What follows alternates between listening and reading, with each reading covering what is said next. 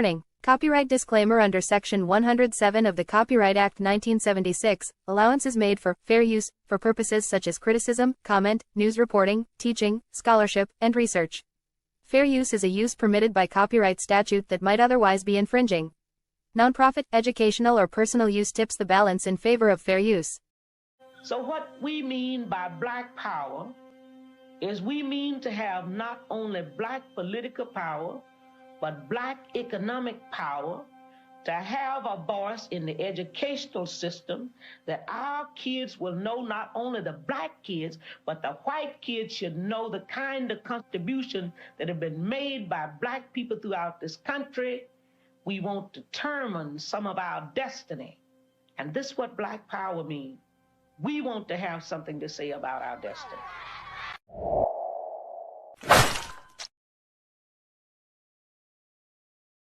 What it do, family and friends? Welcome back to the Church of Black Power. If you're not subscribed, go ahead and hit that subscribe button along with the notification bell so you can be notified whenever videos like this drop.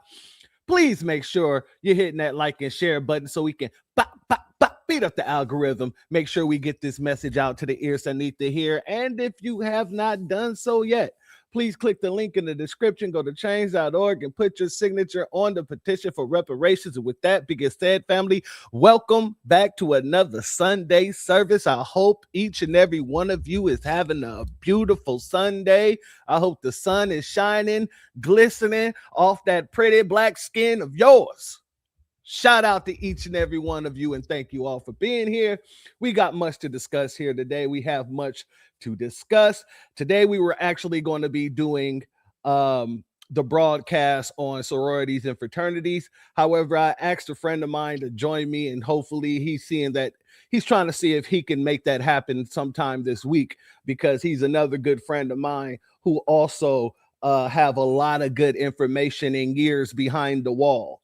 So we're going to look and see if he can come on the broadcast sometime this week. And if not, then I'm just going to jump into it later on this week. However, today we're kind of going to do a little continuation of the broadcast I did on Friday, because if you noticed on Friday, and let me see if I can pull this up here real quick for you guys. On Friday, I did a broadcast and my thumbnail had all of these folks on it, and I wasn't able to do my whole broadcast Friday because of the fact that it was longer than I expected it to be, and I didn't want to cut into our good brother Black Alpha. So, I said, I can do the rest later. Well, lo and behold, who would have thought Sunday would have been the later? So now we're going to actually jump into the situation with the Non-Action Network and all the quote unquote Democratic president nominees, or the people who said they might be running, who are looking to run, being there saying the nonsense that they said, including your girl Kamala. But we're going to get into all of that. We're going to get into all of that here today. We got time today. In the words of that Nabisco, who's trying his hardest to be black, today we got time today, cuz. But before we get up into it, let me go ahead and scroll up and give out our B1 salutes. Certified B1 salute, shalom to our good sister Andrea Jones in the building. Shout out to you, my sister Queen, as well as our sister Hurricane Nisi. Shout out to our B1 sister in the building. Much love to you, my sister. Much love to you as always. Thank you for being here, my sister Queen.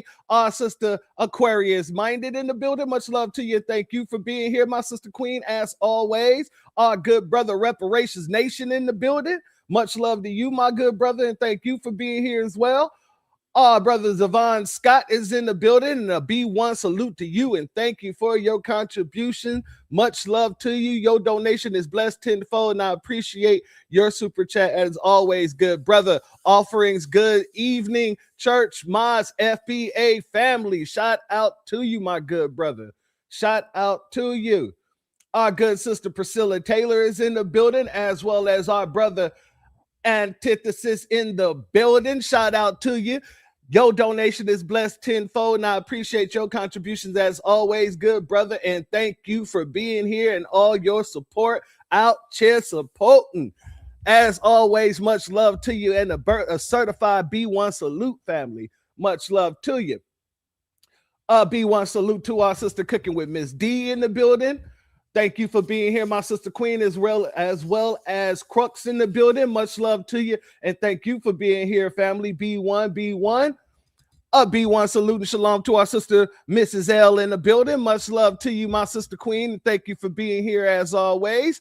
Our sister Bad 72 is in the building. Much love to you, and thank you for being here as always, my sister Queen, as well as our brother Reef in the building. Much love to you, and thank you for being here as always, my good brother, as well as our brother Christopher Ellis. Much love to you, my good brother, and thank you for being here as always, and thank you for your super chat. Your donation is blessed tenfold, and I appreciate your contributions as always, good brother. I'm on time today, cuz.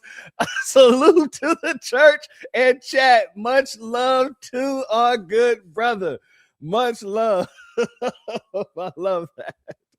Okay, B1 salute to our good brother Ach in the building. Much love to you, and thank you for being here, family. As well as our sister Astarte Jones in the building. Shalom and B1 to you, my sister, and thank you for being here as always, my queen sister. Our sister Angelic is in the building. Much love to you, my queen sister, and thank you for being here as always. As well as our good brother Tay the Man in the building. Much love to you, and thank you for being here as always, family. Our brother Rashad Wallace is in the building. Much love to you, and thank you for being here, family. As well as our sister Sybil in the building. Much love to you, my sister Queen. Thank you for being here. As well as our sister Renaissance Woman in the building. Much love to you, and thank you for being here, my sister Queen. Let's see if we got everybody, as well as the Ruby Runner in the building. Much love to you, and thank you for being here. And everybody who isn't in the chat, much love to you. And everybody who's going to catch this on the replay, much love to you, and thank you for being here as well. Now, family, a few years ago, I did right here on this channel, I did a broadcast asking a very simple question after Trump was elected. And my question was, what will MAGA be after Trump leaves office? And ever since I've asked that question, we've been seeing a whole version of infighting I don't want to say never seen, but I didn't expect it to happen so soon. I thought it was going to happen maybe year 3, maybe in the final year, but no. In the first and second year, we've seen MAGA completely just started imploding upon itself. It completely start head-butting at each other like a bunch of rams trying to figure out who's going to be the dominant. It has completely shown itself to be on the brinks of falling absolutely apart, if not already. And you're seeing a shift from people claiming to be MAGA, or what we call MAGites over here, to these people who are now claiming America first. So, family, we're going to have to get into that. We're going to have to talk about this situation because Trump has gone scorched earth on all of his former supporters. And it is, in the words of our good brother, Kid Gravity and Beyond, shout out to him, glorious. A B1 salute and a what's up to our good brother, Gary Williams in the building. Much love to you, my brother, and thank you for your super chat. Your donation is blessed tenfold, and I appreciate your contribution as always, my good brothers. Blessing Brother Church and my amazingly excellent FBA family from Watts, California. Watts up, my big brother. You mother, right. Shout out to you, my good brother. Much love to you.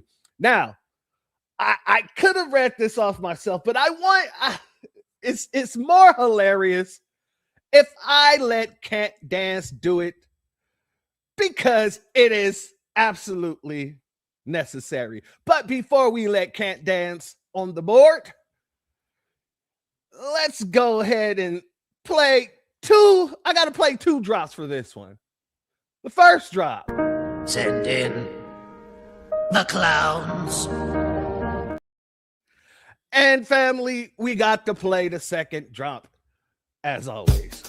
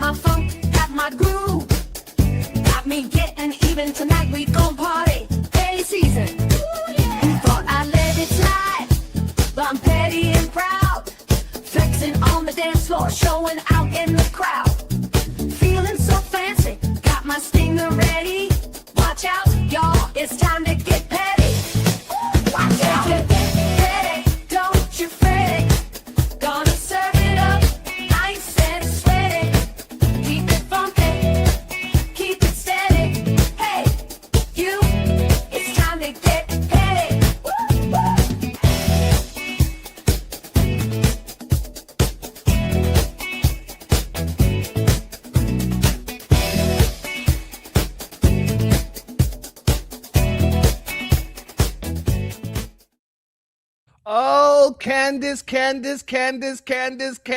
go ahead and read off what the man you used to love, the guy who used to be your guy. He used to be all of your guy. All of y'all out there in the MAGA world, that was your guy.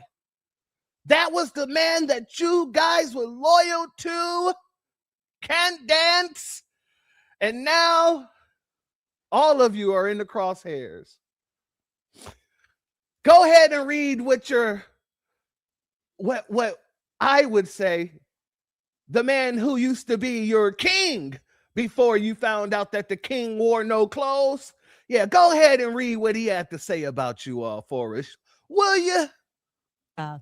Only a fool or someone under the express direction of one could have thought to hit send on what you published on Truth Social last night. And I think that we should read it together, Mr. President, shall we? Okay, here's what you wrote. You wrote, I know why Tucker Carlson, Megyn Kelly, Candace Owens, and Alex Jones have all been fighting me for years, especially by the fact that they think it is wonderful for Iran, the #1 state sponsor of terror, to have a nuclear weapon, because they have one thing in common: low IQs. They are stupid people. They know it, their families know it, and everyone else knows it too. Look at their past, look at their record. They don't have what it takes, and they never did.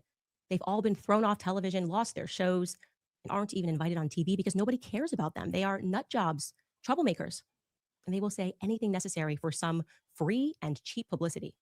Now they think they can get some clicks because they have third-rate podcasts, but nobody's talking about them, and their views are the opposite of MAGA, or I wouldn't have won the presidential election in a landslide. Okay, let's park it there. Right? Let's just chew on that portion right there first, because it is a stunning break from reality. So I'll ask the question, do you have any idea why it was, Mr. President, that your old tweets, the sentences you used to say, which were typically definitely insults back in 2015, but do you ever wonder why they worked? I don't know, Candace. Why don't you enlighten us? And I'm glad I got the clips, family. I clipped it like this. I made sure to go and find the clips for a reason, family, because Can't Dance, last time I tried to play one of her clips directly from her page, she tried to get me flagged, even though I was willing to fight it. It dropped off, not an issue, but I don't want to have to deal with that again. I don't want to have to deal with it again. But we do have the answer to that. So Can't Dance, why don't you enlighten us, if you will, why he was so popular in 2016 and what made everybody say, that's our guy. Let's go here, shall we? First, because it is a stunning break from reality. So I'll ask the question, do you have any idea why it was, Mr. President, that your old tweets, the sentences you used to say, which were typically definitely insults back in 2015, but do you ever wonder why they worked? I can help you. Ready? It's because they were rooted in some element of truth. Okay. So if you called Rosie O'Donnell unattractive, or when you said Hillary Clinton should be in prison, it played to the crowd because although many people thought it was inappropriate and beneath the dignity of a politician, it was based in truth, right? Hillary Clinton's done some things. Now, you can call Megyn Kelly a great many things. I have definitely had my political disagreements with her over the years. Low IQ? Really? Tucker Carlson, low IQ? Me, low IQ? The three of us unsuccessful somehow? When you write stuff like that, you just demonstrate nothing but your own irrationality. It just doesn't land. Nobody cares about them anymore. Really? You're the leader of the free world and you're tweeting about us. I think that means somebody cares. Actually, what nobody cares about anymore, and what you seem to have an inability to comprehend, is that traditional cable news no longer moves the needle. Cable TV is a dying medium. FDR, he used the radio, right? His voice, the fireside chats, it worked. It moved audiences when it was new. And when the world transitioned there, and then suddenly it was the dawn of television, JFK's good looks on the screen, that served him. And he used that. Once again, fast forward to today, and the world is technologically advancing. Yet you're launching insults at what you don't comprehend. Joe Rogan is not going to do Fox News hits. Do you understand this? He is not trying to get on CNN. None of us are. I don't know how else to help you understand. You are quite literally mocking people because they comprehend something that you don't. Family, did Candace Owens just look Donald Trump in the eye and call him a disloyal, fool-ass, bitch-made punk? Is that what just happened right now? Did Candace Owens just pull a training day Denzel Washington? Well, if that wasn't what did it, if she didn't say it and do it right there, she damn sure said and did it right here. Let's go here, family. You're the leader of the free world and you're tweeting about us. I think that. My bad, family. Wrong one. It seems like you can't put together a coherent thought. Let me tell you something, and this is just reality, okay? Going back to just the rules of the jungle, okay? Let all the politicians and advisors around you evaporate for just a moment. Just you and me, ready? People will not fight beside, behind, or for someone who is fundamentally disloyal. You disloyal, fool-ass, bitch-made punk. I told you if she didn't say it there, she damn sure said it here. Yeah, the only problem with that is people already knew that. Candace from his first term. You know, we was throwing his vice president up under the bus every chance he got. I mean, I don't even understand why you guys wouldn't think that he would be somebody who shouldn't be looked at as a loyal politician at all. That, I mean, was it just us who saw it? Or was it just them who didn't want to see it? Continue, Candace. Okay. If disloyalty and deceit is in your nature, then I highly suggest that you combine it with silence. You can be what you are, but I would advise you do it quietly, Trump. Because MAGA is no longer commanded by you, and you know it. You know it. You belong to the Epstein class. That is your legacy now. People will see your name on buildings, whatever was agreed upon in those boardrooms, Jared Kushner, Trump, Gaza, hotel, whatever you tweeted, so crass. They will see that. You will earn that. And then when they see it, they will think about how many children had to die or be raped by men on islands so that you could stick the Trump name upon the building. And for clarity, Mr. President, that's not my fault. That's not Megyn Kelly's fault. That's not Tucker Carlson's fault. You made that trade. You chose money above respect. And what an absolute shame that you chose to do that toward the end of your life. Okay? Because you can't take money and things and stuff with you. Trade. You chose money above respect. And what an absolute shame that you chose to do that toward the end of your life. Okay? Because you can't take money and things and stuff with you when you go. Just your soul. And you sold yours for what? Another gilded ballroom? Family, I'm going to tell you the truth that Candace can't really see past. She said MAGA's not really rocking with you anymore. You know, you belong to the Epstein class. I'm going to say it. I'm going to have to say it because, you know, these folks really ain't going to get it until it's understood. MAGA is a cult. The MAGites follow the cult leader. The cult leader just so happened to be Donald J. Trump. And even with the Epstein issue, even with Iran and all that going on, those people will not shake themselves loose because he's getting into it with you guys. Oh, they're going to rather cut you loose. And trust me, I'll prove that to you in just a second.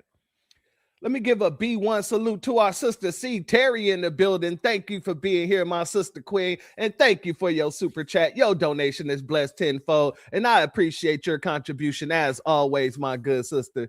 And also let me give a B1 salute to our good brother Snatch Adams in the building.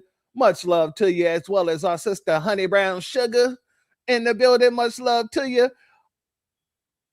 Brother Robert Taylor in the building. Much love to you. Thank you for being here. Black Rose is in the building. Much love to you. Thank you for being here. Our sister Black Spider is in the building. Shout out to you, my sister Queen. Shalom. And thank you for being here, family. And in case I missed anybody else, shout out to you as well, including our good brother Retro Gemini in the building. Now, family, I get they're upset. I get they're mad.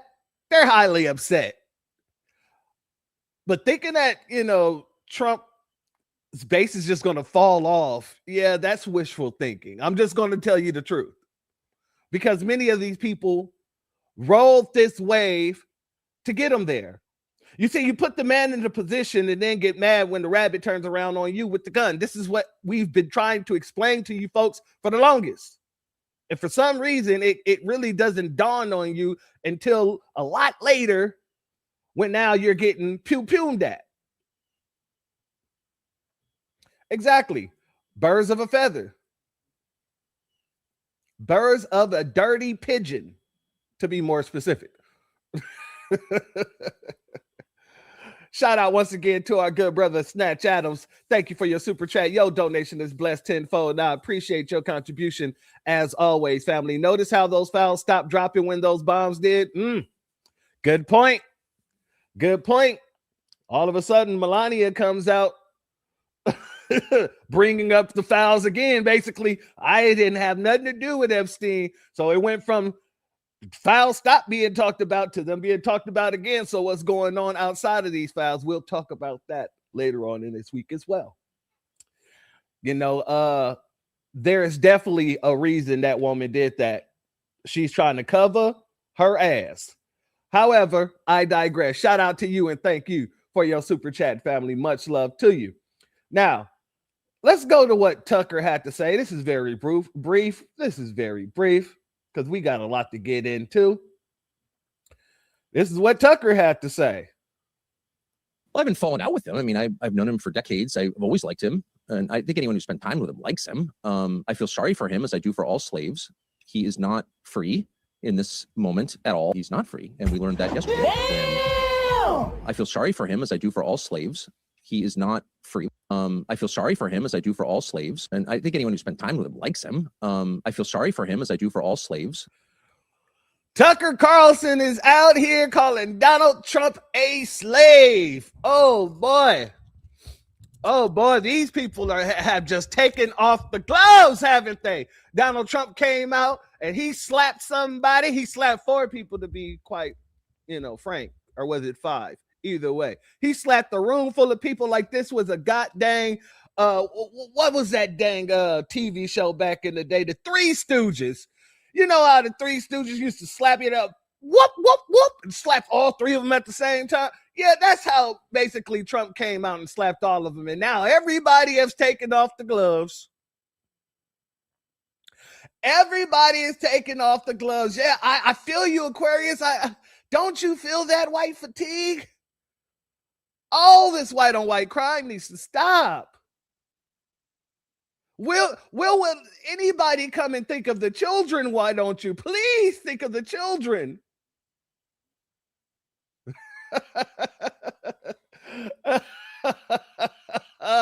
Yes, they're all slaves, each and every one of them. I just want everyone to know you're right. They're all slaves. And the fact of the matter that he felt so neat, this man right here, he pulled it out of the playbook of what's his name, the fishback guy. The same way the fishback guy came out and said, Byron Donalds is a slave. And he never really been a slave, Oh, Tucker did pull from the same playbook. Let's run that back. I haven't fallen out with him. I mean, I've known him for decades. I've always liked him. And I think anyone who spent time with him likes him. I feel sorry for him, as I do for all slaves.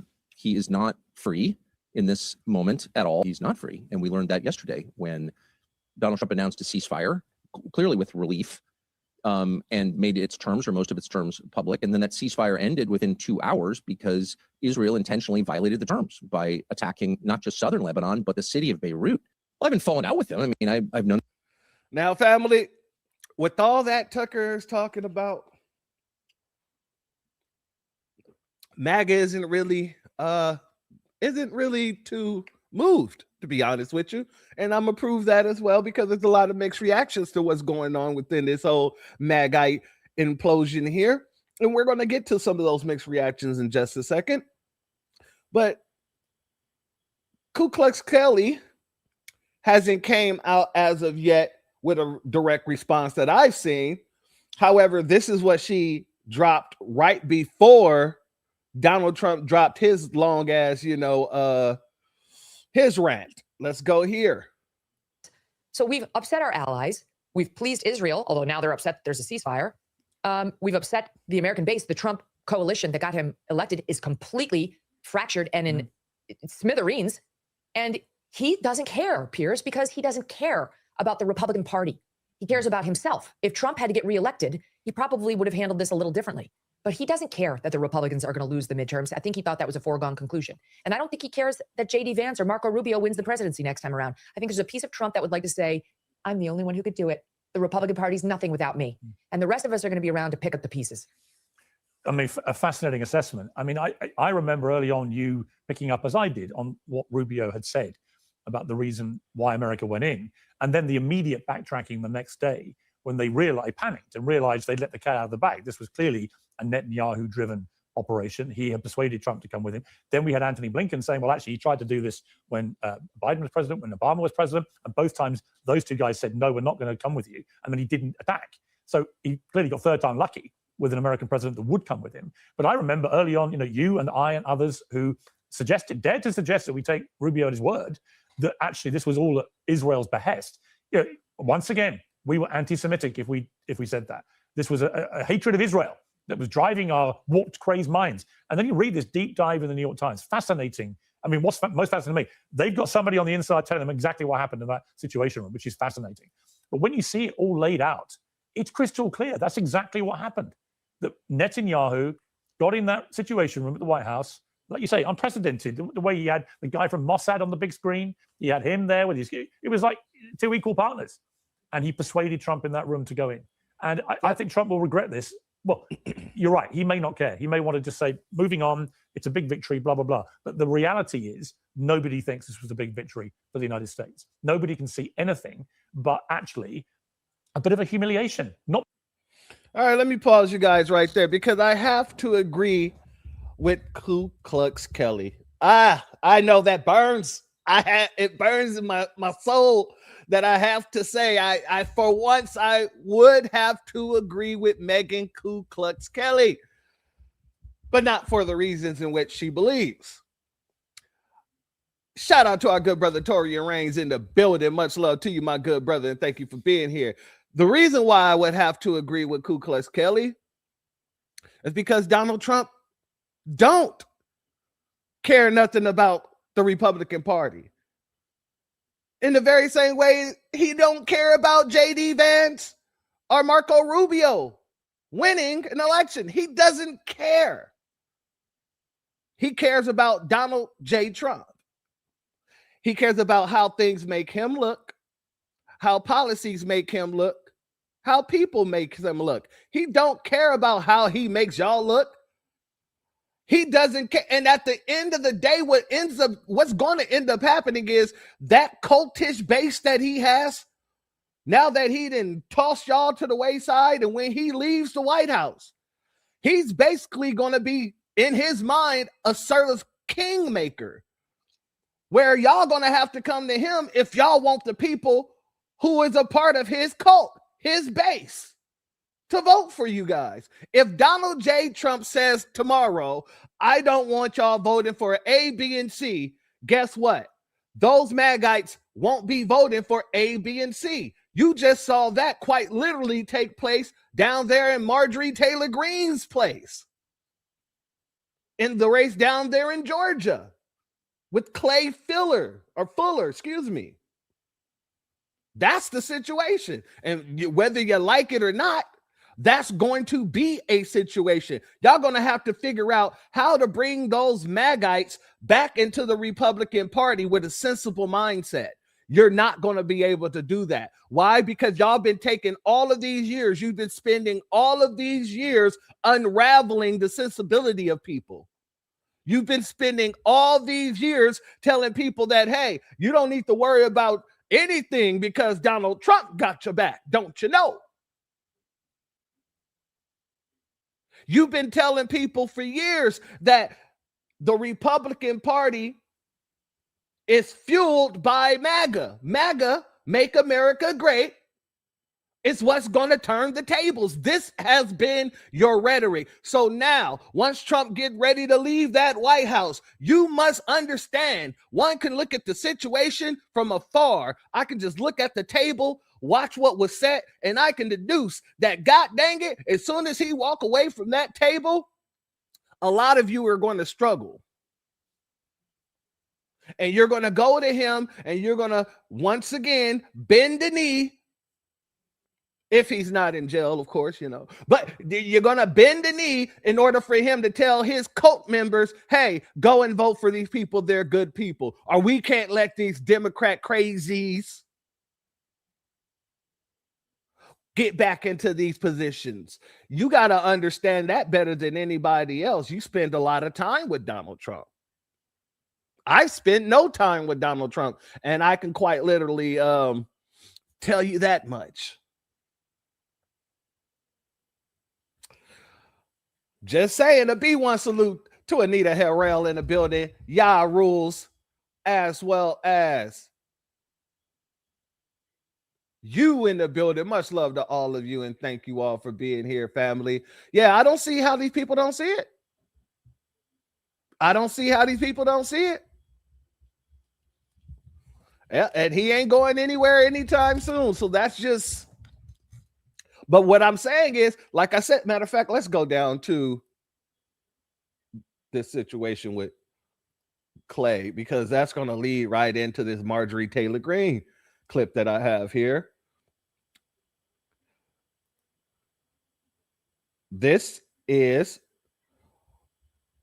the Republican Clay Fuller, who just won the special election down there in Marjorie Taylor Greene's seat, and he was endorsed by Donald J. Trump, and he's making sure that he's going to push Trump's agenda because they asked him, and he said it flat out. But we're going to go to this clip first. And tonight, NBC News is projecting Republican Clay Fuller wins the Georgia House special runoff election over Democrat Sean Harris. That's going to fill the House seat left vacant after the resignation of Marjorie Taylor Greene earlier this year. Now, Greene, once one of Donald Trump's strongest allies, recently fell out with the president, questioning the administration's handling of the Epstein-related documents, the files, and criticizing U.S. involvement in foreign wars. Just today, she responded to a post from the president warning Iran about killing an entire civilization, calling it, quote, evil and madness. Fuller's victory strengthens Republicans' hold in a narrowly divided House where every seat is critical. Let's bring in Steve Kornacki. He is at the big board to walk us through the results here. Steve, what do we see? Yeah, Gotti. I guess on the surface here, no surprise. Ultimately, Clay Fuller, the Republican, you can see is leading right now, about a 12-point margin. And as you can also see, there are still a lot of votes that are still going to be counted here. It appears that that Fuller margin, is ticking up some the more vote that comes in right here. The context for this, though, of course, as you say, this was Marjorie Taylor Greene's seat. This is a very solidly Republican district. Traditionally, Donald Trump won this district in 2024 by 37 points. And so we don't know where the margin is ultimately going to land here, but it is clear that that margin is going to be short, I think well short of that 37-point margin that Trump had here a couple of years ago. So ultimately what you're going to have here is a Republican, Clay Fuller, winning the seat, Republicans holding on to the seat. They're going to be happy with that. And Democrats are probably going to emerge from tonight saying, hey, this was a very deep Republican district. We Democrats did better than expected. And they will say it's not the first time since Trump came back to the White House that that's been the case. In previous special elections to Congress over the last year and a half since Trump came back, we've seen similar results where the Democrats are doing much better than they did in 2024. So Democrats will try to claim momentum coming out of this tonight. Republicans will be able to say, hey, your momentum wasn't enough to get you the seat. The Republicans will say, ultimately, what matters is winning the seat, and they have done that. And that is the big. And they have done that because that was the night before, the day before, mind you. Now, here's the election day and what he had to say about his priorities going in to where Marjorie Taylor Greene was sitting. Let's go here.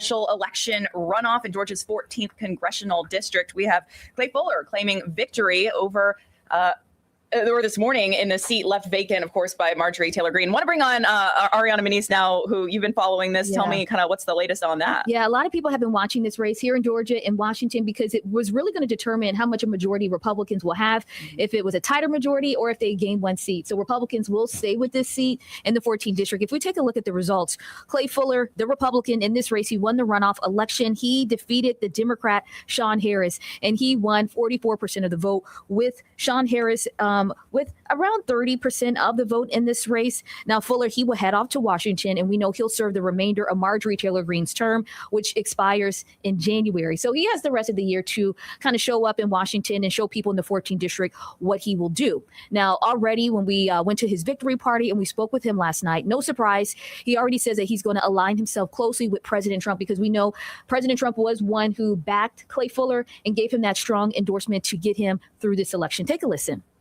I think it's incredibly important to make sure that we're fighting for the president's agenda. And then if the people here, if it had gone blue, it would have been a complete tragedy for the people in Northwest Georgia. So I know that the conservatives here, they want to see those policies continued and want to see me fighting for them on Capitol Hill. So once again. So that man said right off the back, yeah, I'm going to, it's important for me to make sure people understand that I'm going to go up in there fighting for the president's agenda. So even when some of you jump off of the clusterfuck known as Donald Trump's merry-go-round, you have more than enough people who are willing to jump onto that clusterfuck of a ride. That's what we're seeing here, family. Let me give a B1 salute to our sister Patricia A. Jones, as well as our good brother Cotton Club. He made a very good point right here when he says what's going on with MAGA is a testament to what will happen to this country without FBAs. This country will fall to infighting and chaos. I agree with you 100%, Fold. Family, all we got to do is sit back and watch. And as we sit back and watch, you continue to see situations such as this, not just on the Republican side, but on the Democratic side as well, all on the Republican, all on the Democrat, because regardless of the fact, we're not involved in their shenanigans. And if we do get involved, it's to let them know that, hey, we're not involved with your shenanigans. Leave our names and leave us out of it. Real stuff. Shout out to our brother AO in the building. Much love to you, and shout out to Virginia. I had a friend all the time that used to tell me Virginia's for lovers. Shout out to you, good brother. Now, that leads me into Marjorie Taylor Greene, because she's got up there and, she had to respond to a few things. But, Trump, he actually went out there, how do you call it? basically saying nan nan and boo boo, sticky head and doo doo to Marjorie Taylor Greene, and him gloating didn't really sit with her well. But this is what she had to say, family. Let's go here. Seat in Congress has been taken over by a wonderful and talented man, Clay Fuller, who won convincingly. And despite the stench left by Greene, congratulations to Clay Fuller, a very large improvement over his deranged predecessor, end quote. How do you respond to that? I don't have to respond to that. You don't respond to bullies, and you don't pay attention to people when they're failing. And President Trump is failing right now. And so he's a man that's lashing out. I mean, after all, this is the man that threatened to wipe out an entire civilization of people. You can't respond to someone like that. They're mentally unstable. But really, I do wish Clay Fuller great success. And of course, I hope all the best for Georgia's 14th district. Seat in Congress has been taken. Yes, family. Gave him the straight Liz Cheney card. She's been holding on to that for a minute. It's been in her purse for a while. If you didn't know, if you did not know, she's had that card in her purse waiting to go. And she finally got a chance to use it. But I want to go here. Let's let her continue. A B1 salute real quick. To our good brother Zavon, once again, thank you for your super chat. Your donation is blessed tenfold, and I appreciate your contributions as always, good brother. FBA have removed ourselves from being host to leeches, and you are absolutely correct. Right now, we done burned off every goddamn leech we done saw. We done burned off every leech. And you're seeing how they're on the floor withering and dying off. We didn't even have to put no salt on them. You know what I mean? Shout out to you, my good brother. Marjorie Taylor Greene, a.k.a. B6. Her face is so crazy. Cryo, man. Oh man, that right there. I'm sorry, family. That right there hit me in the stomach. Oh man, let's let her continue. Just to be clear, Wolf, I'm not a Democrat, so I want to make that clearly known. None of my positions have changed, but I think I'm one of the few honest Republicans willing to talk about it. Everyone else is just afraid to speak out against the president because they're terrified of having an ugly truth social post dropped on them or a primary challenge like what's happening to Thomas Massie, supported by dark money from billionaires that don't even live in Thomas Massie's Kentucky, the 4th District of Kentucky. That's what other Republicans are terrified. So they won't speak up. They're cowards. And I really have to call out the speaker, Mike Johnson, who calls himself a Christian. I don't know how he can stand by those words. That's what.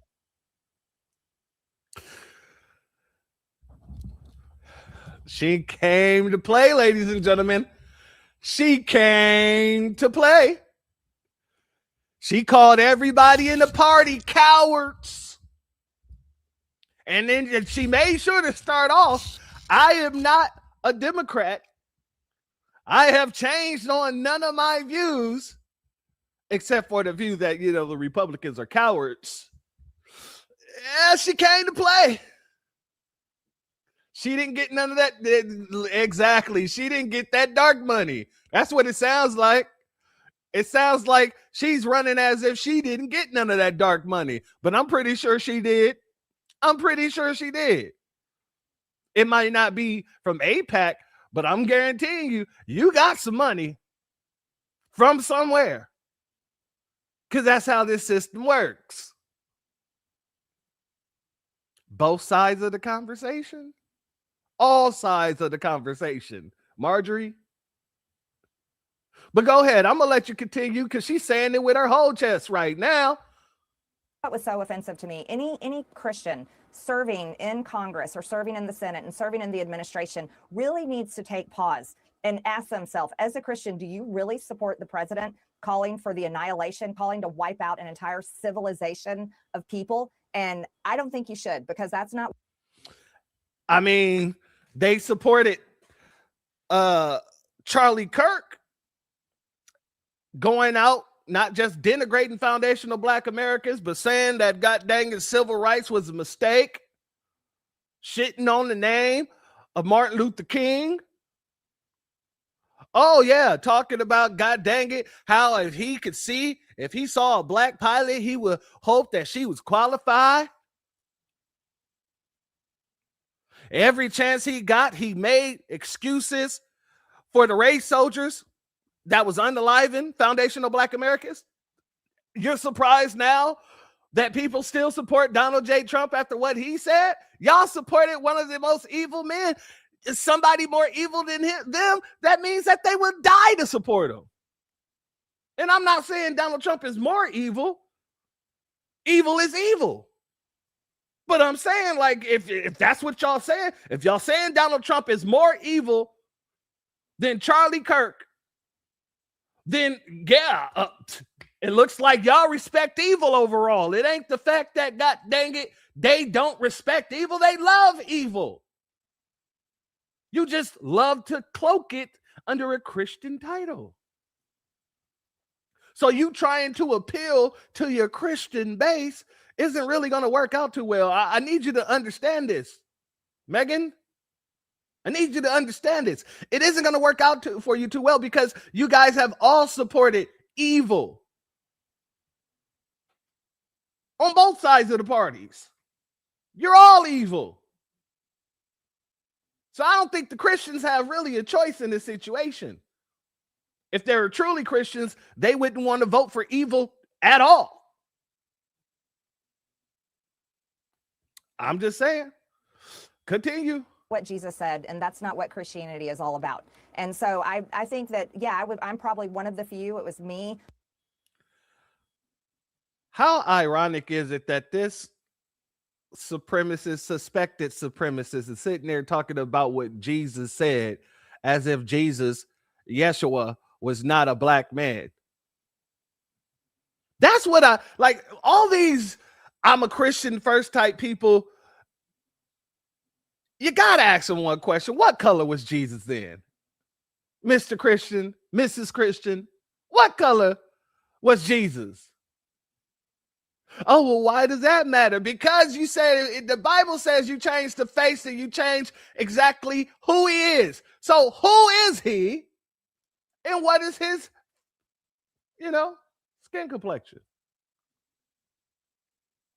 And they never can answer it. That shows me you're not worshiping Jesus. Your whole Christian values don't go off of Jesus. It doesn't go off of Yeshua. It goes off of Caesar bullion.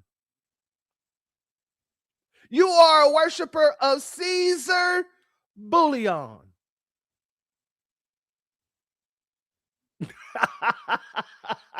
That was remember Megyn Kelly said Santa Claus is white. Yeah, this is the nonsense that they're coming with.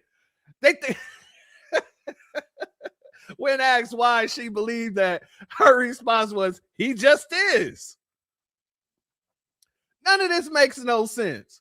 But the man that quote unquote Santa Claus is actually supposed to be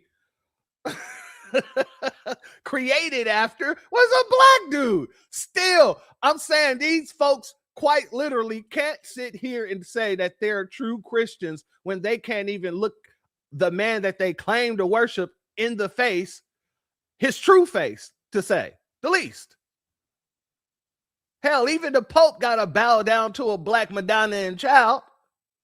Even though they lie about why it's Black, it's old. So there's a lot of soot from the candles, which is garbage, is bull stuff. However, god dang it, you couldn't do that. You couldn't find it in your white supremacist nature to bend down and kiss the feet of a Black Madonna and child. But I digress. I just find it hilarious whenever they say that nonsense. Tucker Carlson, Alex Jones, and a few others that are willing to call it out and speak out against this because we're willing to be honest. It's not about aligning ourselves with right or left or Democrat or Republican. It's about being honest. All right, family. You would think that the MAGAs would respect that, right?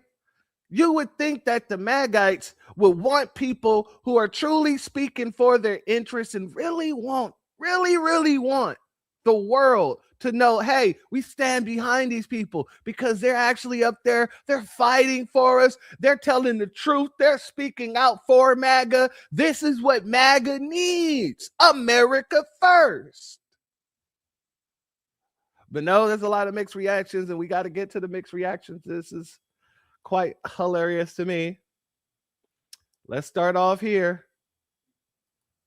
Gruesome Newsom, let's go. If you really love America, you should not love all your politicians. And actually, you should probably dislike most of them. So for Trump to say that Megyn Kelly, Tucker Carlson, Candace Owens, and Alex Jones are all just low IQ, and that's the reason that they're having this beef with him right now, when they helped to get him elected and tried to help 3 times to get him elected, is just, in my opinion, this is a low IQ take. This is a stupid take. He even says they had like failed careers, and that's the reason that they started their own stuff. Bro, their own stuff is 2 to 3 times bigger, if not more, than anything they did when they worked for the mainstream system. I don't know who's whispering shit into this guy's ear, like freaking Grima Wormtongue from Lord of the Rings, but they're telling you wrong stuff, bro. Half of the people that I grew up with in this movement are not on Ben Shapiro and Mark Levin's team. Okay, we aren't neocons. We aren't war hawks. We want America first. And if you make me choose between America first and MAGA, it's America first all day. That's what MAGA was supposed to be. You were just the best vessel for it, bro. Don't get it twisted. All right, that's one. That's one. Let me first, before we go to the next one, give a B1 salute to our good brother Black RU in the building. Much love to you, and thank you for your super chat. Your donation is blessed tenfold, and I appreciate your contribution as always, my good brother, as well as our good brother Antithesis once again for your donation, your Cash App donation. Your donation is blessed tenfold, and I appreciate your contributions as always, my good brother, as well. Family, so that's the first one. Let's go to the next one.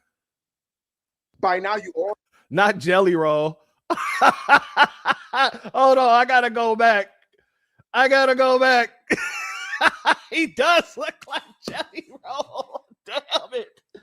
Oh man, that's good. Shout out to you for that one. I was not expecting that. Let's go here, family. By now, you all saw that Donald Trump just went off on the grifter class. The Alex Jones, Tucker Carlson, Megyn Kelly, Candace Owens, all these people that all they've done is talk shit about Trump. Oh, so now y'all can see that they're the grifter class, huh?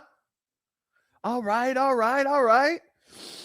Let's continue. Duck Dynasty. Shout out. Y'all on the roll. Most of them, by the way, became famous and rich off of Trump. Okay. And now they're speaking shitting on the man who changed the direction of this country for the better. No other politician ever done what Donald J. Trump has done. And what do? They shit on him because they don't like one little thing. You know what it is? These people are trying to take the MAGA movement because they think once Trump is gone, the MAGA movement is going to fracture, and they're trying to grasp it. That's all this is about. Power and control and taking part of the movement. These people don't care about the country. If they did, they would have loved the fact that Donald Trump is actually shifting the divide of the New World Order, bringing the control back to our hemisphere. They should be celebrating. Trump is doing things no one thought could ever be done. Freaking shut down the border, kick out illegal aliens. Freaking talk about getting rid of the IRS. He shut down the Department of Education, talking about getting out of NATO, getting out of the United Nations, doing things that no one thought that anyone would do because we are so ingrained with this globalist New World Order, right? And now these people that have been bitching about the globalists are now fighting on behalf of the globalists and want to kick out the one person that's been making a real dent because it's about themselves. Bro, it's like watching the news. People only watch the news to watch the negative stuff. That's it.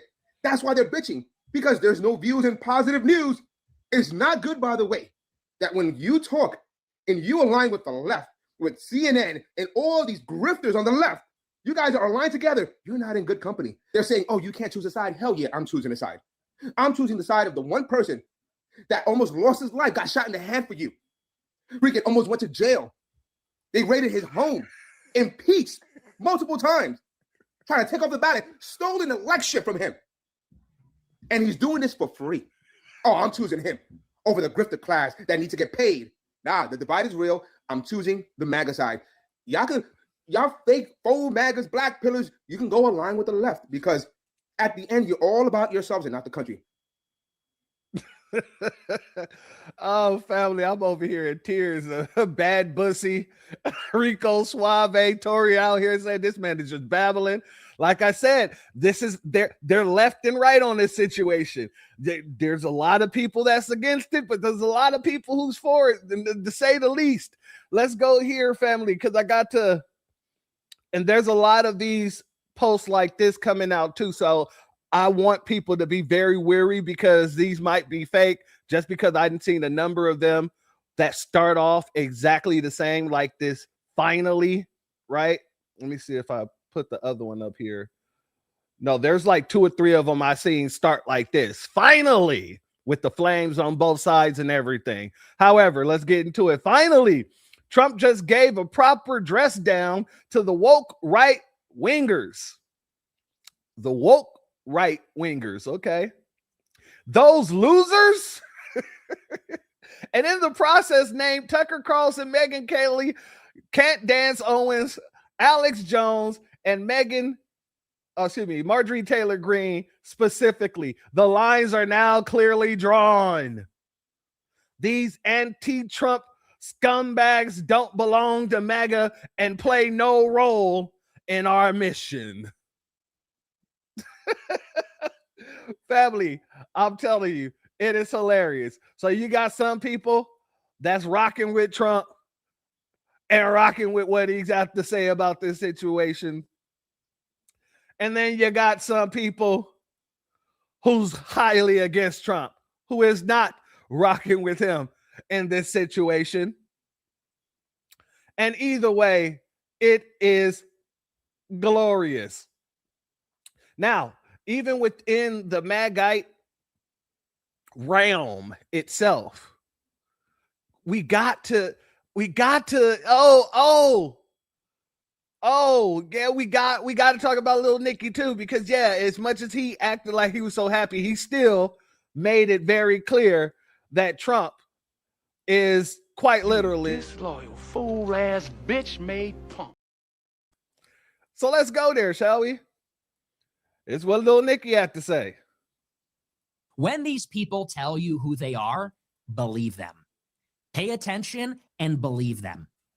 Because as sure as I am sitting here right now and you are watching this, the replay or live or the clip in 2 years, and this clip will resurface in 2 years, as sure as I am sitting here and you are watching this, whenever you're watching this, mark my words, Megyn Kelly, Tucker, almost certainly Candace Owens, all these people that are so against the war in Iran and so against Israel and so hypercritical of Trump, all of them are going to tell you to vote Republican and vote for J.D. Vance in 2028. And what did J.D. Vance do? He sat there in the White House while Trump was at Mar-a-Lago, and they say that Vance encouraged Trump to hit Iran as hard as possible. There was no dissent within the ranks when this decision was made. There was no dissent from within the cabinet, and that would have been the time. If J.D. Vance were the guy, if he had character, if he was America first, that would have been the time. Shout out to Torian for this comment. This right here, this is just it all right here. They didn't got this man. This man is so turned around that he's out here quoting Maya Angelou.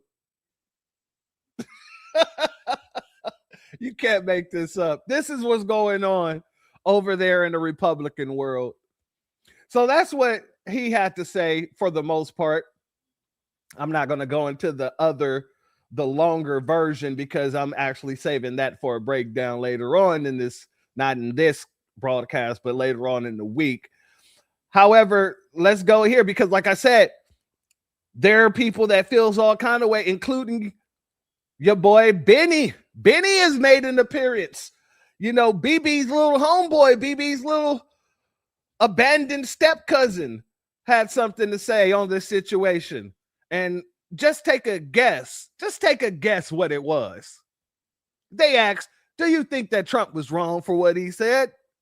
What do you guys think that little Ben had to say about it? Shout out to our good brother Jesse Paris in the building. Much love to you and thank you for being here, my good brother. Here's what he had to say.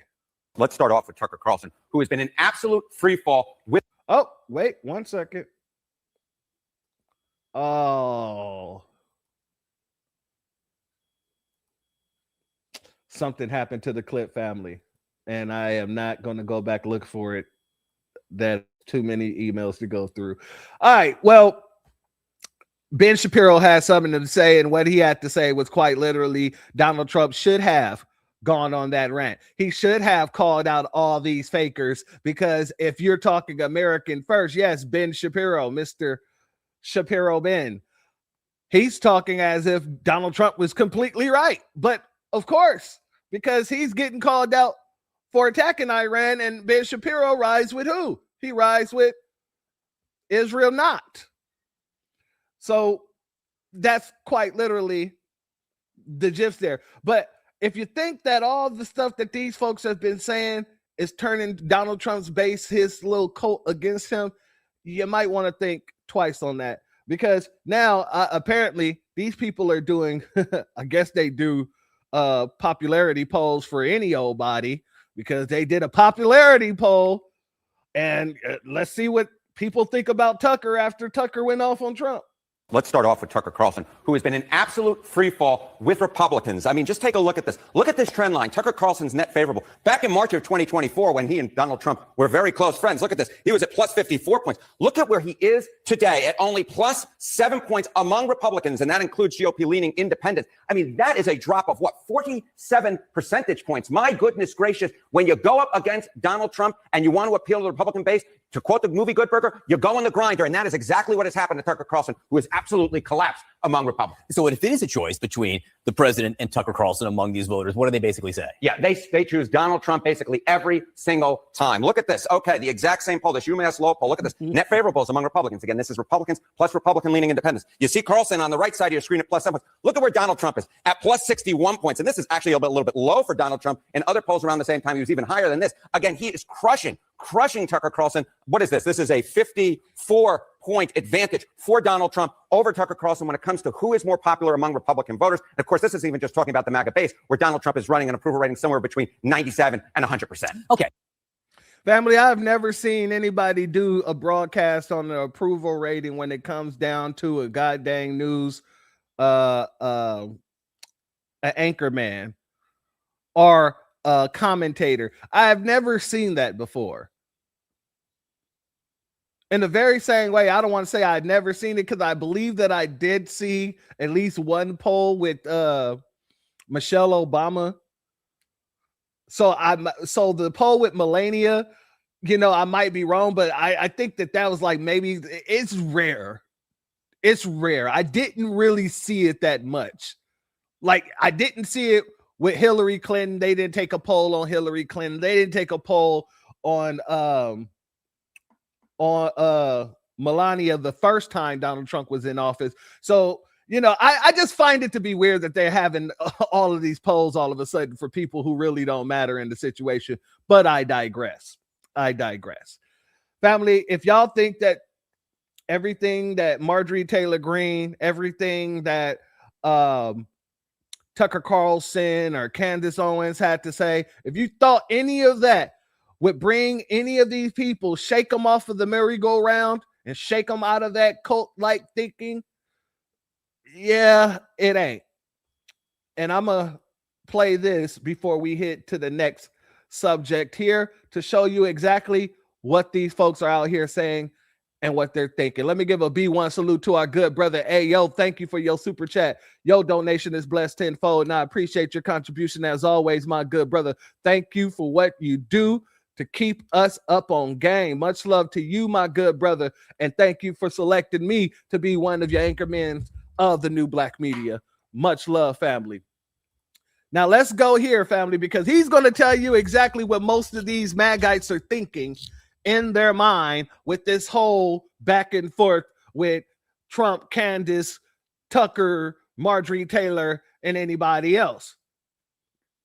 I pick America first over MAGA, right? No qualifiers. That's it. That said, with America first, I'm not going to do with America first what all the new MAGA candidates like Laura Loomer are doing with MAGA and Trump, glazing him no matter what, speaking in his ear, using flattery. Oh, you're so great. You've never done anything wrong. You could do no wrong. I'm not going to do that over here. So I have a team. I'm not sitting there doing the splits in the middle, above it all. America first. I'm with Tucker Carlson over Donald Trump. Period. I am. That said, Tucker, because notice that said, he said all of that to say that said, whenever somebody say a whole lot of nothing, they say he was sitting there saying, I'm not going to glaze them. I'm not going to do any of that. However, that said, that's like saying, but whenever there's a but, it's followed up by some bullshit. Whenever there's a with that said, it's followed up by some bullshit. I'm just saying, shout out to our sister Faith Speaks Life in the building. Thank you for being here, and thank you for your Cash App donation, family. Your donation is blessed tenfold, and I appreciate your contribution as always, family, as well as our sister Bad 72. Thank you for your Cash App donation as well. Your donation is blessed tenfold, and I appreciate your contribution as always, family. Let's hear what he has to say. Hold on. That being said, Donald Trump. Period. I am. That said, Tucker, because that's the team I picked, that's the team that I'm going as a friend-enemy distinction. I'm not going to do it as I would when I critique the left. I critique them as enemies because they are. They are enemies of America, enemies of Christ, enemies of my wife and children and future posterity. I'm not going to level that kind of rhetoric that I would level against the left, against Tucker Carlson, because he's a friend. We're on the same team. That said, I'm also not going to be, as Laura Loomer is to Trump, I'm not going to be to an Alex Jones or Tucker Carlson. I'm going to say, Tucker, you're nailing it. So glad to see this. Also, Islam is not our friend. They're not our friend. They worship a false god. And Islam, not just religiously, is it a false religion that damns people to hell, but also philosophically, in terms of not just religion, but civilization, it is incompatible with the West. Do it seem like this man is confused? Does it seem like this man is confused, ladies and gentlemen? He is confused because he's still fighting. As much as he wants to support Tucker Carlson, as much as he wants to be on their side of things, or what he believes to be the right side of the fence, he's still fighting with himself about whether or not he's going to be as committed to Tucker. I'm not for Donald Trump, but with that being said, Islam is a terrorist group. Islam is crazy. I don't know I can't agree with him about that. Let's continue. Islam is it's not just false doctrine and wrong. It is holy. Not H-O-L-Y, but W-H-O-L-L-Y. It is wholly, entirely Eastern. Islam has no place in America. It cannot coexist in America. It can't. So all that being said, there are things, balls and strikes everywhere you look. But if you want to follow a group that we too have our faults, we have our flaws. We're not perfect. We're learning as God sanctifies us, as we grow in spiritual maturity. But if you want to follow a group that actually will admit when we're wrong, we've done that. By the grace of God, all glory goes to God. But I have publicly admitted on multiple occasions when I got it wrong. I've never heard Trump say that he got something wrong. Right. And to be fair, most public figures, like 99% of them, I've never heard them admit when they. Family, this is him campaigning for the MAGites to come over and join America First. But as you can clearly see, he hasn't shooken the MAGite thought process yet. So he sounds conflicted within himself, and it doesn't sound like clear messaging. This is what I'm saying. Even when they tried to jump off of the merry-go-round, they're not giving any clear messaging to show that, hey, we're completely walking away from Donald Trump. I support Tucker Carlson. However, Iran's still bad. You get what I'm saying? Like, he is confused within himself, and any logical person that hears it can hear the confusion. Now, MAGites might not be so logical, so he might grab a few of those people because, they don't have the good sense that God gave them. However, some of them might catch on to what he just did right there and, I think I'll stick with MAGA. I'm just saying, let's continue. Got something wrong. But if you want to follow a group that's willing to not just glaze one team over the other, but at the same time isn't laissez-faire, above it all, and we have no team, no, we have a team, America First, Christ is King. We're working with them. We have the friend-enemy distinction, but even on our team, we're willing to call balls and strikes, and when we get it wrong, we'll publicly admit it on air.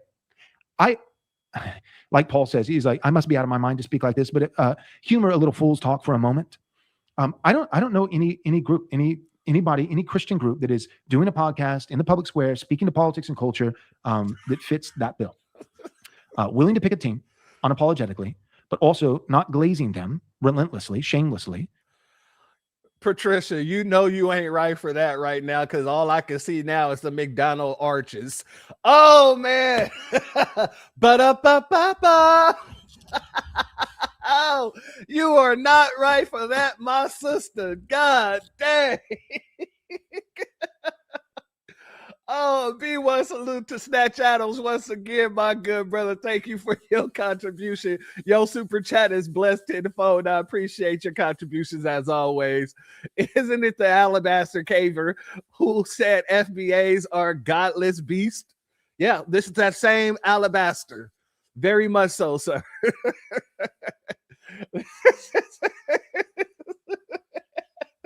I'm sorry, the golden arches. I can't unsee it now. Oh man, see, thanks a lot, Patricia. I'm just stuck now. Insufferably, and also willing to admit when they themselves get things wrong. There's just not a lot of guys in the space currently doing that who are America first, America only, and yet at the same time, Christ is king, but not just as a sarcastic slur. Actually mean it. I'm not trying to disparage you, but I am not a single man. Who is kind of, privately light on morality, but uses Christ as king and America first and big in my rhetoric. I'm not. I'm almost 40 years old. I'm the husband of but one wife. I have 5 children.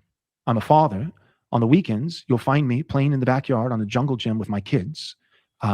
All right, I don't need to know your whole damn life story. This man went on a whole damn. Well, let me tell you why you should join my organization, America First, because I'm a God-fearing creature.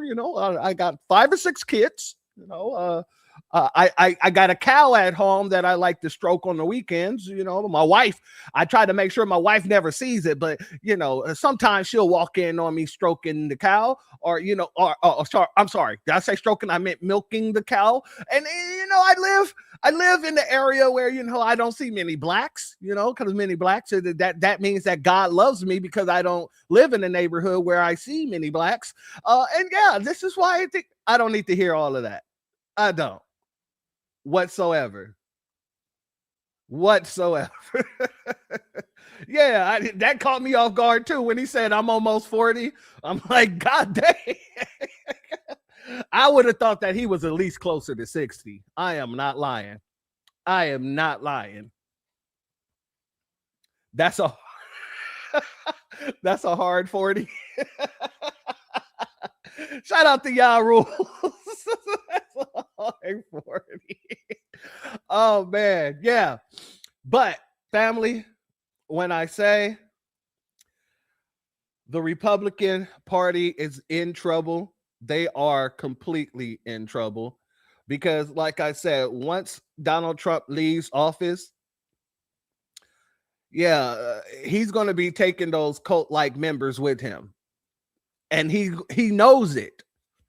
And that's why he's making every one of his followers know who's the enemy and who's the hero.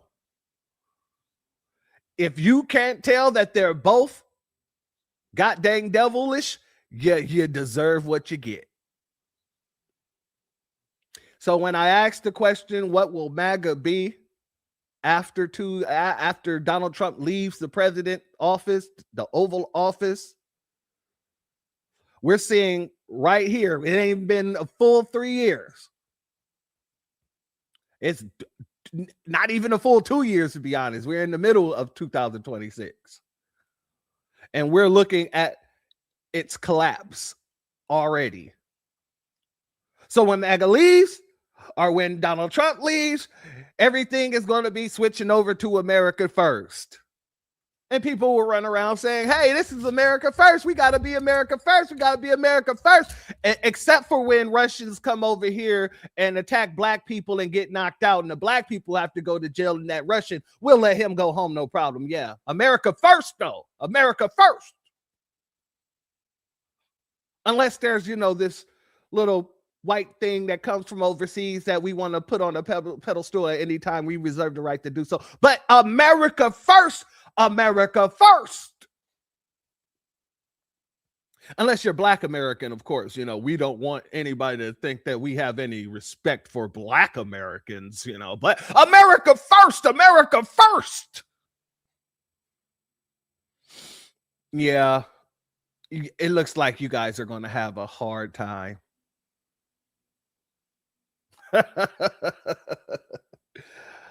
Shout out to our good brother Cotton Club Radio. Much love to you, my good brother. And if y'all haven't subscribed to our good brother, make sure y'all do. Our good brother does some good content as well. Much love to you, and thank you for your super chat. Your donation is blessed tenfold, and I appreciate all your contributions, family, for making the hard work look easy. Excellent broadcast. Much love to you, my good brother, and I appreciate you as always, family. Now, family, I got to play this drop because we getting into the next segment. If you ain't hit that like button yet, please hit that like and share button, because the next segment, we got to talk about the Democrats and all the little nonsense they were doing at that clown show. Before we do, though, let me give a B1 salute to our good brother Black Truth United, our sister Brooke, our good brother Marcel Dixon, for everything they do in front and behind the scenes. Let's get it in. Introducing the B1 Rolodex, the easiest way to search for and support FBA and B1 businesses. Hundreds of entries from the Black grassroots for the Black grassroots. Free to use, free to download, constantly updated. Trouble navigating the document? Try using the map version. Notice a business missing? Use this simple Google form to submit an FBA or B1 business. Also submit anti-Black businesses, which are now being collected in that last tab. Find resources, contact numbers, and much more using the second tab. All the info you need to start practicing group economics today. Go to blacktruthunited.com. That's blacktruthunited.com. Evenmelanin.com. New healthier glass bottles. No microplastic, can't be wrong. Smooth and even, let the glow begin. Melanin, age with grace at Even Melanin. Melanin, radiant skin where beauty's from within. Melanin, feel the love with Even Melanin. Evenmelanin.com. They say doing the same thing over and over again and expecting a different result is insanity. I say it's stupidity. We as Black Americans have been voting for the Democrats with over 90% of our votes going to them for the past 60 years. And what do we have to show for it? I'll tell you, we are 15 to 20% of the population, but nearly 60% of the homeless. We have aborted over 20 million of our Black babies. Our wealth is heading backwards, and we own less homes now than we did during Jim Crow. I'm not saying vote for the Republicans. I'm saying don't vote for any party. Vote for good policies. If anyone comes to us and they ask for or demand the Black vote, you tell them to show me your Black policies. I am Greg Marcel Dixon, and I approve this message. I got to give a B1, another B1 salute to our good brother Greg Marcel Dixon. I got to do it because that alone, that commercial alone, it basically shows you what your political representation should look like. Our brother Greg Marcel Dixon is the representative that South Carolina needs. our brother Greg Marcel Dixon is a true representative of foundational Black Americans. I say all that to say this because the people that we're about to get into are not. The people that we're about to get into are far from a Greg Marcel Dixon. The people that we're about to get into have quite literally turned Black politics into a goddamn circus. And when we talk about the circus, you know what we got to do. Send in the clowns.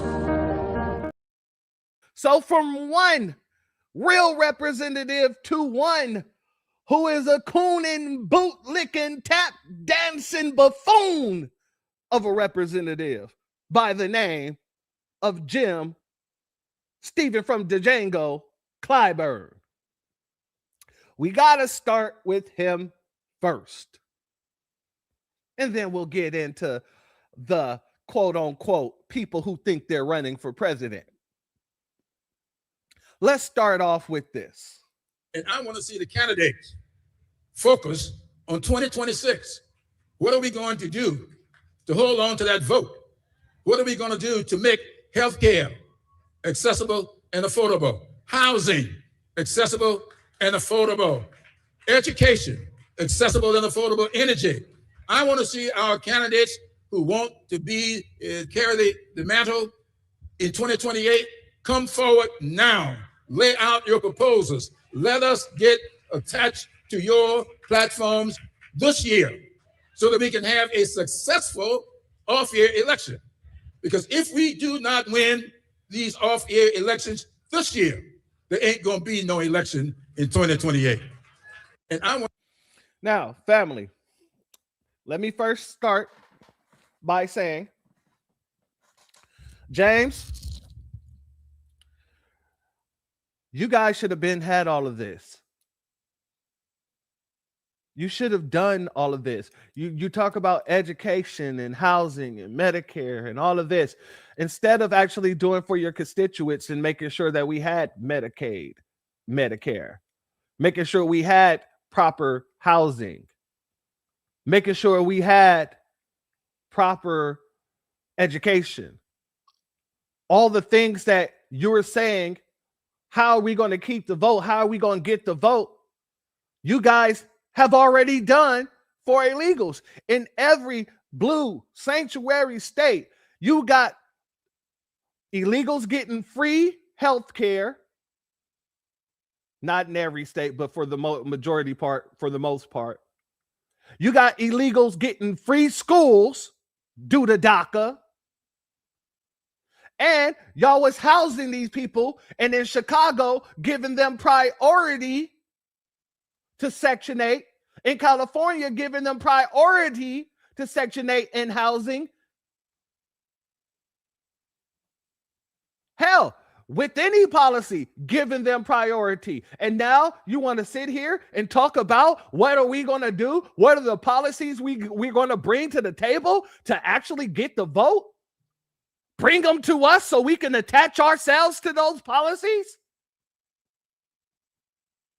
The policies that you guys want to implement and every policy that you have implemented has been detrimental to foundational Black Americans because it has been beneficial to everyone else outside of foundational Black Americans. You know what policies you need to do. And you refuse to do so. You refuse to bring the anti-Black hate crime bill. You refuse to bring a reparations bill. And when we get the reparations to the floor, 9 times out of the 10 is going to be a Democrat to try to shut it down like they did out there in California. Or like they're trying to do out there in New York. Give an unconstitutional bill. Hell, you guys won't even just bring a good policy to foundational Black Americans that would benefit our community.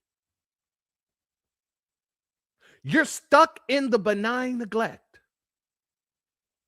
You're stuck in the benign neglect. And because of that, you're hemorrhaging The Democratic Party is hemorrhaging because you would rather try to fearmonger us than to actually give us what you know is being demanded of you to be our representative, to put you back into the office.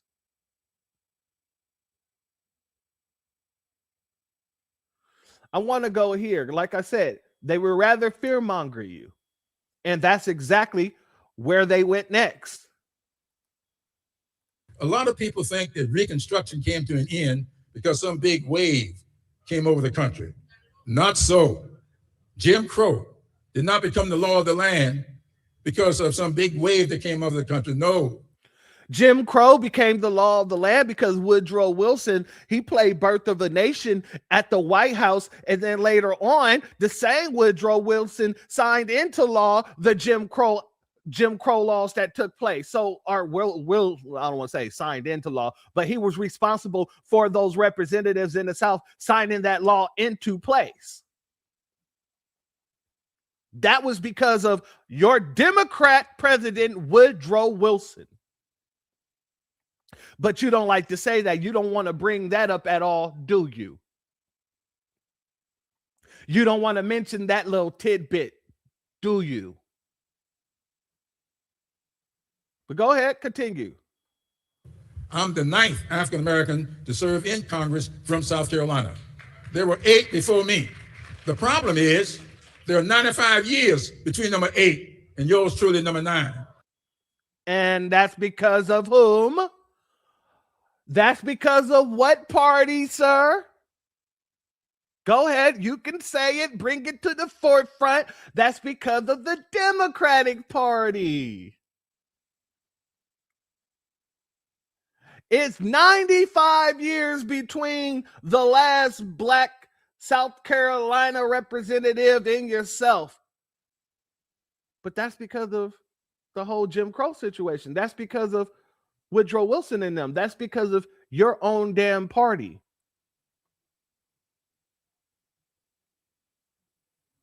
The one you're caping for right now. Go ahead, continue. Why and how? Reconstruction came to an end by a vote of 8-7. One vote. Jim Crow became the law of the land by an electoral college vote of 185 to 184. Your one vote. Because of whom, sir? You see, I love when they tell the history, but they leave out the full history of the situation. You're acting as if it was the Republican Party that implemented that Jim Crow voting style, or that Jim Crow vote at its face. All of those policies, because Jim Crow wasn't really just one policy, it was a bunch of policies together that made up the Jim Crow laws. In the very same way that we had black codes right after slavery. And what who put those black codes together? Oh yeah, the Democratic Party put the black codes together. So it went from the black codes after slavery to then the Jim Crow laws, all under Democrats. But you're explaining this as if it was the Republicans who did it. In the very same way, the Democrats are implementing Jim Crow style laws in every sanctuary city. And we're going to talk about that in a hot second, because quite literally, by excluding us from getting what's owed to us in our damn country and putting other people over us, putting other immigrant groups over us and illegals over us, that is a form of Jim Crow too, because we are being locked out of resources. We're being locked out of what this country was built off of, out of our sweat and blood.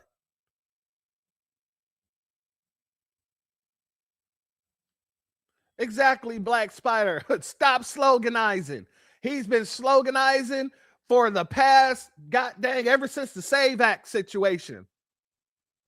He's been saying the same damn thing over and over and over and over and over. But ain't nobody rocking with you because we're seeing what's happening. We're seeing what's happening to our communities.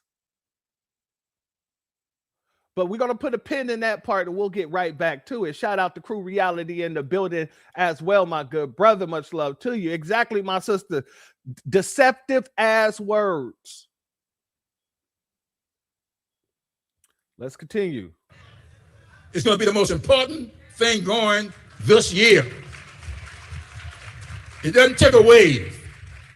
It only takes one vote. Yep, and that's one vote that you should be looking at and saying, hey, if we need to make sure that we get that one vote, then we should be trying to do something for your base who's been the only people who's been loyal voters. It would be too correct. It would be too true. It would be too black of you to say, hey, we do have the black base over here. We need to offer them something to bring them on home. And the fact of the matter is, it ain't our home, but that's what you could say. But no, you're just with the more and more fear mongering. Shout out to our good brother DSB. Shalom. Thank you for being in the building, my good brother. Much love to you as always. Let's go here, family. The country was established in 1776, and as we were having our 100th birthday, they pulled off the big Hamburg massacre. We'll get ready to celebrate this year, 250 years. My question to each and every one of you, how will you celebrate our 250th anniversary? Are you going to do it by getting people registered, energized, and to the polls? Or are we going to wait back and let another massacre come forward? Or are we going to allow the SAVE Act or some other act to come out and start a downward spiral again? Y'all didn't believe me when I said that he's just fear mongering? Y'all didn't believe me? Yeah, he just quite literally went in talking about massacres. Funny how he didn't talk about the massacre that happened in Black Wall Street, though. And when Joe Biden was in office, he didn't talk about that massacre while our sisters was in the court system trying to get reparations for that situation. But y'all would always will them out to show their support for the Democratic Party. You want to talk about massacres? Look what happened to us under the last 4 years.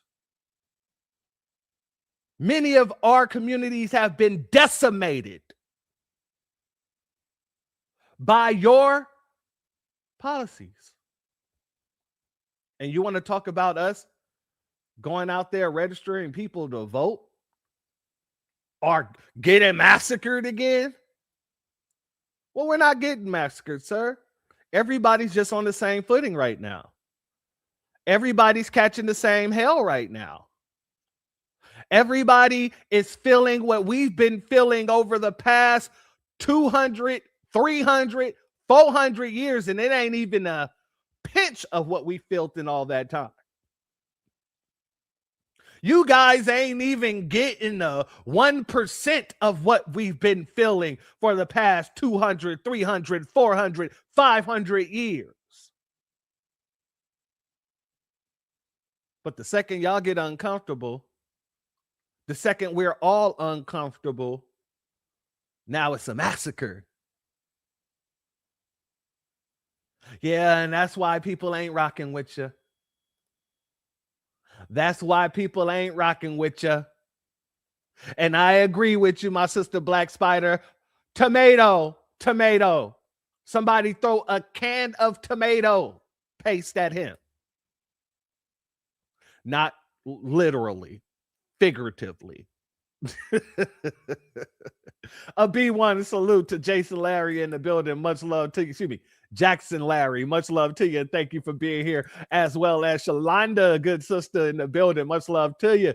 Thank you for being here, as well as Gigi up in the building. Much love to you. And thank you for being here, as well as our sister M. Hampton in the building. Much love to all of you. And thank you all for being here. Yeah, Clyburn. We ain't playing that game with you, but like I said, I got to go here. I got to go here because he's got to reiterate this. Because if the SAVE Act becomes law, those 61 or 2 Congressional Black Caucus members we now have will be down to 30 within 2 years, and another half of that in the next 2 years. Why I know that?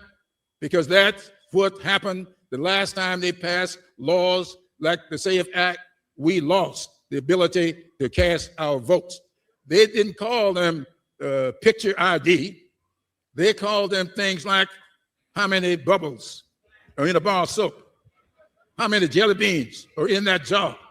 They didn't say, as the secretary said earlier, you can't vote. They just made it near impossible for you to get registered to vote. Family, I don't know about you, but it's not near impossible for me to take my birth certificate anywhere to get registered. It isn't nearly impossible for me to take my passport anywhere to get registered. It isn't nearly impossible for me to take my identification card to go and vote. It isn't nearly impossible for me to follow the voter laws. But it's not about following the voter laws. And when we get to J.B. Pritzker, he's going to once again reiterate what it's all about, because of the fact that Wes Moore has all, I mean, not Wes Moore, but Hakeem Jeffries already told us what it's all about. God dang it, all of them are basically telling us what it's all about. It's all about making sure that these illegals, when they go to the voting booth, don't have any type of brick wall that's stopping them. And like I said, I'm going to prove that once again. Outside of Hakeem Jeffries, J.B. Pritzker just said it again, and he made sure to explain the reasoning and what he was saying. So we're definitely going to get to J.B. But before we do, I got to let Jim Clyburn know about all these Democratic policies. I want to give a shout out to our good brother, Donnie on Timeout, for posting this clip here of this sister in Chicago calling Brandon Johnson out and explaining to Brandon Johnson how all of his policies are basically modern day Jim Crow laws. And I want y'all to hear it from the sister herself. Let's go here, family.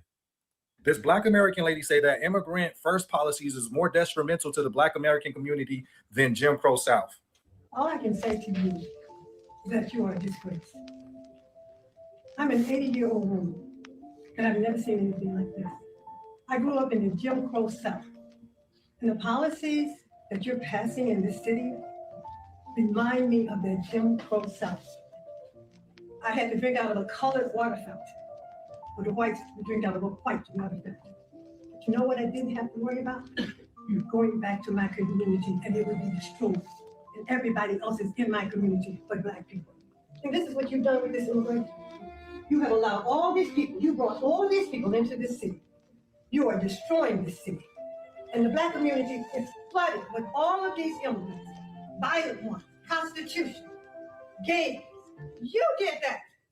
You are doing this to your people. You are an absolute disgrace to me. Like I said, I drank out of that colored water fountain, but I could go back to that Black community that was intact. Women are crying. Taxes are going up. What am I going to do with my children? Where are we going to go and live? This is because of you, Brandon Johnson. You're destroying the South Side of Chicago with your policy. She stated that the Jim Crow era was pretty bad. At least she had a community to retreat to, the Black American community to retreat to. Now you have these immigrants going into the Black American communities practicing Jim Crow. They're practicing segregation, right? They get into these jobs. They're going to continue to hire people that look like them, that speak their language. They're not hiring outsiders. Isn't that weird to say you're American, but you're an outsider in your own Black community? So this is what they're setting up, Jim Crow type laws in the Black American community, pushing Black Americans out of their own community. In Chicago, where resources is already limited, space is already limited, but now you have these immigrant first policies putting immigrants over Black Americans. This is not about coexisting. This is about literally pushing Black Americans out of their communities and pushing them out of the job market. Because how can you stay in a community if you don't have access to money, if you don't have access to jobs? Like, I'm not a Chicagoan, but Brandon Johnson got to go. Let's go, Brandon. And I stand with him in that notion. Brandon Johnson got to go, but I gotta give a B1 salute to our elder who came out and told the truth, said it with her chest, and made sure that people like Jim Clyburn can't run around here talking about the SAVE Act is going to take you back to Jim Crow when we are being treated like we're in Jim Crow right now with the policies that are being implemented. Yeah, we're not here for any of that. Shout out to that elder for speaking the truth and making sure that the world understands the true position of the foundational Black American elders. Not the old niggas, but the elders. Because the elders understand. The elders see it for themselves that the communities don't look the same, that our babies are being pushed out of all of our rec centers, that our elders are being pushed out of their community centers, that our community is being pushed out of our own damn community for a bunch of people that shouldn't be here to begin with. All for a government that's supposed to be your representation to then put those same people over your babies, put those same people over your elders, put those same people over your whole damn community. For those same people to turn around and then lock us out of the job markets.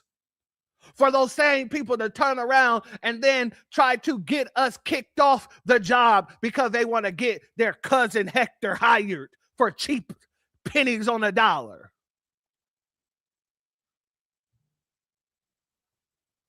Oh, family, don't get it confused.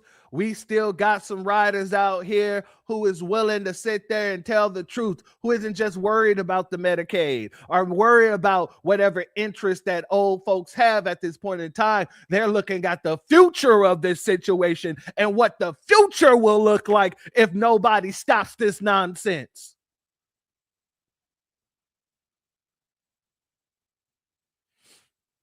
Now, Jim, I want to go over here to a brother by the name of Vance Ellison, who had a pretty fire breakdown of the situation.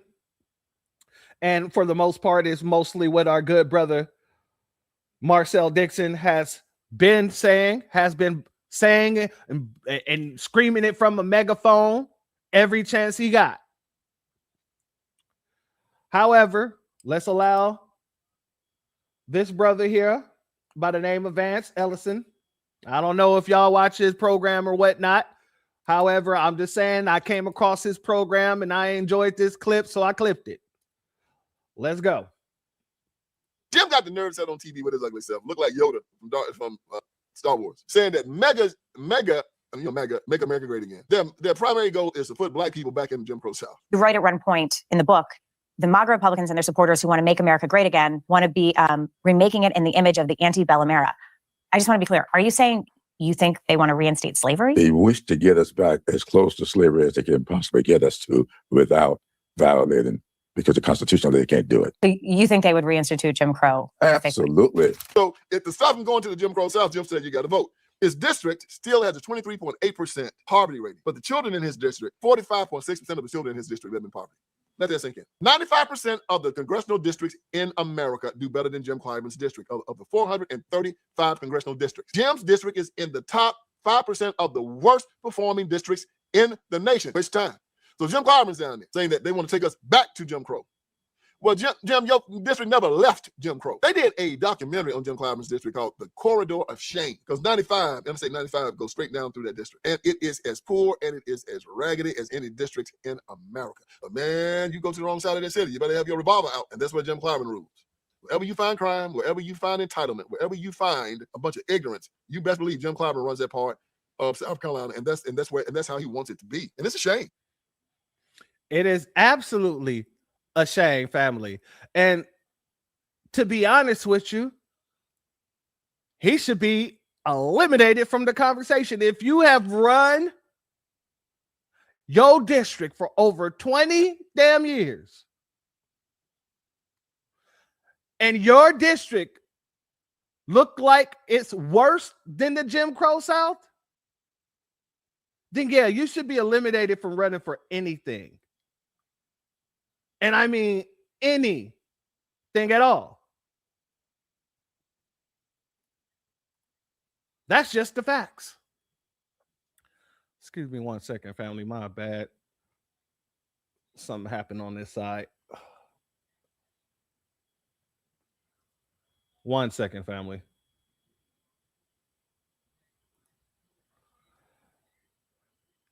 So yeah, Jim, nobody is really rocking with you or anybody that you are connected to for those reasons. You want to talk about how to save back this Jim Crow, but like the brother just said, like brother Vince just said, excuse me, you want to talk about going back to Jim Crow, but your district never left Jim Crow. Why should anybody go out there and support you or listen to anything that you have to say? And while we're there, moving past Jim Clyburn, we got to go here. Because there's a certain person, a certain guy who looked like Caillou, excuse me, who said that he's running for president. He wants to put his hat in for the bid in the primary. You know, he wants to make it clear that he would make a great candidate. I'll let Al Sharpton introduce him like the boot dancing, tap dancing, buffoon, crop top head looking mother lover he is. And this brother has a story that has backed up wherever step he has taken, that he has excelled and therefore represented the best in us. I'm going to run that back. And this brother has a story that has backed up wherever step he has taken, that he has excelled. Remember that he says that this brother got a story that has backed up every step that he has taken as he excelled. Put a pin in that. We're going to get back to that point specifically, family. That point specifically. He's talking about Caillou. Let's go. And therefore represented the best in us. I know many are speculating on where he's going. He said Caillou represents the best in us, ladies and gentlemen. Caillou. If y'all don't know who Caillou is yet, don't worry. You'll see it in a hot second. But you can look at what he has already done and know why that speculation is there. And he takes it very seriously. And I've known him down through the years, and he's been the same person, even at an exalted place. And he puts pressure on me. I got up this morning, used him in the gym at 5. For whatever reason, I went at 6. I was on a conference call. And when I got down there, they said, Governor Wes Moore is down in the gym working out. And I got to do my regular elliptical and all of that. He was. Now you know who he's talking about, family. Governor Wes Moore, a.k.a. Caillou. He have a story that proves himself with every step that he takes in his progression, that makes him the best of us, he said. The man who told us that even a bill studying reparations wasn't necessary. It's time to get down to action. And then he turned his goddamn head and didn't do not a damn thing for us. And this man says you can check out what he's done. Can anybody put into the chat while I allow Al big head ass Sharpton to continue what he has to say as his bobble-headed ass continues? Can y'all put in the chat what is it, if any, that Wes Moore has done for foundational Black Americans? I see it in the chat. I will oblige. Send in the clowns. Still there, so I did some extra. He's still there. I almost wore myself out. I didn't want to leave before him. I wasn't going to have Wes run around and tell folks, oh, Sharpton only did 35 minutes. I did an hour. So if I'm a little slow today, it's because I tried to stay in there. I want to tell his kid, can you get him to go upstairs? The governor of the state of Maryland, Governor Wes Moore.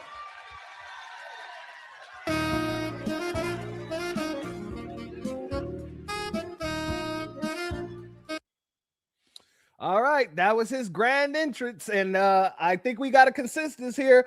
He ain't done a damn thing. Zero, zip, zilch, nada, nothing whatsoever. But yet, this is how these people talk about each other when they ain't somebody there to correct they dumbasses. And yeah, I'm saying dumbasses because, god dang it, I don't know. Al Sharpton at this point in time is dumb as hell to me. Because you're just lying to be lying, as if we don't know that you're a goddamn all-out liar. A shyster, to say the least.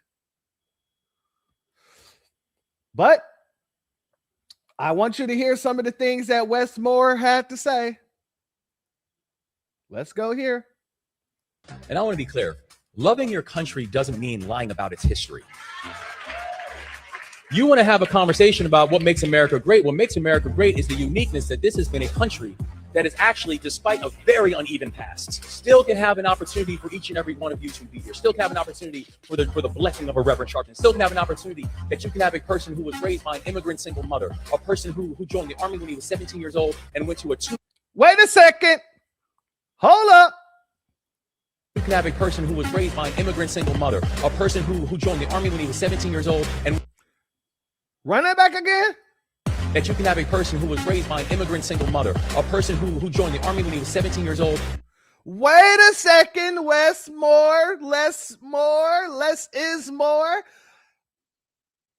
What are you talking about? Because when foundational Black Americans is running around here telling you that you are not a foundational Black American, you do not have any ties to this land, you shouldn't be speaking up on reparations. You shouldn't be saying that it isn't necessary. You shouldn't be talking like that because you ain't us. You had to go on different talk shows to try to make it seem like, oh no, I have a grandfather that came to America and all this other nonsense. Now, all of a sudden, you're admitting that you was raised by an immigrant single mother. That's what you just said. That's what you just said. I'll run it back one more time. An immigrant single mother, raised by an immigrant single mother, raised by an immigrant single mother, or Reverend Sharpton. Still can have an opportunity that you can have a person who was raised by an immigrant single mother, was raised by an immigrant single mother, raised by an immigrant single mother, raised by an immigrant single mother, a person who joined the army, immigrant single mother, a person who immigrant single mother. No, I gotta do a DJ church skip on that one. What do you mean? Because you was out here talking like this just a little bit ago. Grandfather was run out of South Carolina in the 1920s by the KKK. The Free Beacon is casting doubt on that with church records. Can you address that? I mean, the same right-wing blog? I can address the fact that I'm the grandson of someone who was born in South Carolina. And when he was just a child, the Ku Klux Klan ran my family out. And not out of South Carolina. They ran them out of the United States of America, and they went to Jamaica. And much of my family has always said they would never come back to this country. It's the reason why my mom right now, as we speak, is in Jamaica, and she's visiting with family members. But my grandfather came back to this country. He got his degree from Lincoln University and HBCU in Pennsylvania. He became a minister, just like his father, and he became the first Black minister in the history of the Dutch Reformed Church. I know my family's history. Family, I know your family history too. Because just like our sister Black Rose just put into the chat, this is a fantastic comment because I was on the brinks of saying such. The KKK never ran under my ancestors out of America. My ancestors, when things did get hot, a lot of them went over to California. Some went back over to Mississippi. Others went northern. Some went to Chicago. Some went over to Montana. Some went over to what was that other place? Alabama. My family expanded in the land that our country built when there was issues, whether the KKK or whether it was education, whether it was trying to get a decent job to make a decent living. We didn't go or get ran out of America. And it sounds like anybody who has been ran out of America had somewhere already to go back to. What's that? That these tethers love to say to us, if anything cracks off in America, I got a home to go back to, nigga. Y'all don't have the home to go. You don't go nowhere to go.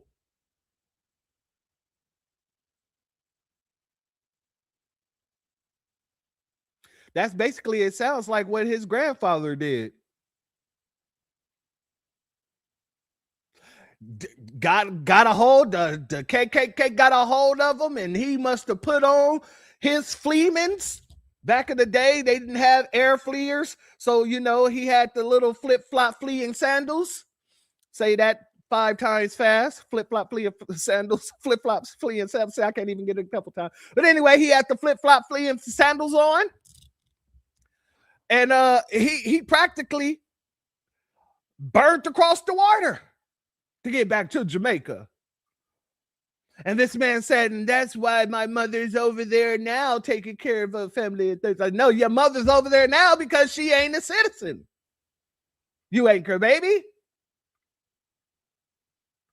But you tried to make it seem like so much that you got some sort of FBA connection here.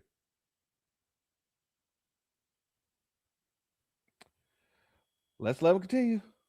So if some blog has a question about the Klan's history, maybe they should ask the Ku Klux Klan. We did, and the Ku Klux Klan said your grandfather ran his bitch ass up out of this country. Unlike, other black folks that was actually dealing with the Ku Klux Klan, whether we was fighting them back or having to move to different locations around the United States, we still did not leave our country.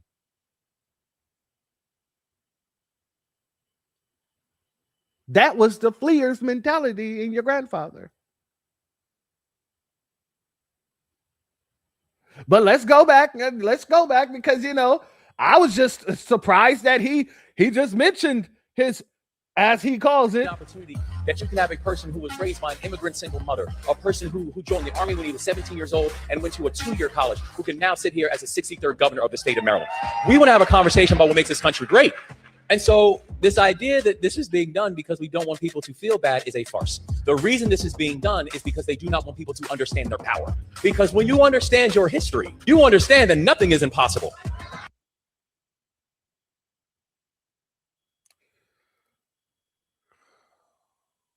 Internalize the flatulation of the matter by transmitting the effervescence of the Indonesian proximity in order to further segregate the crux of my venereal infection.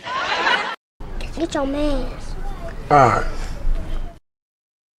When you know your history, liars like you can't come in and try to, leech off of it. When you know your history, you can quite literally sit and listen to somebody's story and say, I call bullshit. When you know your history, the Democratic Party nor the Republican Party can come to you and try to say, hey, this is the history. You should be on our side. You should be agreeing with me.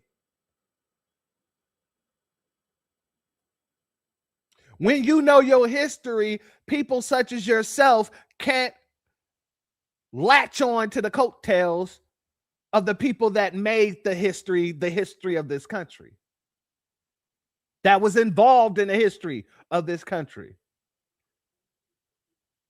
The people who they keep trying to replace with people such as yourself, Wes Moore.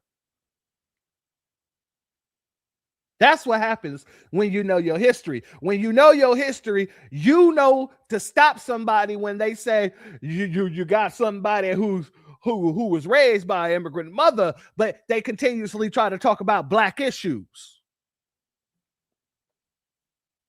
Yeah, sir. Yeah, I think you need to take your Caillou looking self and go find you a toy and stop trying to play with us, because we ain't having it. And that goes for your followers too. The little bots that you got on the net. Let me read this off to you. I saw someone say, we don't know who Wes Moore is. Don't say we. In my intro to university class at Fort Valley State in fall of 2015, we read the other Wes Moore. A significant portion of our curriculum was based off of it. Speak for yourself. So you're trying to tell me that these colleges are going around teaching about Wes Moore wasn't really that big in 2015, so they was prepping you guys. Most of your curriculum was based off of this book? Well, why would that be? Because they're trying to indoctrinate you like, I don't know, Barack Obama? Didn't they do the same thing with Barack Obama when he was less known? All of a sudden, a book comes out. What was it called? Tears of My Father or something like that?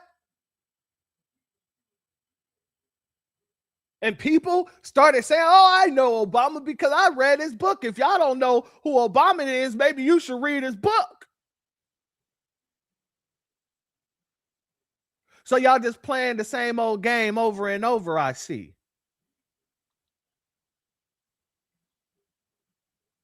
Okay. All right. I just wanted to be sure because, like I said, there's nothing new under the sun. And Wes Moore, this dude, he's basically following the same damn footsteps, bar for bar.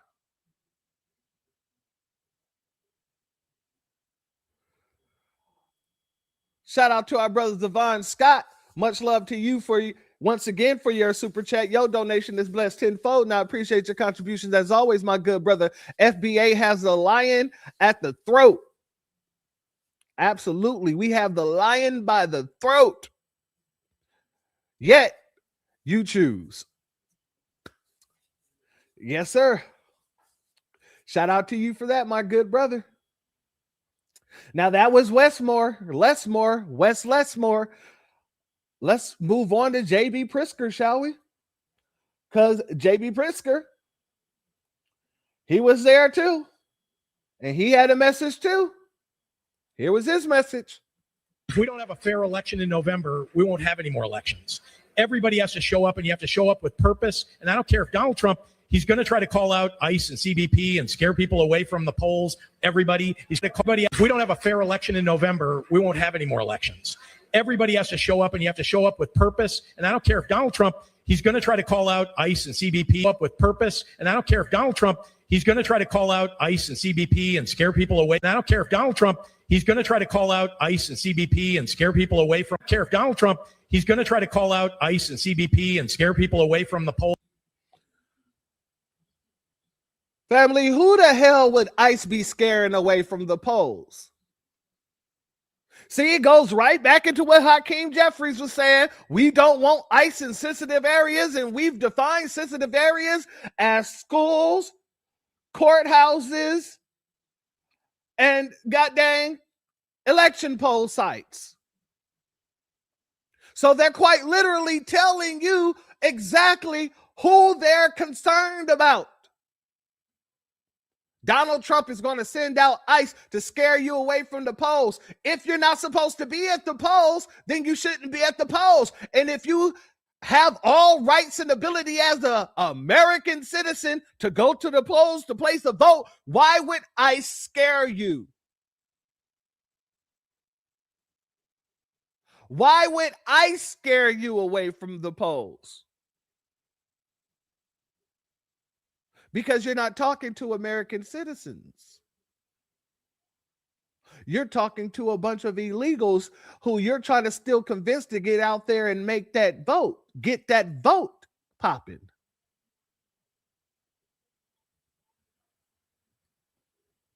And you are being very blatant in the language and the way you're saying it. You're not even trying to hide it. Just like Hakeem Jeffries wasn't even trying to hide it.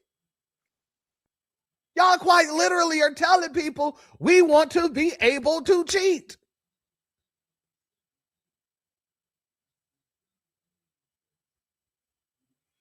Hey, yo, you ain't right. He said chin connected to the shoulders. Oh, no neck Pritzker, huh?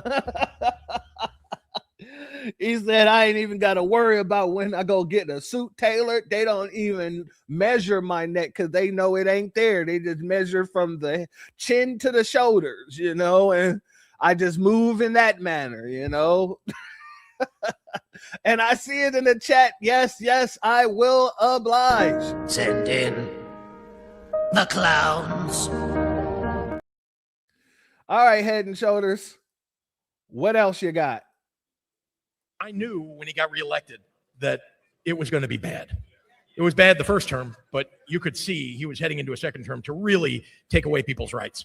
And the first thing he did was go after, well, ICE, CBP invading my city. Wait a second, family. Wait a second, family. Hold up. Wait a minute. Let me stick my pinky toe in it. JP, and I know it's JB, but I call you JP because you're just a pussy. Excuse my French. But JP, come on, man. Are you telling me that American citizens doing their damn job is an invasion of your city? But when people break the law to get into the country, they're not being called invaders. They're being called undocumented migrants. Make that make sense. Make that make sense. So you're telling me that people who are paid to protect our country from these people who are paid to remove these people from our country, people who are paid to make sure that these folks don't cause issues in our communities, because that's where you stick them into foundational Black American communities. The people who are out there trying to do their job, they are the invaders. But the people who quite literally broke federal law to get into the country in order to get all the free resources that you were willing to give them, they are not invaders, but the people who have citizenship are.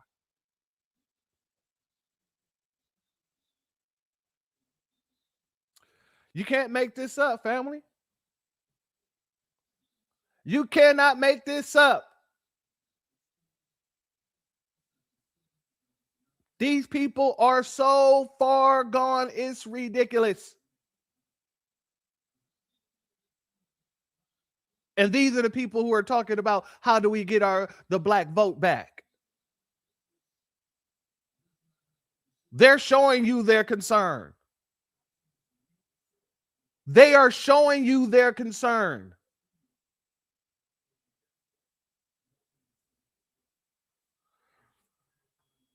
Family, I want you to understand how much they're showing you their concern.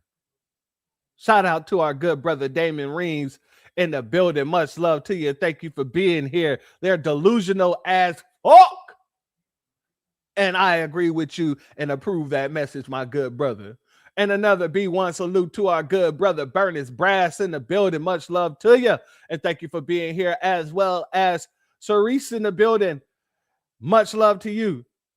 And thank you for being here as well. Thank you for this comment, because this is a beautiful one as well. America is a sovereign nation, not a global refugee camp. America is not a global ATM, and I stamp this with the seal of a foundational Black American approval. God dang it. Much love to you, my sister. Thank you for being here, and thank you for that comment. And also shout out to OGNY in the building. Much love to you, and thank you for being here, family. Now I want to go here because as he spoke there, you see where his priority sits. Let's go here. Pritzker welcomed over 120,000 illegals to have full health care here in Illinois, and more coming here every week. And this man is expected us to vote for him to become the sitting president of these United States of America.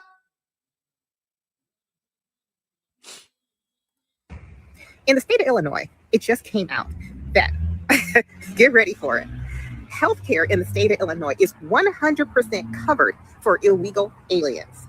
That's what Pritzker did, who wants to run to be the president, right? 100%. And as far as Section 8 goes, in the city of Chicago, illegal immigrants have priority status over everybody, including Americans, including veterans. You know, they already get free healthcare, 100% free healthcare in Illinois. They get priority housing for Section 8. They get vouchers to pay for that housing for up to the next, I think, like 2 or 3 years. They're getting welfare. They're getting everything. And the state of Illinois has just said that we have over 120 illegal aliens here who are on the welfare rolls. Yeah. In the state of Illinois. Shout out to that sister for calling it what it is. Calling it right on out. And I got to tell you, family, it's not just the illegals that are making foundational Black Americans and the citizens of Illinois suffer. No, it's not just because of the illegals. Let me also drop this on you, because the issue now, I don't want to say now, but there's another issue at hand where the citizens' taxes are going up extremely high in order to take care of these commercial buildings that they're giving little kickbacks, and well, not really kickbacks, but what is it called? They're basically giving them tax cuts and things like that, and then they're putting the taxes onto the citizens. So not only are your tax dollars going to a bunch of illegals, but now they're charging you way more. They're charging you way more in order to make sure that their little commercial businesses is able to get these cuts and things like that. Let's go here, family. That's right, Marie. I'm told the average homeowner is actually paying about $700 more on their property tax bill because big commercial buildings, like the hotel behind me, that's the Crown Plaza here in Greektown, got breaks on their bills. In this case, $14 million. My tax bill had doubled. It went from $9,600 to $19,100. Frustrated with rising. Say what? Hold the hell up. Hold the hell up. I might not have heard that number right. I might not have heard that number right, and I need to make sure I did. Run that back. $14 million. My tax bill had doubled. It went from $9,600 to $19,100. So this man's property tax went up from $9,600. I thought it was bad here in Texas. To $19,100? What in the hell? And this man he's trying to get us to vote for him to be president? He want to throw his hat into the ring to be president? From $9,600, which is still an astronomical amount to be paying on property tax. That is astronomical. But now it goes from $9,600 to $19,100?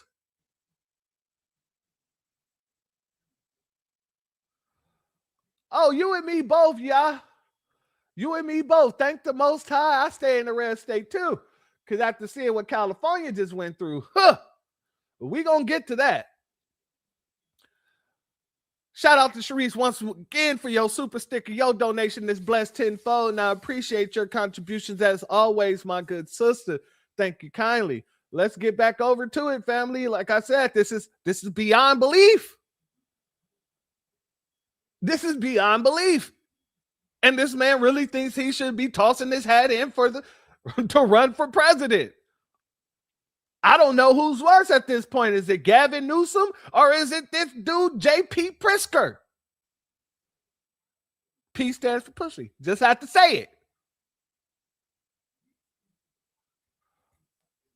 Golly. Frustrated with rising property tax bills, you've heard from Cook County residents barely making ends meet, hit hardest by those rising bills. Meanwhile, commercial properties are getting millions of dollars in adjustments, a burden that's falling on those taxpayers. It's millions of dollars in adjustments. So you got billions of dollars going to a bunch of damn illegals and millions of dollars being given to corporations and commercial businesses. Just on GP. Just on GP. How does that work? What benefit does the taxpayers get from any of this? Somebody please tell me. Where is the benefit?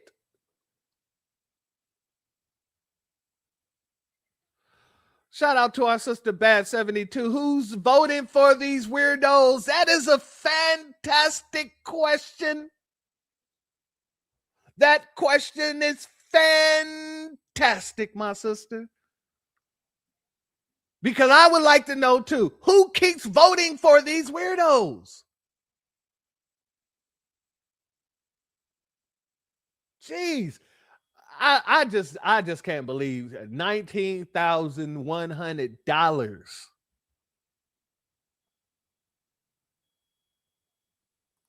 Shout out to our good sister Sean C in the building. Much love to you, my Cali bound sister. She said California is the OG of putting the immigrants first. You ain't lying. You are not lying. But now I must ask you, God dang it. Who do you think is worse at this point in time? Gavin Newsom, because I know you in California, my sister, or J.B. Pritzker, now learning about this as well.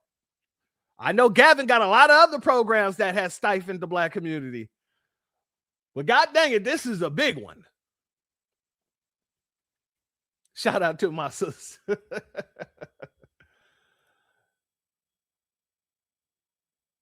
Jesus Christ. $500 million shifted onto Chicago homeowners alone. That's according to Cook County Assessor Fritz Kagi. Welcome, everybody. Assessor Kagi joined by South and West Side community leaders calling for relief for homeowners, on average paying about $700 more, they say, because of those commercial adjustments. For many other neighborhoods, the burden shift accounts for the majority of the tax bill increase. To me, he described the break commercial properties are getting as a dinner bill, where homeowners are now forced to pay more than their share. We're all sharing the dinner bill here in Chicago. It's on the back of people who can least afford it. Nidra Sims Fears leads the Greater Chatham Initiative and told me these rising bills are more than a stressor on the city's south side. Unexpectedly high bills are pushing people out of their homes. I see in our community people lose their homes because they owe $2,000 to $3,000 in property taxes. So who's getting the break homeowners are paying for? We looked closer. The Cook County Board of Review cut $48 million in value from the Trump Tower, $150 million from the Hyatt Regency, and $80 million from a data center near McCormick Place. Oh, we gonna get to New York. We gonna get to New York. Trust me, family, we're definitely going there. Let's continue. An analysis by the assessor's office found that nearly 250,000 households across Cook County have seen unsustainable tax bill increases in recent years. Family, this is what's happening in Chicago, and I got to, and Illinois as a whole, but I got to ask you this question, family. We know where J.P. Pritzker's money come from, don't we? Yeah, he got a pretty wealthy family there, don't he? Don't they own like the Hyatt hotels or the Hiltons or something like that? Not the Hilton. They own one of those hotel brands, right? Put it in the chat. I know when I'm spacing on the hotel brand that his family owns. However, even though he put his funds into our business funds, into a trust to separate his money from being the governor and making money from his businesses that operate in Illinois. Family, how many of those kickbacks are, I don't want to say kickbacks, but that those millions of dollars that being given to those corporations, how much of that is going to him? How much of that is going to his goddamn hotels, his goddamn businesses and things like that? Because here we know Pritzker and his trust companies, those are the companies that his family owns, that he put into a trust and all this other stuff. His trust companies hold $20 billion in state contracts. So who would those millions of dollars of write-offs be going to? Let's read a little bit of this. We're not going to read it all, but I'll definitely leave it in the link in the chat. Matter of fact, let me do that right now so we don't forget. So that's the link to what we're about to be looking into at this point in time. If you guys want to read the full thing, there you go right there. It's pinned to the top. We're just going to read a few. I need to turn down this brightness for a second. Give me 1 second, family.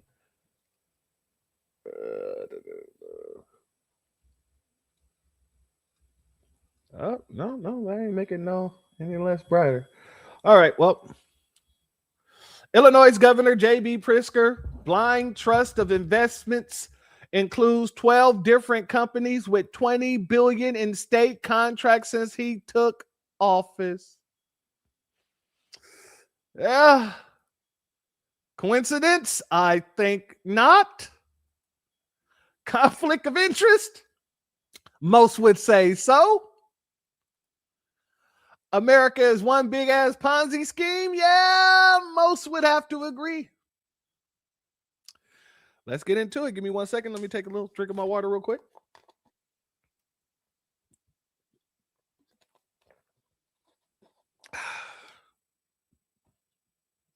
After more than 3 years in office, Governor J.B. Pritzker 2019 promise to separate his personal fortune from his state contracts has not aged well. A Better Government Association investigation found Pritzker Blind Trust contains a dozen companies that obtains more than $20 billion in state contracts since 2019. Insurance giant Centrine Corp, has the biggest state contract of any company in the trust. Since 2019, a Centrine subsidiary was paid $20.2 billion for state Medicaid contracts and health initiatives. Let me see if oh yeah, that helps me see better. That's better. They also pay 5 lobbying firms specifically for Pritzker, and 3 additional firms to the lobby Pritzker's staff and state agencies, such as the Illinois Department of Healthcare and Family Services. Before taking office in 2019, Pritzker promised to cut financial ties to state contractors and place his other stocks in blind trust. Governor-elect is devising. I am having a hard time seeing. My screen is just bright, and I'm trying to lower it. It just isn't really working too well on this side. Governor-elect Pritzker is divesting his personal held direct interest in companies that have contracts that are wholly and partially funded with state dollars, said attorney Mark Ellis in 2019, who advised Pritzker at the time. The BGA requested information such as Pritzker's tax returns or a copy of the blind trust agreement, but Pritzker's staff and campaign office refused. Why are you refusing, Pritzker? Why are you refusing, Jay? Inquiring minds would love to know. A B1 salute to our sister, Mrs. C. Phillip Davis in the building. Much love to you and thank you for being here, family. They also won't say when he bought any stock or the purchases price. You won't even tell them the purchase price? Okay. Not Cheney 2.0.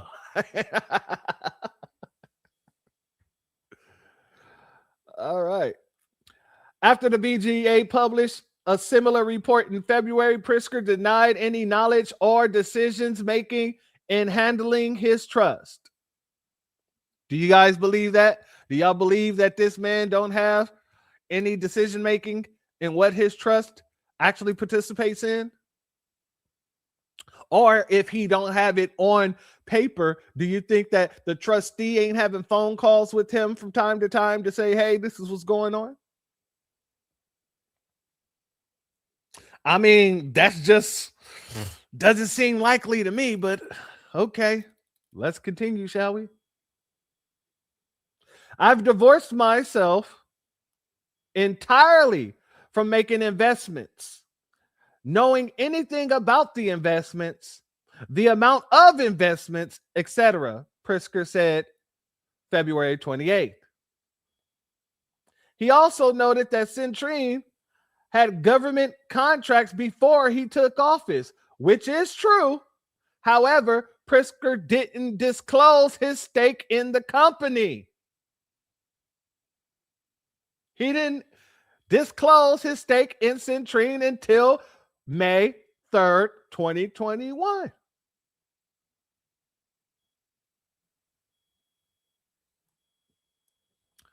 The BGA distributed its findings to multiple law and ethics professors, such as Bridget J. Crawford of Pace University Law School. The term blind trust is just used.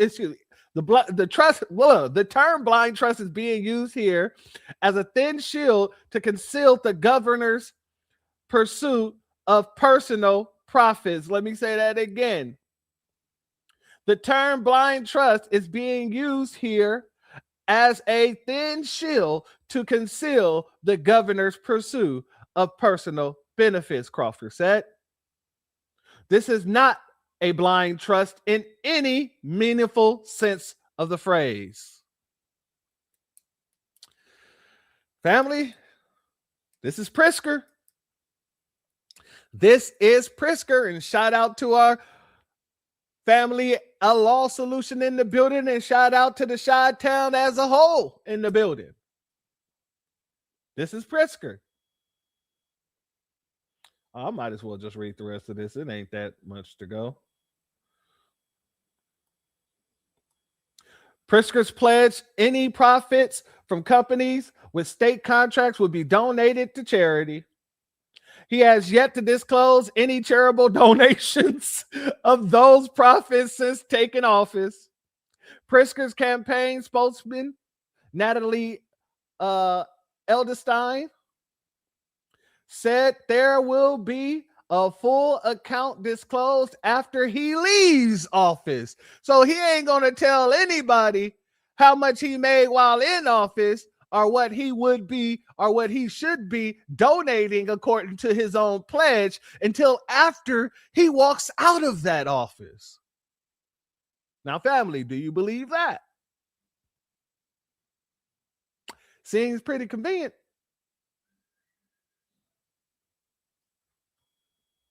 A good point right there.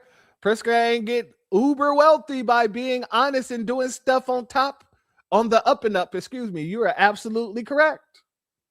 You are absolutely correct. And most people who become billionaires don't. I'm not going to say not all people who become billionaires, but most people that become billionaires, you have to partake in some sort of criminality. I'm not going to say what all. But there's a lot of criminality that these billionaires have their money tied up in. Don't get it confused. Don't think Jeffrey Epstein was the only one. Don't think Peter Nygaard was the only one. No.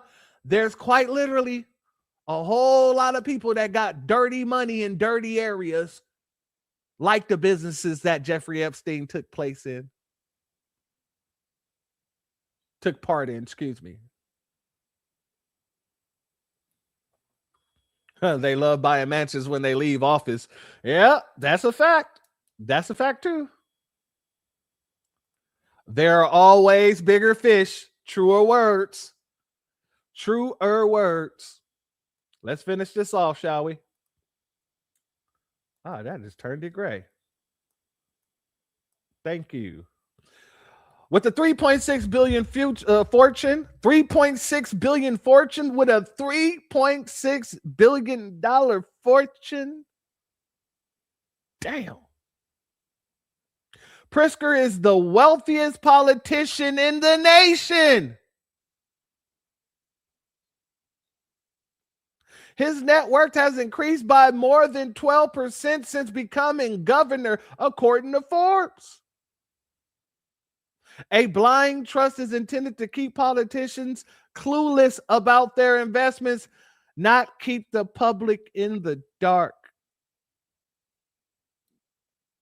And this is who we're supposed to be turning around and running to the polls for? You think that anybody is going to run to the polls for this man?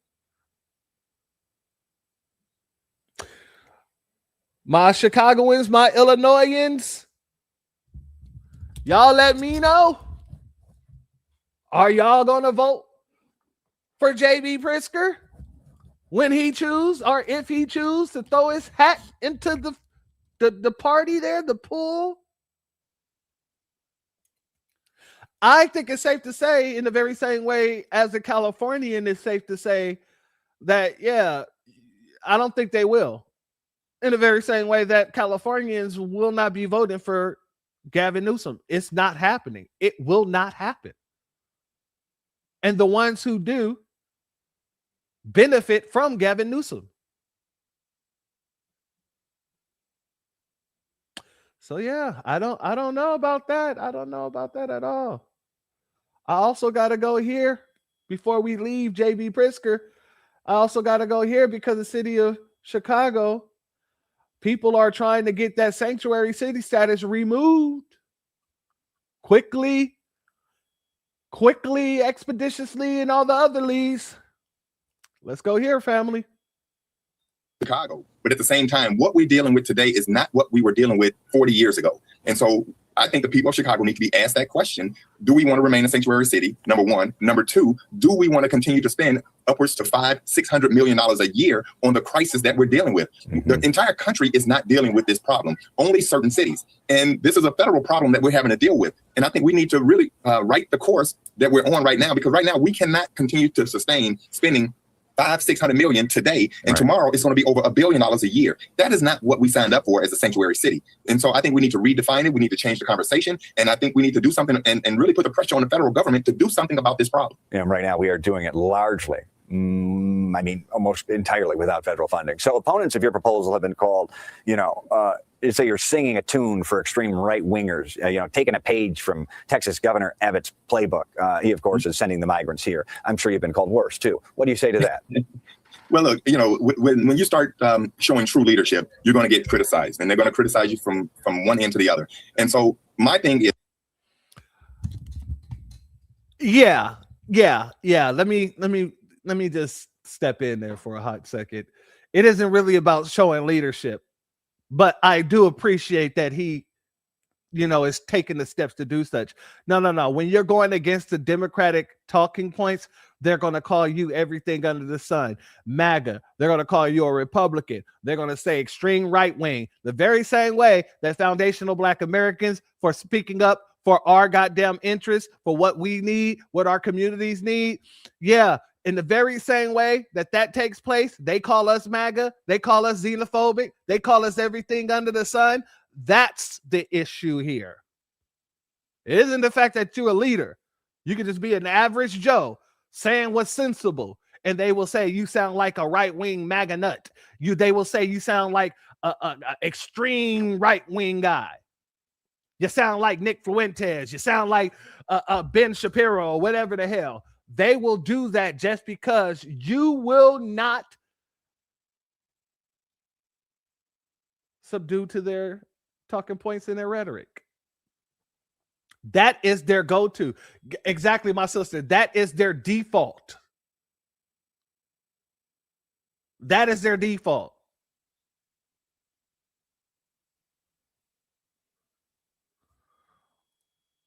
And I agree with you 100%, Fold. Thank you for this comment. Foundational Americans should never have to pay to care for adult foreigners.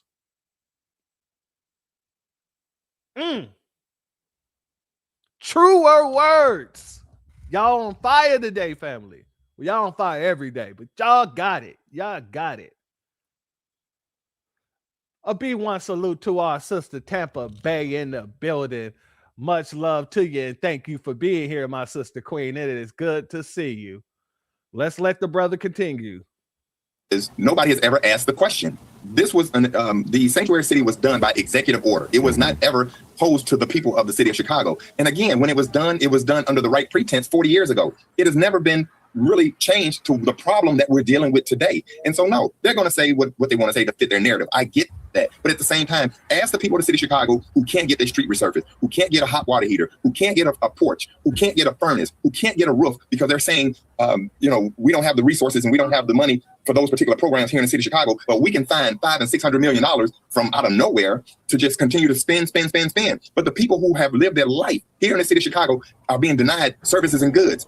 We're down 2,300 police. We need to be hiring police. So, we have a huge problem that needs to be addressed. And right now, I think this is really sounding the alarm that we are in a crisis and we need to do something about it. And I'm sorry, I'm not ashamed to say it. We've gone from a city of open arms when this first started a couple of years ago to really a city up in arms. Where have you evolved as your... I ain't gonna lie, that Nabisco right there just served up a bar. He said we went from a city with open arms to a city that's up in arms. That was a bar. I am not going to lie. I didn't expect it from the Nabisco, but I guess, everybody gets one, I guess. Continue. Feelings evolved over the past 2 years to where the point where you had open arms to now you are up in arms? Well, most definitely. And that's why I'm trying to sound the alarm that we have a problem. And right now, the problem is not being addressed. We're just basically putting out fires at the tune of a lot of money. And so these people who are coming in, getting these big contracts, that are not coming before the people to say, do we want to do this $29 million contract? That was done under the smoke and mirrors that we have right now. And so bring that stuff to the people. Bring that to us and let us decide. How do you contract with a company who's already busing them here? They're being paid to organize to bring them here. Now they're going to be paid to set up tents and being paid to provide services and goods. And, you get money on both ends. And we have people here in the city of Chicago that can do that. That's not a contract that is being forthright and being brought to the people. So again, we need to shine a light on this whole process. We're spending a lot of money. And right now, you might as well take that money out back, put it in a barrel, and put a match to it, because that's what we're doing. We're just burning money, and we're not getting anything in return. 29 million specifically. You're talking about the potential contract for the quote-unquote tent city that no one knows what that will look like. Alderman Anthony Beale of the 9th Ward. Appreciate. All right, let's read this, shall we? FOIA, bombshell. Illinois spent up to $700,000 a day on migrants. Cost hit $2.5 billion by end of 2025. Newly released FOIA records reveal that Chicago and Illinois Democrats were spending as much as $700,000 per day on services for illegal immigrants. And I'm going to say illegal invaders during 2022 and 2023. State projections now estimate the total cost of migrants. Hold on 1 second, family.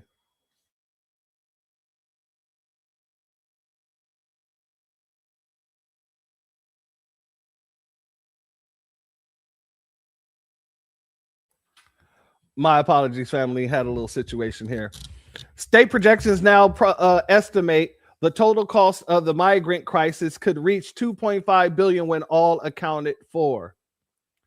This is raising serious questions about how taxpayers' money is being allocated.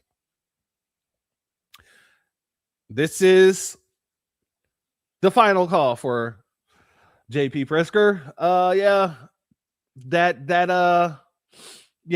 I don't think that you should be looking anywhere near the presidency at all. I don't think that you should throw your hat in there whatsoever. I think that you should quite literally concentrate on getting some of these numbers down and not being assassinated because of the fact that, you're out here damn near putting your goddamn citizens out on the street.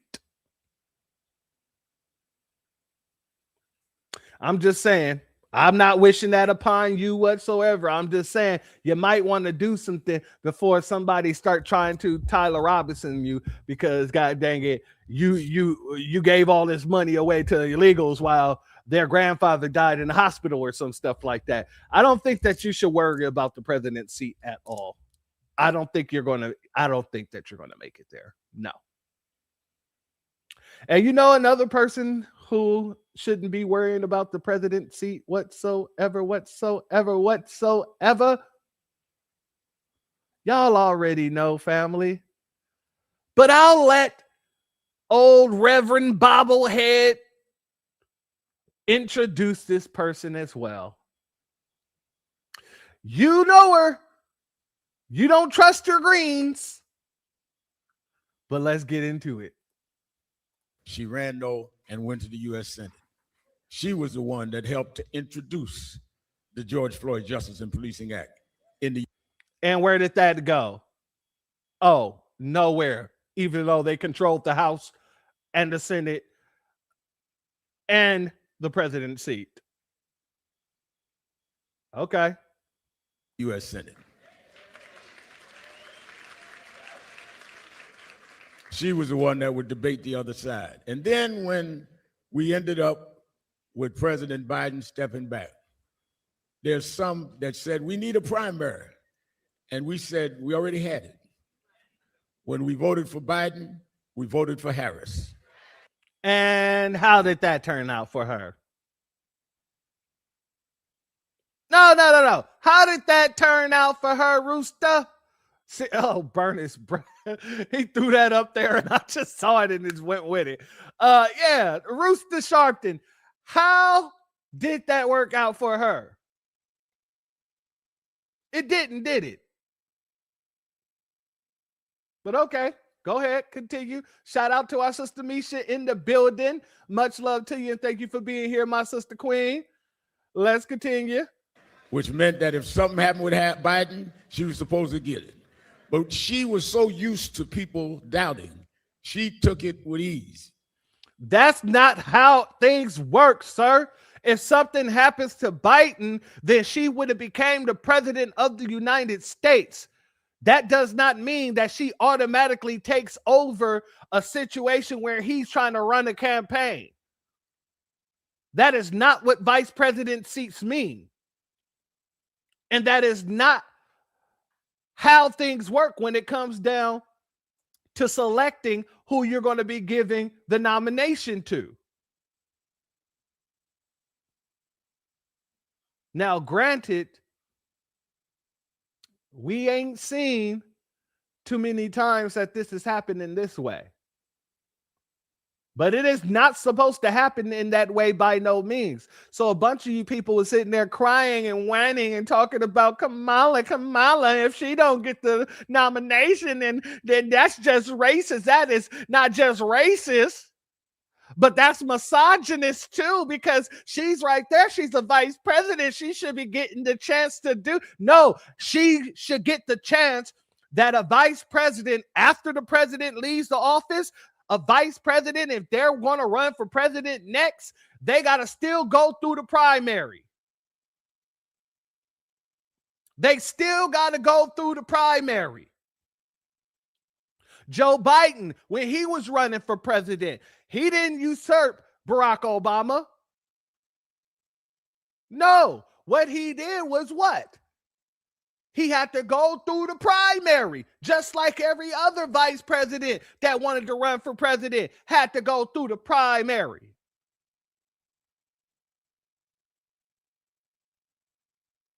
Ozempic Sharpton. Ozempic Sharpton.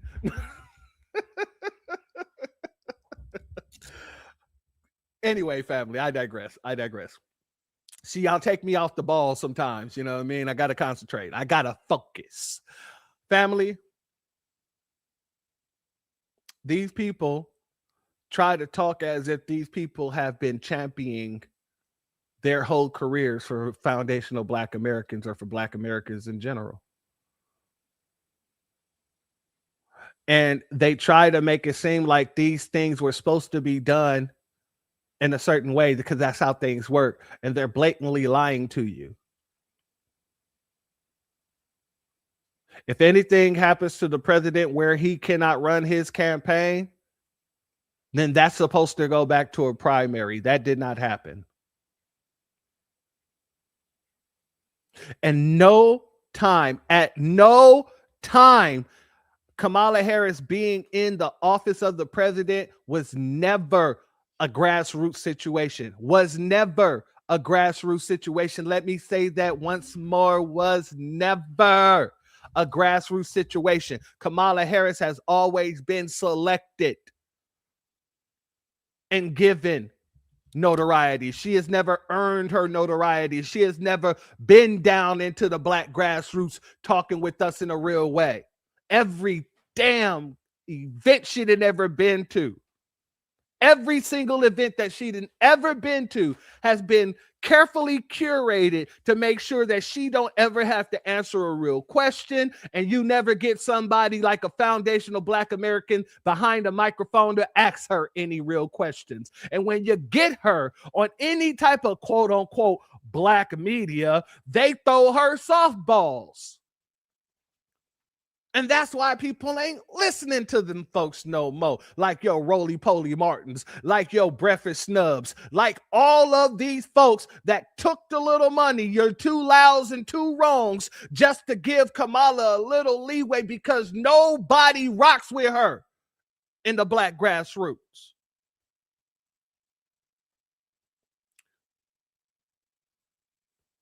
But y'all can continue to lie. You can continue to deceive yourselves to think that if y'all put her back out front and give her a little more time, that y'all be able to pull this out. I told you guys once, I told you twice, and the next time I gotta tell you, I ain't gonna be so nice. I want you to understand this plain and clear. As a man out of California that lived there under Kamala's draconian laws, neither her nor Gavin goddamn Newsom will ever win that seat if it has anything to do with us. I told you, bring me your Gavin Newsom. Bring me your Kamala Harris. And see what we do yet again. Before Kamala even got out the gate running, California shut it down. Let me explain to you. Kamala was not doing good because of California and Californians. She was just going to stay in the 2020 race in order to kind of throw a wrench into the Democratic Party's little playbook because they were going to force her out. But then she leaned on that black nonsense once again. All your tap dancing, boot licking buffoon, AKAs and alphas and deltas, all of them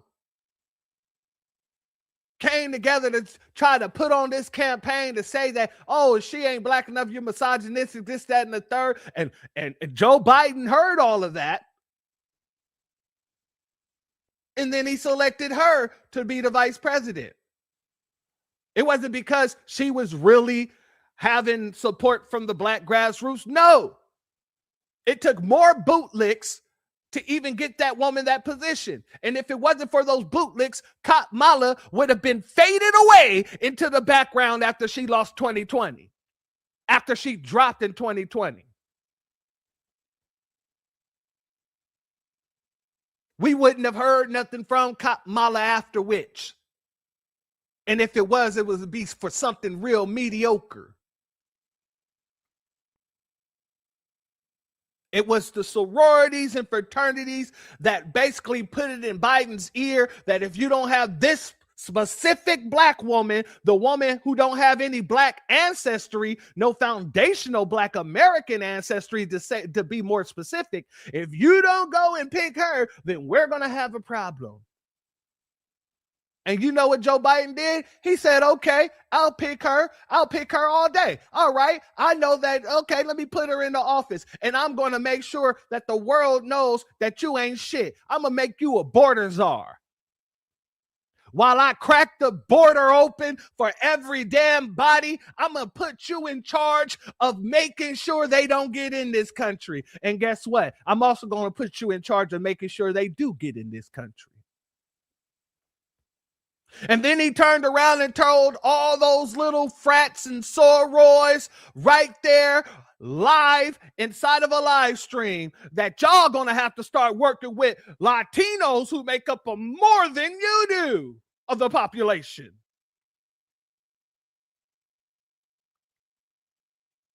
These bootlicks forced Biden's hand to pick Kamala, and he put her in the worst position.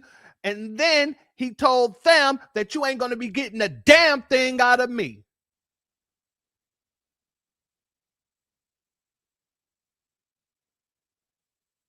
So Kamala has never been Oh, yeah, absolutely. And they didn't say a damn thing.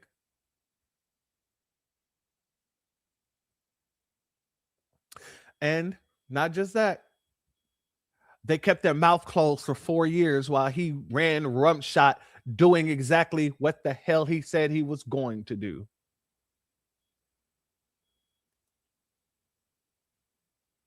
So Kamala has never been grassroots. And she will never be grassroots. So yeah, bring us Kamala. Bring us Kamala. See what happens. But let's get back into it, family. See, I see, even thinking about that puts me in the area where I can't wait for this to happen if you do.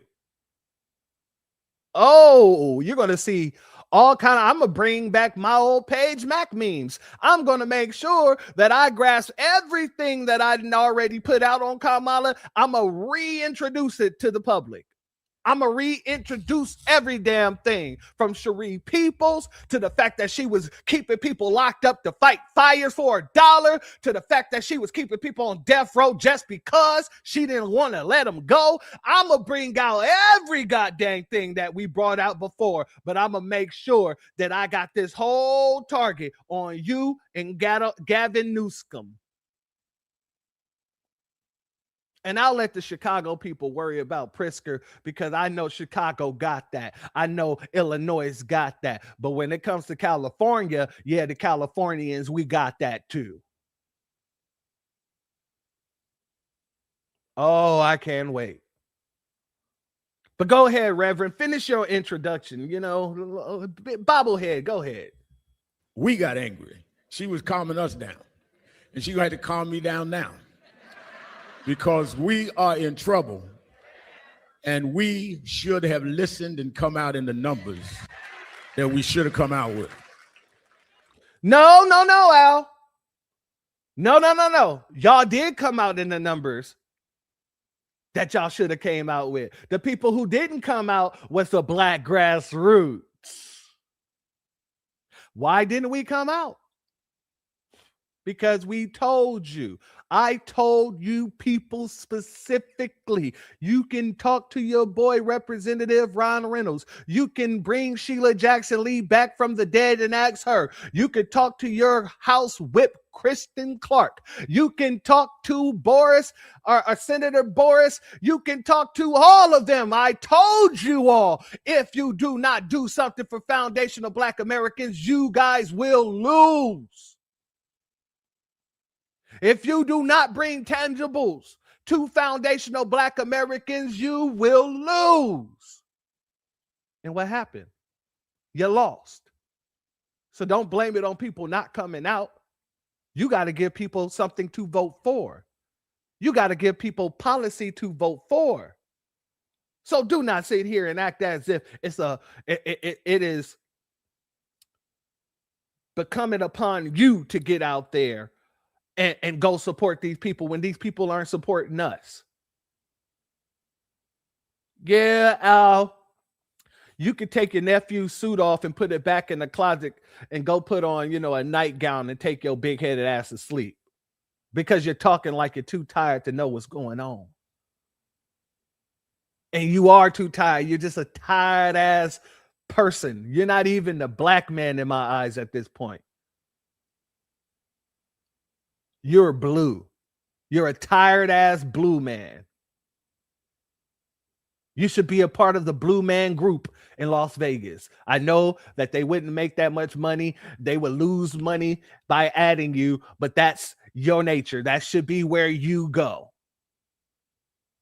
That should be what people know you for. Oh, Al Sharpton? Oh, you mean that guy that's a part of the Blue Man Group? Yeah, I know that guy. Yeah, he has a massive head, right? Yeah, I know that guy. Shout out to Misha. She said, I don't think she's really going to run. She don't like actual work. She likes her jobs handed to her. You are absolutely correct. She likes her jobs handed to her in the very same way the Democratic Party handed her over $2 billion to run her campaign, and that didn't work out for her either. But that is a valiant and very factual point. Very diligent you guys are. This is why I said y'all don't understand. Y'all don't understand. Bring us Kamala Harris. Bring us Kamala Harris. Bring us Gavin Newsom. And these diligent FBAs is going to make sure they go away.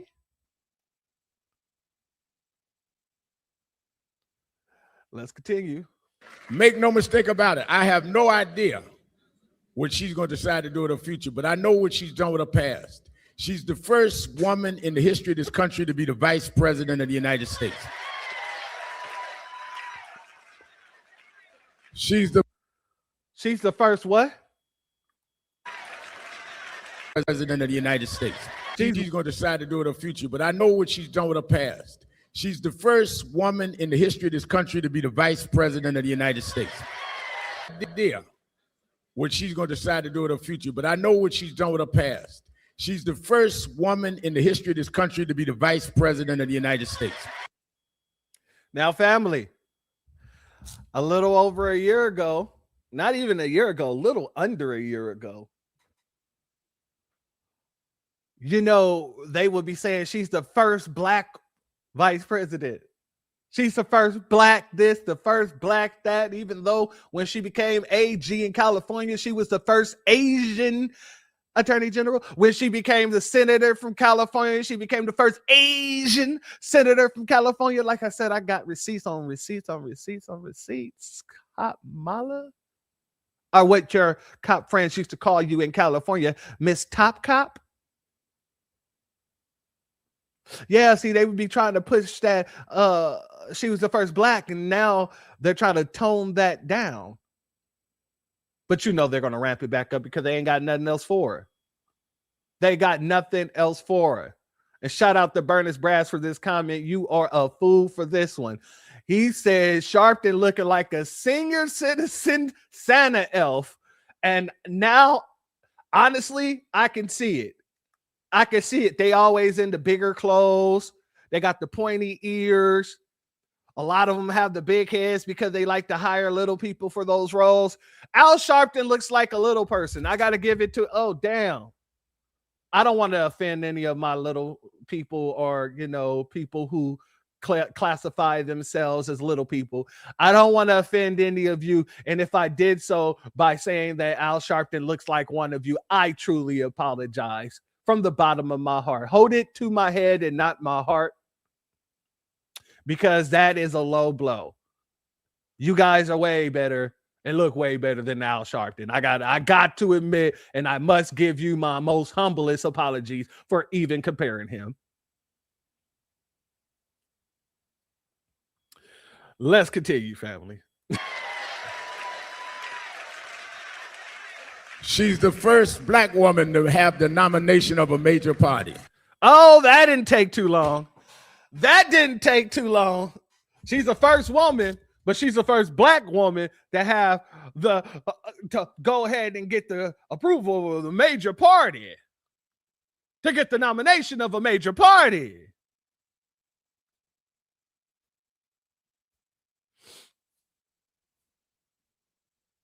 I've seen her mother. I've seen her father.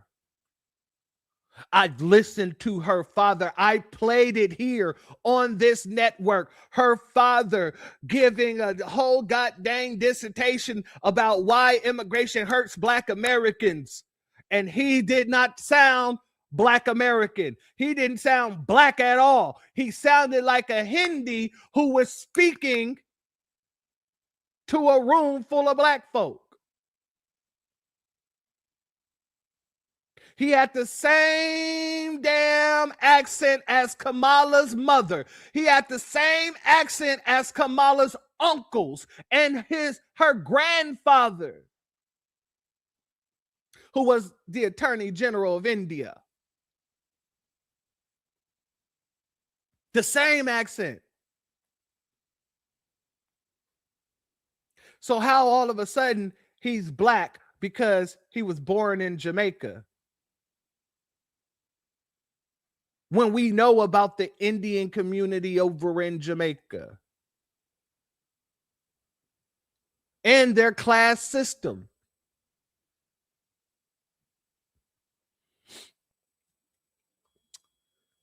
Shout out to our good brother Trey Messiah in the building. Much love to you and thank you for being here, family. As always, Shirley Chisholm was elected the first black woman to be elected in the United States back in 1968. I don't believe she receives the party's nomination, and that's what I think he's speaking about. But you're correct in that. But also, even if she did receive the nomination, notice 2 Caribbean women who they're trying to say is black that received that nomination. It ain't never been an actual black woman to receive the nomination. I never seen anybody wanting to nominate Coretta Scott or who wants to nominate not doctor, but our sister Barbara Jordan. No. So even if she was the first, and even if she wasn't, the only people that they have given nominations to has never been black women. It has been Caribbean women. It has been women from outside of America. In the very same way that Barack Obama was nominated and he is not from America. That man is a Kenyan.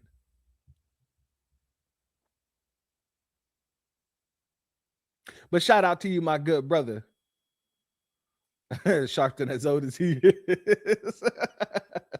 Exactly. Shirley was Caribbean, not FBA. Let's continue because we still in the introduction. We haven't even got to the meat. Let's get to the meat. I got to get to the meat. Pause. I rebuke that. I take that back. I throw it in the toilet. God dang it. We can't keep doing this shit, man. That was crazy. For sure. I don't even know what to say. Let's get back into it. And she is the second largest vote getter. She got more votes than Barack Obama, than Bill Clinton. She got more votes than anyone in American history. How? When it was the number one, there was the least American voters in this last election than the last prior elections. So how would she have more votes than anyone in the Democratic Party when you had less turnout than anyone in the Democratic Party? Someone explain that to me, please. Do you see how these people just come up and they say a bunch of nonsense? The last election had the least amount of voters turnout out of any Democratic campaign. So how in the hell did she get the most votes out of anybody who's ran in the Democratic Party?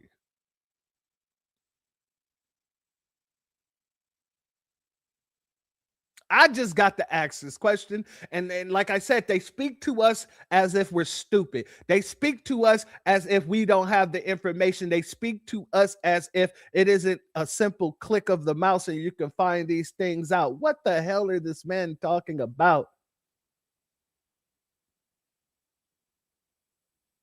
Shout out to A. Jones. I'm going to try to let him finish. But he keeps saying a bunch of nonsense. If this man is the chief of ceremonies, somebody need to take him the hell off the stage and remove that feather top and take over his duties, because this man is just a blatant liar. Exactly.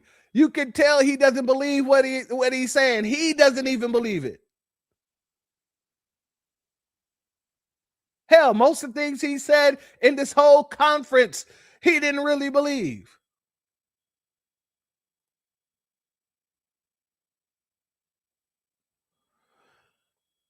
Let's continue.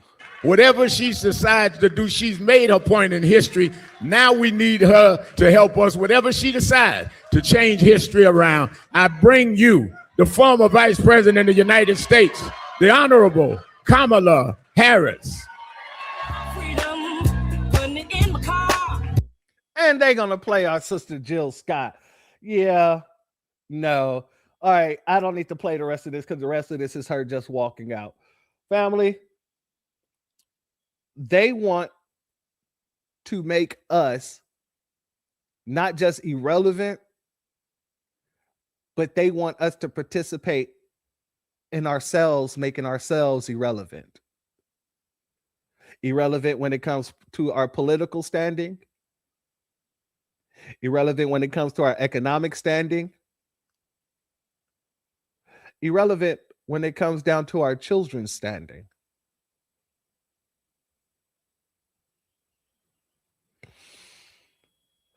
And we're not going to let it happen. Shout out to our good brother Trey once again. Why didn't she walk out with her white husband, church? Hey, because she's supposed to be looking blackety black, you know?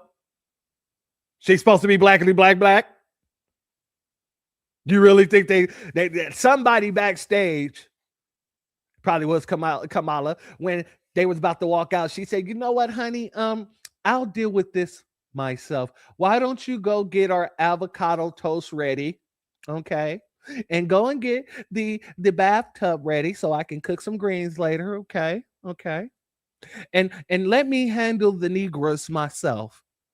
I gotta hold on. Let me get my Southern accent right. You better thank you, remember. Okay, I'm good to go.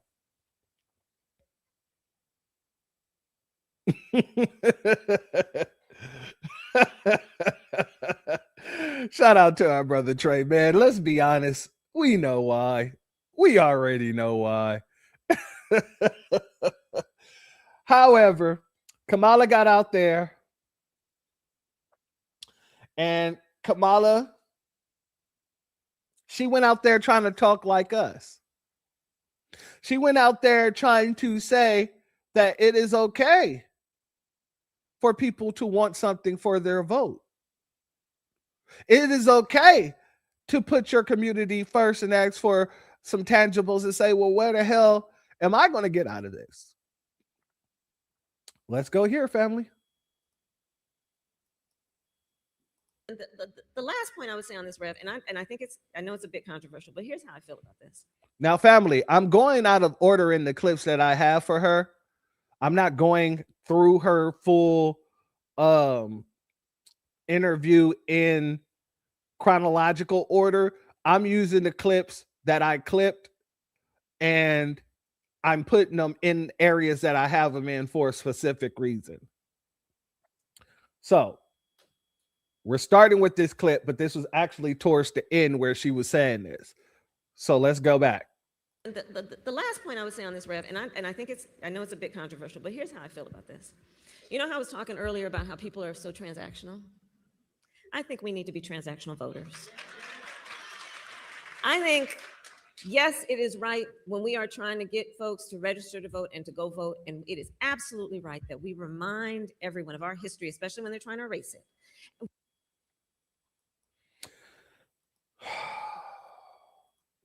Kamala.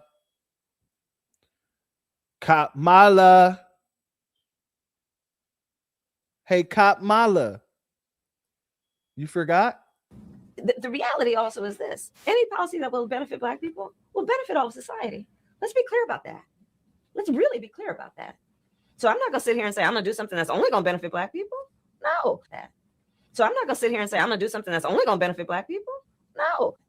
So I'm not going to sit here and say I'm going to do something that's only going to benefit Black people. No. Because whatever benefits that Black family will benefit that community and society as a whole and the country. Right? The reality. That is 180 degrees from what the hell you sound like right here. The last point I would say on this, Rev, and I know it's a bit controversial, but here's how I feel about this. You know how I was talking earlier about how people are so transactional? I think we need to be transactional voters.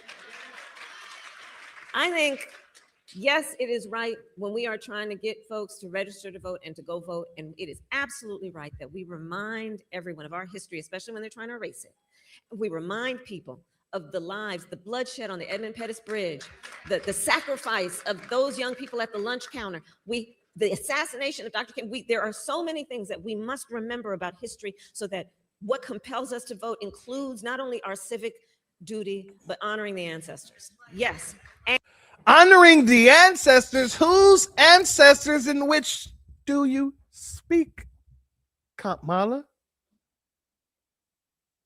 Honoring our history. Whose history, Kamala? So you're honoring our history, honoring our ancestors, and you don't have either. So you're taking our talking points, some goddamn think tank somewhere that told you to talk more like foundational Black Americans, to talk more like how we talk in the Black grassroots, to then try to shoehorn yourself into a history, lineage, and culture that you do not belong to again.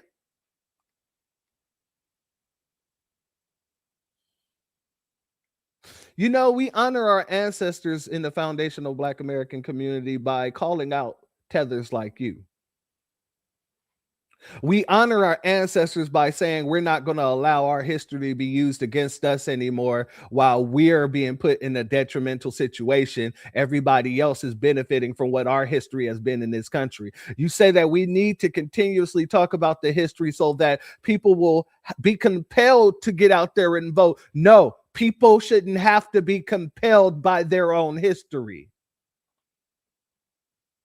No, people should be compelled by the actual policies that you guys are bringing to the people who suffered the worst atrocities that anybody has ever seen in this globe. But at the same time, as suffering from the worst atrocities out of anybody around the globe, still built the most powerfulest nation around the globe, the richest nation around the globe.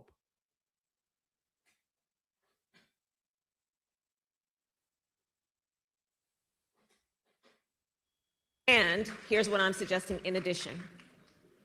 Get yours. Oh, now it's get yours, family. Now it's get yours. When we were saying we gonna get ours, wasn't these Democrats running around talking about, hey, we're acting selfish. It isn't all about us. We got to think about what's good for the good of the nation. Didn't they say that? Black Americans must save America once again. Wasn't that their rhetoric? Wasn't that them?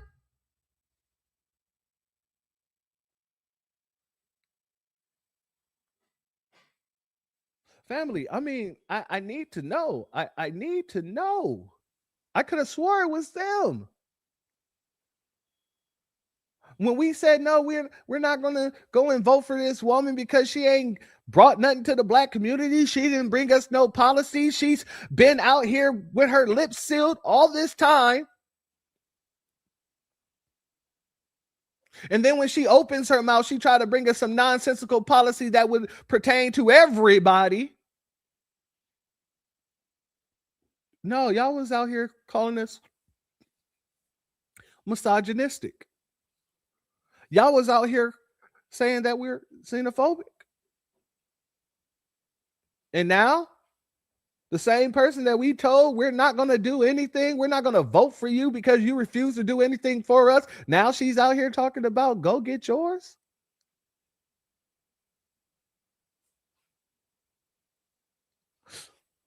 Family, I don't know about you, but we're going to get ours, and we're getting ours by holding these bastards accountable. And guess what? Everybody in the United States of America that thought that we were going to be the bottom class, they're getting theirs too by us saying no. Now everybody's on equal damn footing, and everybody's uncomfortable equally.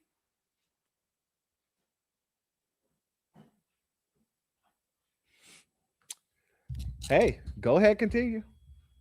Vote and say, I'm voting because I expect something out of this. You're not going to take for granted that I'm going to vote because I'm a good citizen and it's my civic duty to vote, so that you don't even worry about whether you're producing what I need because, oh, we can count on them to vote because they remember the Edmund Pettus Bridge. Doesn't it sound like she's been listening to the black grassroots? They gave her some talking points of the talking points. Yeah, even down to the Edmund Pettus Bridge. I quite literally did 2 different programs on it within the last couple of months. Both tethers, Wes Moore,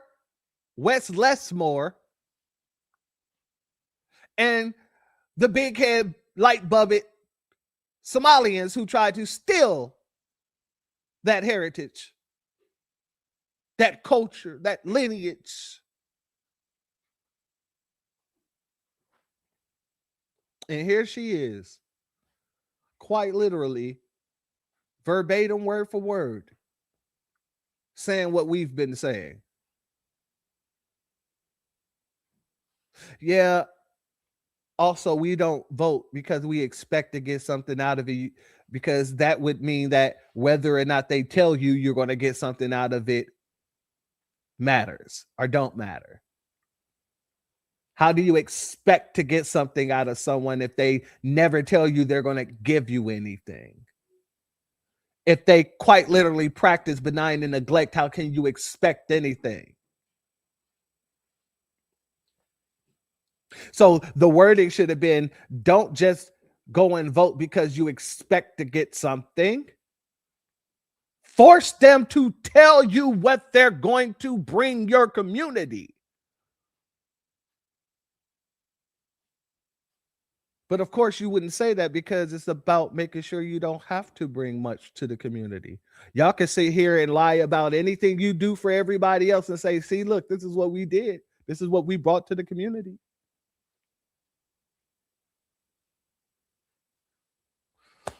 Continue. I'm saying it's okay to also give people permission to be transactional and to say, if you're going to get my vote, this is what I expect. I'm going to vote because I expect to get something out of this. I'm going to get mine by voting. Let me also say this, family. If we waited on permission to stand on lineage business, we would have never gotten to this point that we are here today with. I don't give a damn about anybody's permission to stand on business. I don't need your permission to stand on business. I don't need your permission to say I'm not giving you my vote if you don't bring something to my community. I don't need your permission to do any of that because nobody else needs your permission. You're not sitting here talking to people talking about, hey, the Asian community has a right to get something and we should give them permission to ask for something. We don't need permission to ask because they didn't need permission when they got that hate crime bill, when they got $50 million off of a lie that targeted us. We don't need none of your permissions. And because we don't need your permission, we have changed the global political dynamic by just saying no. We didn't need your permission to say no. We didn't need your permission to not show up to the polls because you wasn't doing anything. We just said no.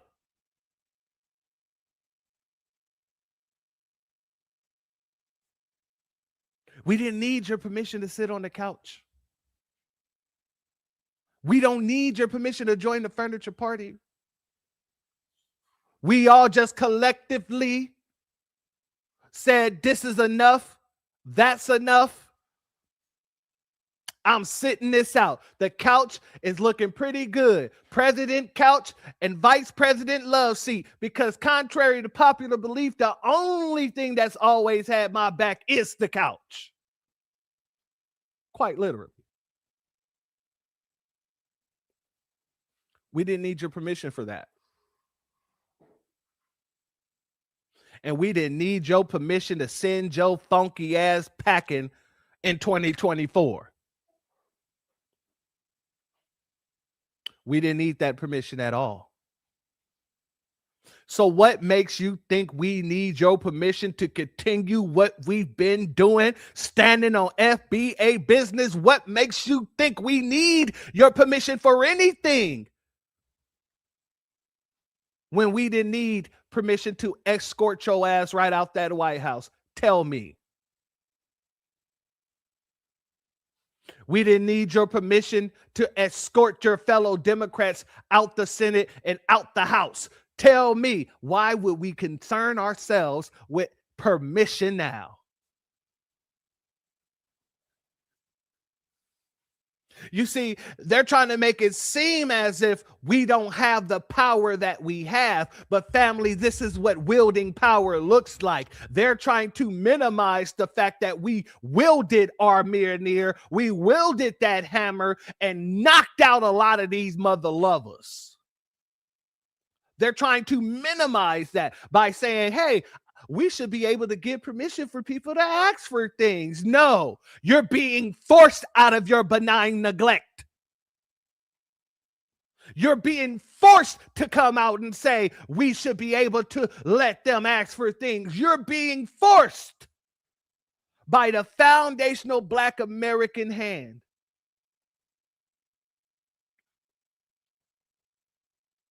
So you're not going to come out here and try to downplay what the hell we did and what the hell we continue to do, which is knock y'all asses right out the ring because you refuse to do what we told you to freaking do, which is bring us our tangibles, cut the damn check.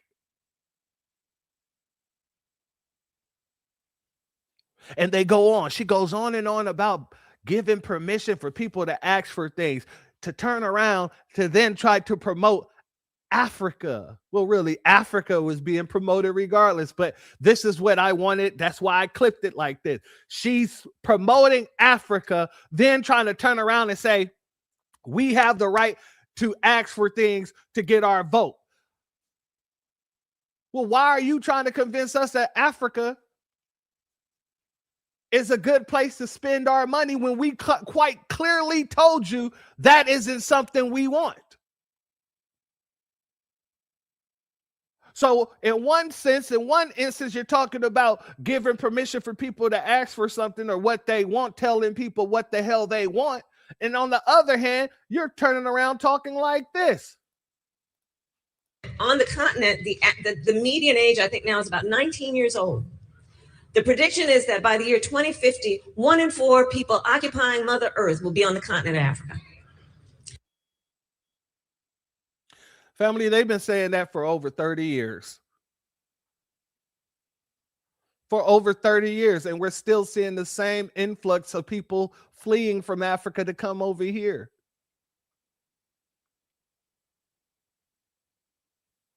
Why are y'all talking to us about that when we made it very clear that we want nothing to do with that? And we want people who represent us to know that we want nothing to do with that. But go ahead. Which presents either a wonderful opportunity for partnership and investment, understanding this population of people are going to have such a huge impact on the future of the world. If that was the case, why didn't that happen already? Family, isn't she over here sounding like 19 Keys? We have the opportunity because the motherland, you see, the motherland is going to become the mother fatherland, and everybody is going to be moving over to the motherland. So we got an opportunity to do business with the motherland.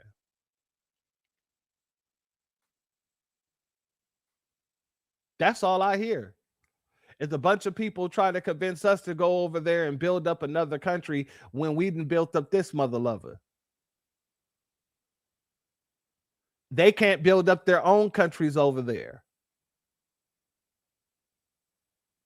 But y'all want to convince us that we should be going over there, investing over there rather than investing in our own neighborhoods over here to make sure we don't have to be pushed out of those neighborhoods. You see what's happening here?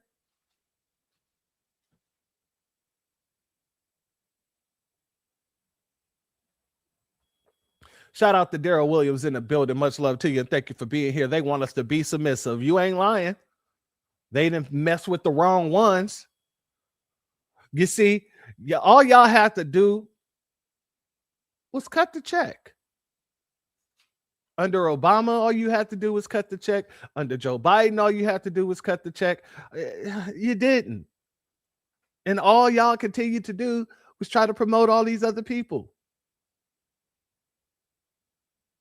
So trust me when I say it's going to get a lot worse from here. Or it's going to present a risk if we just ignore the needs of the people who are there. For example, you're ignoring the needs of the people who are here that built the country. So why the hell should we give a damn about the needs of the people who are overseas? You are ignoring the needs of the people who built the country here. But you want us to be concerned about the needs of the people who live overseas? Who keeps running away from their homeland over there to get over here where we are?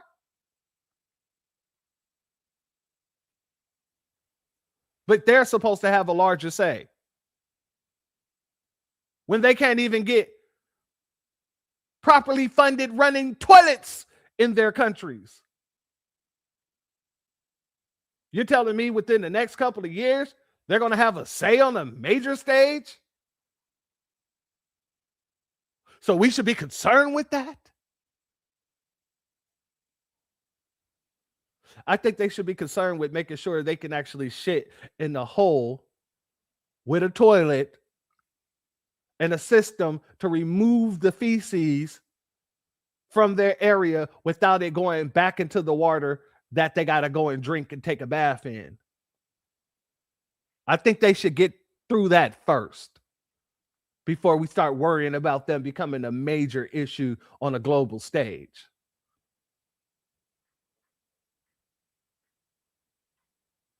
Many African nations, their economy is based on agriculture, right? So the work that we could do in partnership around new ways of, I've been spending a lot of time in the South, as you and I talked about. When I leave here, I'm going to North Carolina, South Carolina, and Georgia, and then Arkansas later. But agriculture, and in fact, some partnerships with our local farmers and family. She wants us to make deals with these people to trade in agriculture when most of these people are dealing in genetically modified seeds, when most of these people are eating genetically modified foods. Oh yeah, you can thank your Bill Gates for that. So she wants us to stop concentrating on our farmers over here so that we can concentrate on the farmers over there who is already eating fake food. She wants us to now partake in that. And many of us refuse to even partake within this genetically modified organisms bull stuff.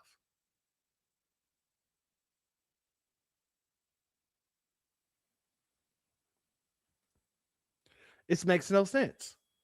And yes, just say you want their resources.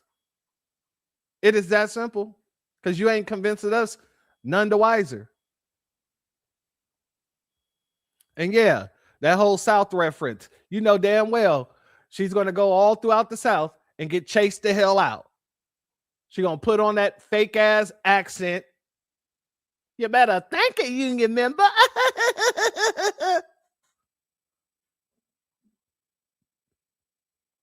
And get ran out of that piece.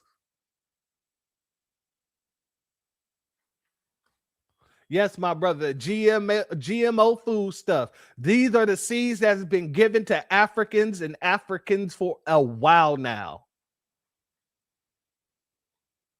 Straight through Monsanto's, straight through Bill Gates.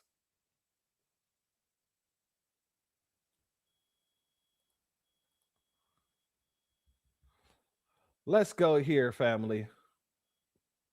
Because she mentions Africa, and I want everybody to understand this is a freaking play, because even you got the Nabisco sitting here trying to make it seem like Africa is going to be a powerful nation and what they would need to be separated to never become a great nation. Look at this. He's using ChatGPT. But watch what it says. If you wanted to stop Africa from becoming a superpower, you wouldn't have to invent a new strategy. I want to make sure it ain't too harsh, because if you wanted to stop Africa from becoming a superpower, you wouldn't have to invent a new strategy. The blueprint has already been written, tested, and perfected over centuries. You'd start by making sure Africa never unites. The easiest way to do that is by keeping people divided along ethnic, tribal, and religious lines. If they ever start working together, remind them of past grievances. Stoke old wounds, fund separatist movements, keep border disputes unresolved. Make sure every time they take one step forward, they take 2 steps back because they're too busy fighting each other. Family, why are all these Nabiscos all of a sudden pretending to be so concerned with Africa? Pretending to be so concerned with foundational Black Americans? Why is it all of a sudden the same people who don't like Africans and don't like foundational Black Americans are so concerned with what's going to happen on an African continent, as well as being so concerned with us being worried about what's happening on the African continent? Why? Because it's a freaking game. They're pushing an agenda.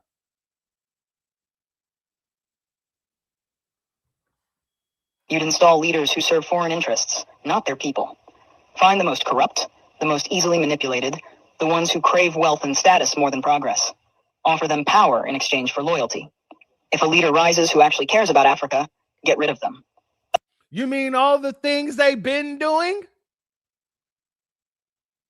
You mean all the things that people in Africa helped with?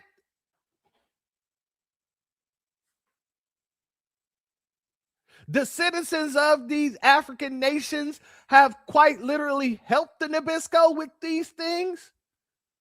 Why are you looking so shocked, Nabisco man? This is what your people do. All of a sudden, this is surprising to you?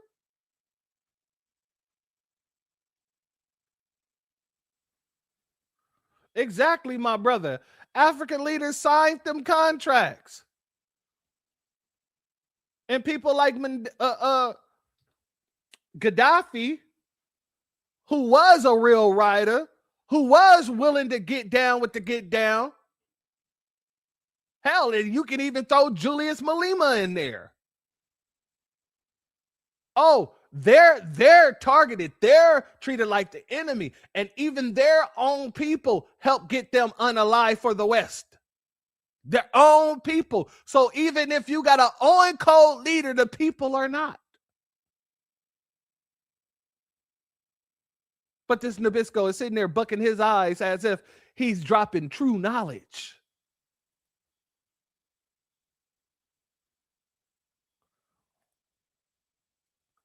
Hold on. Shout out to our good brother. Why are there Russian flags waving in parts of Africa? Because those people love the Nabisco. They love them some Nabisco. You know it, brother. I know it. Including Ibrahim Traoré. And I'm going to do an actual broadcast on that situation. Well, not a broadcast. That's actually going to be a video drop. That's going to be going to the members tomorrow, as a matter of fact. But later on in the week, it'll be released. Talking about how Ibrahim Traoré isn't really on that Gaddafi tip. He isn't really on that Julius Malema tip. And there's people inside of his country that's been trying to get the word out, and they've been unalived. So there's a clip that I have from one of the journalists from that area explaining what's really going on inside of Burkina Faso. And it has a lot more to do with the Russians than people would love to believe. But That's another video for another day. Let's get back to the Nabisco. Assassinate them if necessary. But if that's too messy, just destabilize their government and back a coup. If they talk about nationalizing resources, make an example out of them. If they try to unite Africa, take them out before the idea spreads. You'd keep Africa economically weak by making sure it never industrializes. Let them export raw materials, but never process them themselves. Control the mines, the oil fields, the rare earth minerals. Keep them selling cheap and buying expensive. If a country tries to break free and build its own industries, sabotage it. Place sanctions, destabilize its currency, fund local opposition, crash its economy. If that doesn't work, orchestrate a civil war. People can't build when they're too busy trying to survive. You'd make sure their education system produces workers, not innovators. Teach them history that glorifies their oppressors.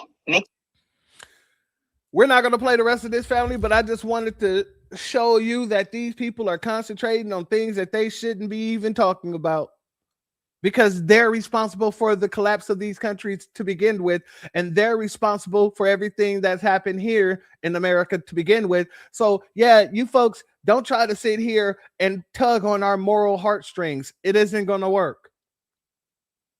It isn't going to work, especially by some guy named Wild Dingo. A dingo ate his baby.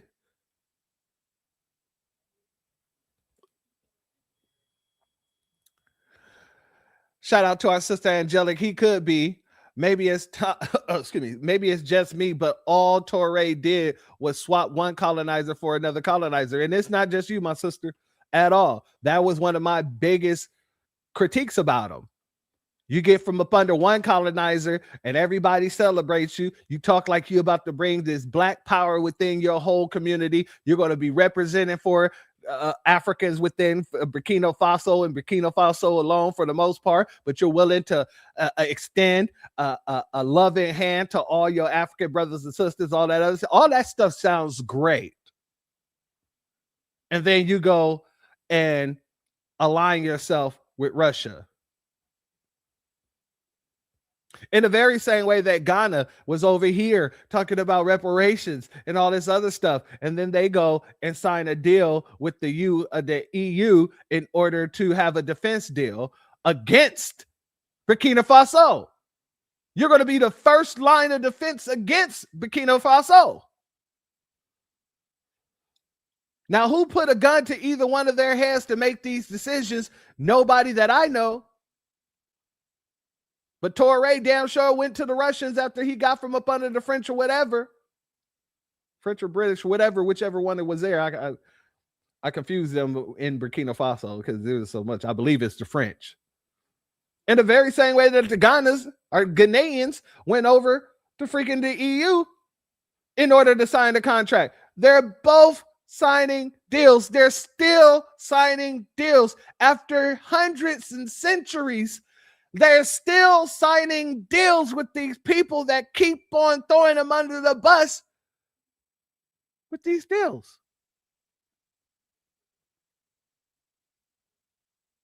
With these deals, they're still signing deals with these people. It was the French, yeah. Okay, thank you. Yeah, I thought it was the French. But yeah, that's what we're seeing here, family. And he also reminds me of this actor. I forget his name. I believe he was in, what movie was that? God dang it.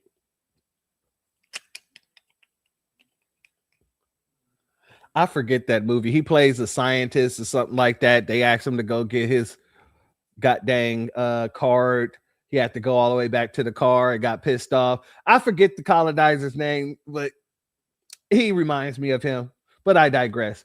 Let's go here, family, because we ain't done with what Kamala had to say. She had some other things to say. She had this to say here. Let me go here.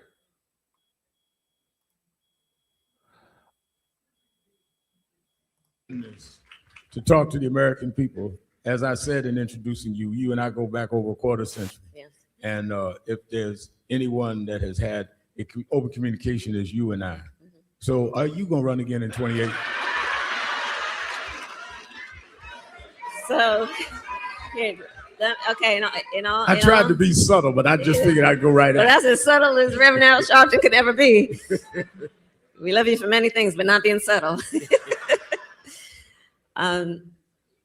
Listen, I might. I'm thinking about it. Listen to all those seals over there applauding. A bunch of damn sheep who think they're relevant. And they keep showing how relevant they're not. But they're going to keep doing the same thing because ain't nobody there to tell them the truth. Well, guess what? This time around, we had an FBA brother there to tell the truth. And we're going to get to that. Put a pin in that. We'll get back. She had reasons why she said she would do so. Let's go here. Let me say this. I am thinking about it. But let me also say this. Look, I served for 4 years being a heartbeat away from the presidency of the United States. I spent countless hours in my West Wing office, footsteps away from the Oval Office. I spent countless hours in the Oval Office and the Situation Room. I know what the job is. And I know what it requires. And I am thinking about it in the context of then, is who and where and how can the best job be done for the American people? That's how I'm thinking about it. I'll keep you posted. I'll keep you posted. Okay. All right. All right. Vice President of the United States, Kamala Harris. I share in many of your sentiments, family. If she runs again, she'll lose again. And all those people that was clapping, as Yarul says, it was the 92%ers. She has her little AKAs there and there. Woo! But the fact of the matter is, even Democrats know that that is not a smart damn move. Even the Democrats know that it is not a smart move to run Mrs. Jack Daniels III again. It's not. When you have Dana Bash bashing you on TV with her group of Democrats commentators, you've already lost the plot. Let's go here, family. You think I'm joking? No. Inside politics with Dana Bash. Let's do it. Former Vice President Kamala Harris is addressing the political elephant, or should I say donkey, in a lot of rooms. Here's how she responded just moments ago at the National Action Network convention. Now, I want to remind you all, CNN has become Iran's de facto media, basically. State-sponsored media, because they have been the only company that has not only been allowed into Iran to report on what's going on with Iran, but to have as much access to Iran that they do. So for her to be sitting here for her panel,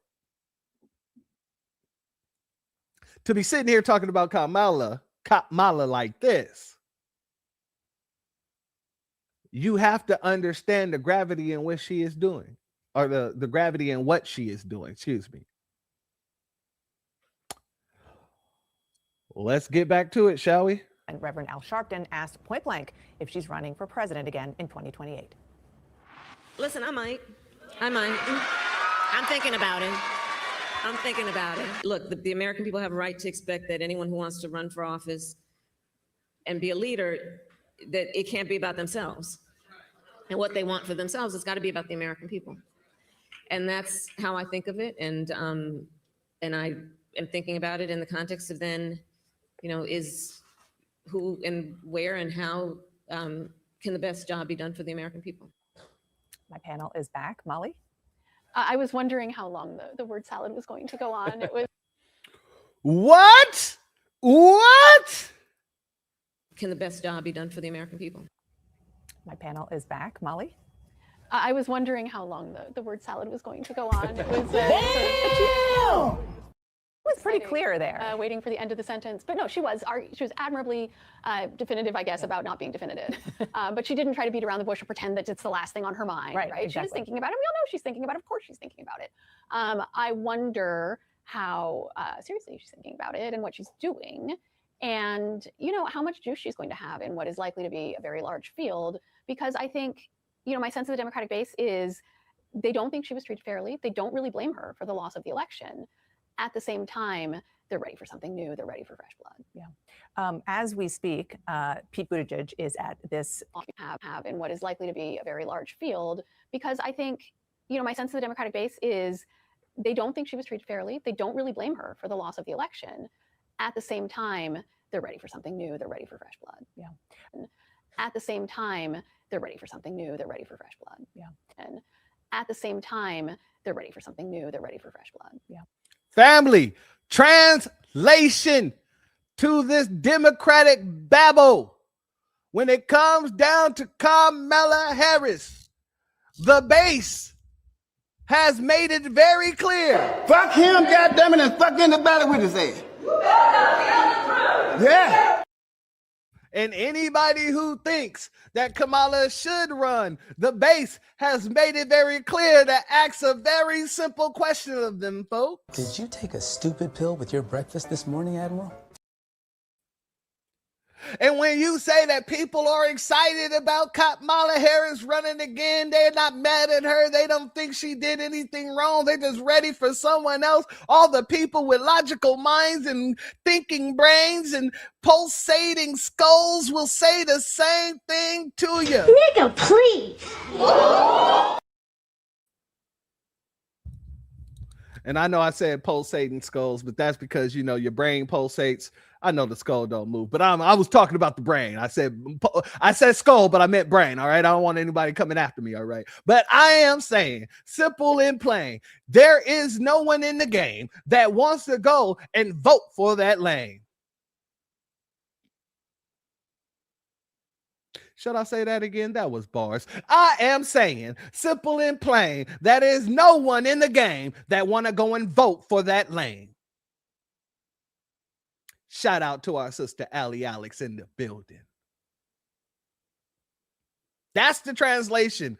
They try to say it nicely. They try to say that you see she was throwing shade off the back. She came out throwing shade. She came out swinging from the trenches. She said it herself real quick, real swift. I was waiting for the word salad to end. Oh, she really wasn't word salad again. I was just waiting for her to come to the end of her sentence.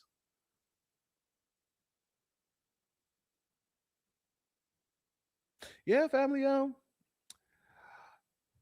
I do translations too. Hey, Rosetta Stone, if y'all need me, hit me up. What is that other one? Pimsleur. If you need me, I do translations too. I go from, babble to plain text in a hot second. Just let me hear what you got over there. I'll give you a layman's term. All right, let's let her continue. As we speak, Pete Buttigieg is at this conference, which is going on. Al Sharpton is talking to him right now. Over the past couple of days, we have seen many potential 2028ers speak there and talk about how they see the future of the Democratic Party. Let's listen to some examples. We have an opportunity to have a real debate within our party about what we stand for, about what our affirmative vision is, which can't just be about banging Donald Trump every day. It has to be about what we are going to do to make people's lives better. Any of these people who are thinking about 2028, I need to see that you're taking 2026 seriously. I don't want to see you tell me about the 12-point plan or the 5-year analysis or no. What are you doing right now? We need to have our agenda, and we need to make sure we pass it in a first year of a Democratic administration. First and foremost, we're going to go. I'll take it back a little bit. I'll do it piece by piece real quick. Go ahead, Wes Moore. thinking about 2028, I need to see that you're taking 2026 seriously. I don't want to see you tell me about the 12-point plan or the 5-year analysis or no. What are you doing right now? We need it. All right. Wes Moore, you asked a great question. What are you doing right now? So I posed that question right back over to you. What are you doing right now, Wes Moore, to make foundational Black Americans say, hey, you know what? I would vote for that guy. Nah, see, Les Moore, I want you to know you're actually turning foundational Black Americans against you consistently. It is rapidly going downhill for you. You're not going to get put into that office either. You need to know that. You see, when you insult foundational Black Americans, everything will be laid upon your forehead. Pause. And let come what may. You, good sir, are my, Caillou looking brother there. That's not really a brother. I would say brother in the sense of Dr. Cornel West. That Caillou looking brother over there. You haven't done nothing. So why are you sitting here talking about, I don't want to hear, you need to be thinking towards 2028 and what you're doing now? What you're doing now? Well, you're not doing shit now. You're not doing a damn thing. Not a damn thing. Let's go to Pritzker. Have our agenda, and we need to make sure we pass it in a first year of a Democratic administration. And it needs to be bold. I'll call it Agenda 48, because the 48th president of the United States, who's going to be a Democrat, is got to have an agenda that's bold and gets passed right away. These people are hella delusional. And even these Democratic correspondents have to call out the unbalanced nature of their message at this whole dang situation. This whole conference has been a whole unbalanced situation there. So I'll let the correspondents call out JB Pritzker on that one. Go ahead.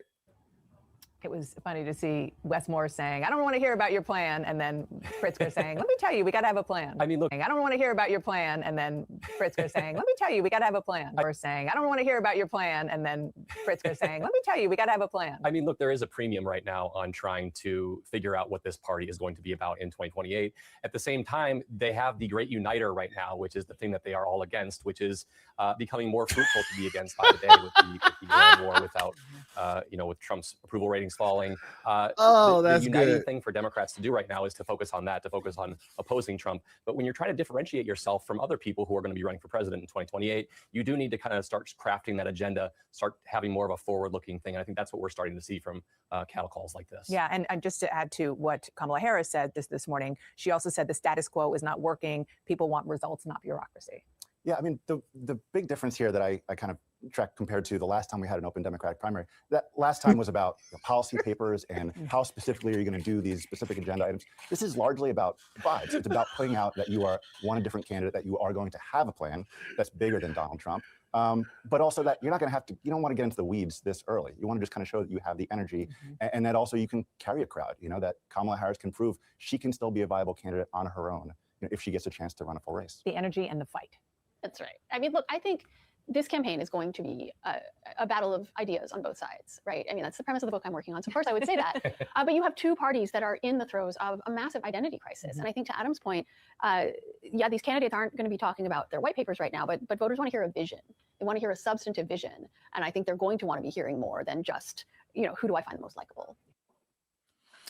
So family, even the Democratic correspondents have to admit that it is not a good idea. They even have to admit that the people that they're actually putting to the forefront isn't really good ideas. You got to admit it if you really want to have a good chance. And the fact of the matter is, the Democrats don't have a good chance at all. because they're living in a world full of nonsense. And they want us living in that world full of nonsense as well. Shout out to our sister Honey Brown Sugar in the building. Much love to you. Let's ask that question. What is Wes Moore going to do now about Baltimore residents complaining about their increased electricity bills? Oh, yeah. Yeah, that's a good question there, Wes. Shouldn't you be concentrating on lowering those things there, those electricity bills? I'm just suggesting. You might end up looking like J.B. Pritzker in Illinois. However, I digress. Shout out to you, my sister. Thank you for being here. Now, when I say they're all on this bull stuff, they're all on this bull stuff. Family, we're not done. We're not done yet. We're almost done, but we are not done. We got to talk about a few things. So when I say they're talking about nonsense, they're over there talking like this. Go ahead, Al. They're going to celebrate the 250th anniversary of the country July 4th, but that's not our celebration. We were slaves then, and they celebrate signing the Declaration of Independence 1776. We were not even emancipated until 1863. So I don't know what everybody getting ready for a celebration. You know, that it seems crazy for me to have on the birthday hat at your birthday party. That ain't my party. It's funny that you would say that, Al. I've never heard you tell any immigrant that at all.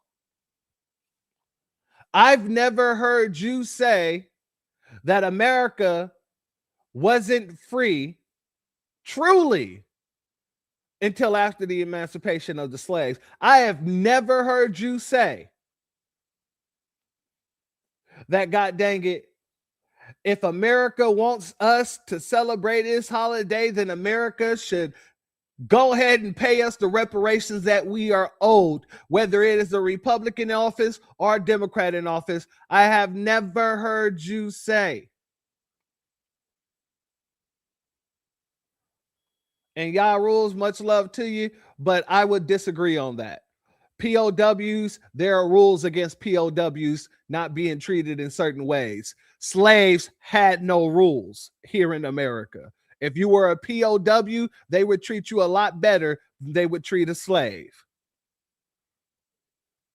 POWs didn't go through a god dang it a percentage, a 1%, not even a 0.1% of the things that we had to go through here in this country.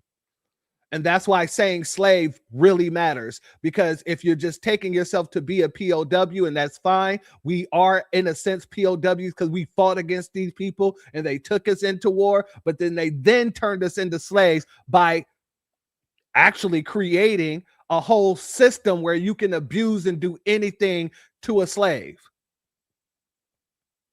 And the POWs in this country has never been treated like that. Never. Their children wasn't raped. They wasn't separated from their children if they were taken as POWs together. They have never been through an inkling of our history. So that's why I say slaves in the way that I say it, and I say it with conviction, because they didn't do to the POWs what they did to us. We fought in every damn major war in this country, and they still treated those people who came against us that we caught trying to hurt America. They still treated those POWs better than us. So I on one end, I understand why a lot of people use the term POW, but I don't use that exclusively. POW is correct because they did take our natives into captivity. Absolutely. After we was fighting to make sure they couldn't take us into captivity. You're absolutely correct on that. At that point, we were POWs. But then a lot of those people got reclassified in the from natives or from aboriginals over into Negroes, and they made us slaves after that. So we have to be very, very, very careful not to eliminate that slave term, because then people will say, well, why do you need reparations if you were just a POW? Well, what does reparations have to do with you? You were just a POW, right? So no, we got to say the word slave because that hits them hard, because that shows them, you know what you did. We know what you did. We know how you got rich. You know how you got rich. You need to know we're not letting up off of this because you owe us a debt. Really, you owe us many of debts, but guarantee once one get done, we go to the next and then go to the next and then go to the next. But much love to you, family, and thank you for that. Putting it that way, I agree with you, Church. And I'm not trying to convince anybody to think the way I think. I just want people to actually look outside of the box of the terms that we use sometimes, and then we'll stay on certain terms. That's why using foundational Black American interchangeable with Freedmen, it is a great thing because we know for a fact that our terms is Freedmen. However, when you say foundational Black American and legal sense and things like that, you're going to have to take it back to Freedmen, because we have a legal status as freedmen. So it is good to be able to have terms and use words interchangeably, but we don't want to be so confined on one term that we eliminate what we actually was treated as. Much love to you, family. Exactly. So pay up, demons. Let's let him continue. In fact, I'm thinking Saturday when I do my address to the convention, they're calling for something on July 4th, like Frederick Douglass did. Why should we be celebrating that? We may need to do our own rally in Philly or somewhere that day, because that's not our background. They're going to celebrate. Notice, family, he is trying to remove our Americanism from us. He is trying to remove our Americanism from us. Now, I say this, to each its own. If you don't want to celebrate the 4th of July as an American, as a foundational Black American, guess what? You have that right.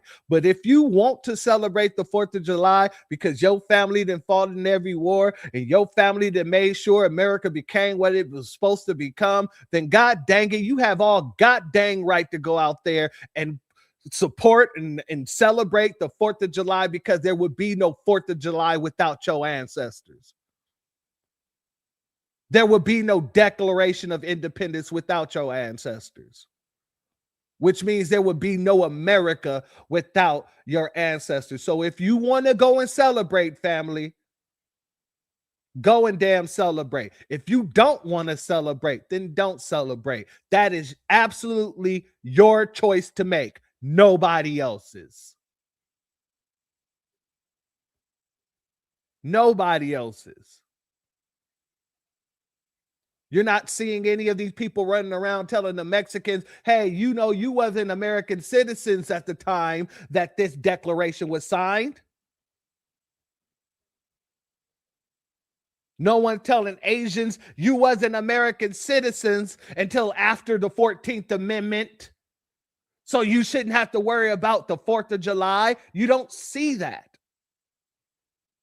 You only see it when it comes down to us. And that's because they want to remove us from our American heritage, our American birthright.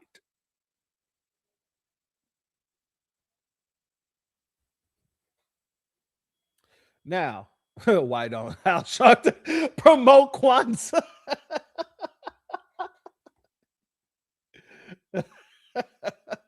Shout out to our brother Christopher Ellis in the building once again for this comment. This goes hard. Pause. I claim all these American holidays because I honor the memory of the traditions of my ancestors. I 100% agree with you, brother. I don't celebrate all holidays, but when it comes down to these American holidays, I quite literally do, because it was us fighting in the wars. It was us making America what America is. So when you have Memorial Days and things like that, it was us creating those holidays. It was us creating Veterans Day. It was us showing love to our ancestors that left here fighting for here. We're not going to turn that away. If the Non-Action Network wants us to do so, then you should just go ahead and move over to Africa then. It is that simple. Oh, Zavon had to throw one up. One caveat. Thanksgiving? No, I ain't talking about Thanksgiving. That's Thanksgiving. It's more about family. It's not even about celebrating that holiday in itself, right? Because most people are off around that time. So it isn't really about the day in itself anyway. It's about all of my family really being off, being able to come together, being able to cook, being able to enjoy each other's company. So with that, family giving, friends giving, things like that, those things, yeah.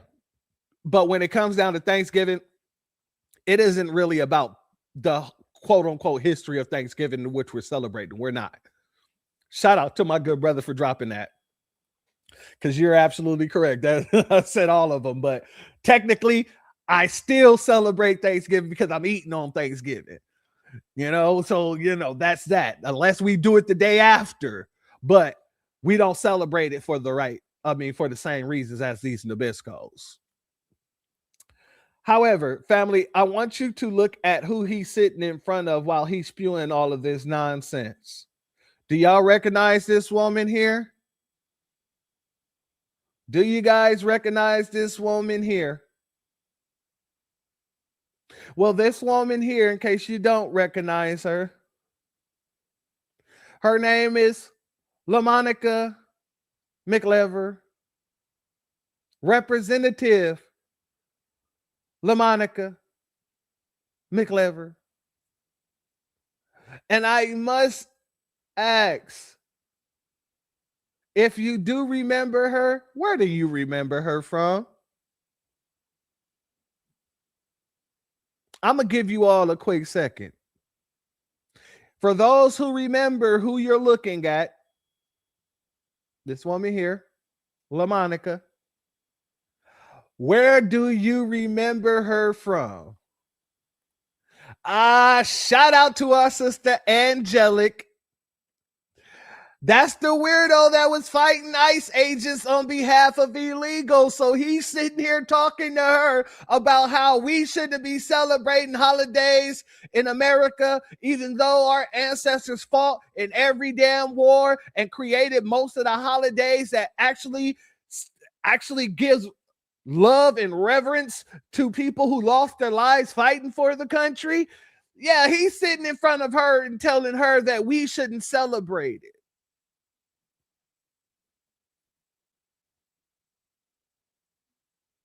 And just to take a little detour, we got a little more information on Miss LaMonica, Representative LaMonica, if you will.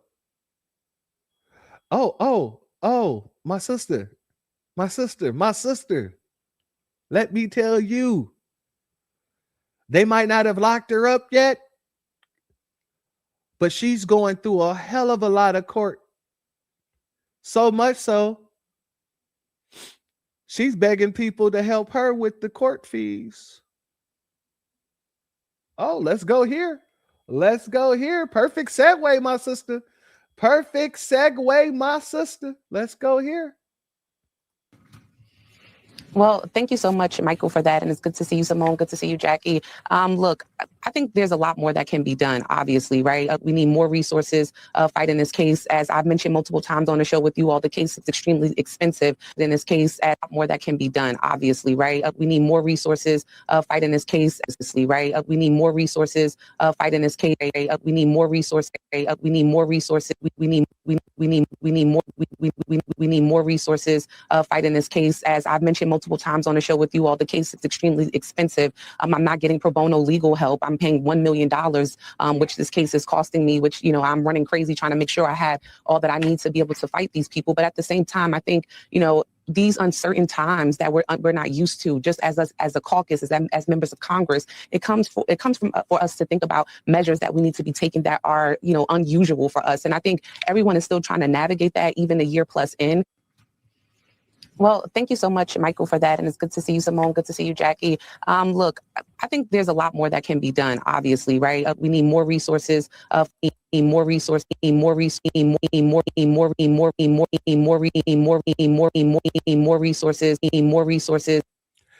DJ Church back at it. Hold up. Shout out to our good sisters. LaMonica should ask the illegals to pay her legal bills. Yeah. That's what happens when you get out there and you start representing for people that isn't of your community. They leave you on the hook. See, you're going to now have to go to jail or deal with the courts because you wanted to sit here and put your hands on people who were doing their damn jobs. And the job that they do actually helps the foundational Black American community by removing these people that shouldn't be in our communities to begin with. And I got to give another shout out to our sister Aquarius Minded. Ask LULAC for help. You mean to tell me LULAC didn't see what you were doing and tried to fund your whole damn defense?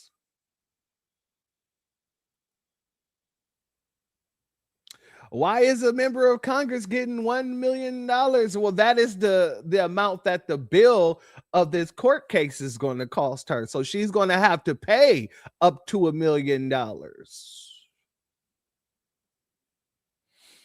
Yeah. Shout out to Christopher. He said maybe the illegals can create a GoFundMe with all their SNAP benefits for her. Well down.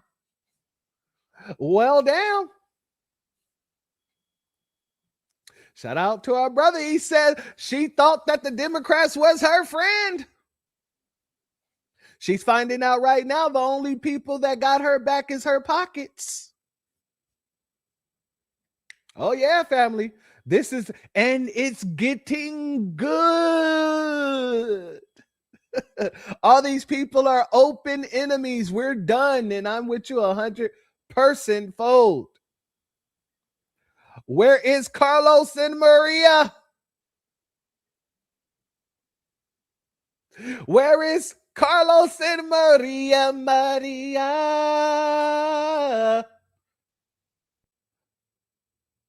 She reminds me of a West Side Story. Oh, I know where she at. She's at home eating her tacos. Why you fighting the case so criminal? Maria. She left you on a hook in East LA. And now you got to pay $1 million. Shout out to all my foundationals. Let me stop. Shout out to all the foundationals. We have fun. We have mother-loving fun. Nothing but the hits. Nothing but the mother-loving hits. Can I do a whole live just singing? Shout out to Tia to you. Much love to you. Thank you for being here. Maybe one day we might do a little something on the back end. We might do a members and a Patreon only, and I'll let y'all give me the songs and I'll do, I don't know, some karaoke on those. Well, I'll put it into the thought process, but much love to you, my sister. Thank you for being here. Yes, GoFundMe. Go and get those funds. Call up all your illegals.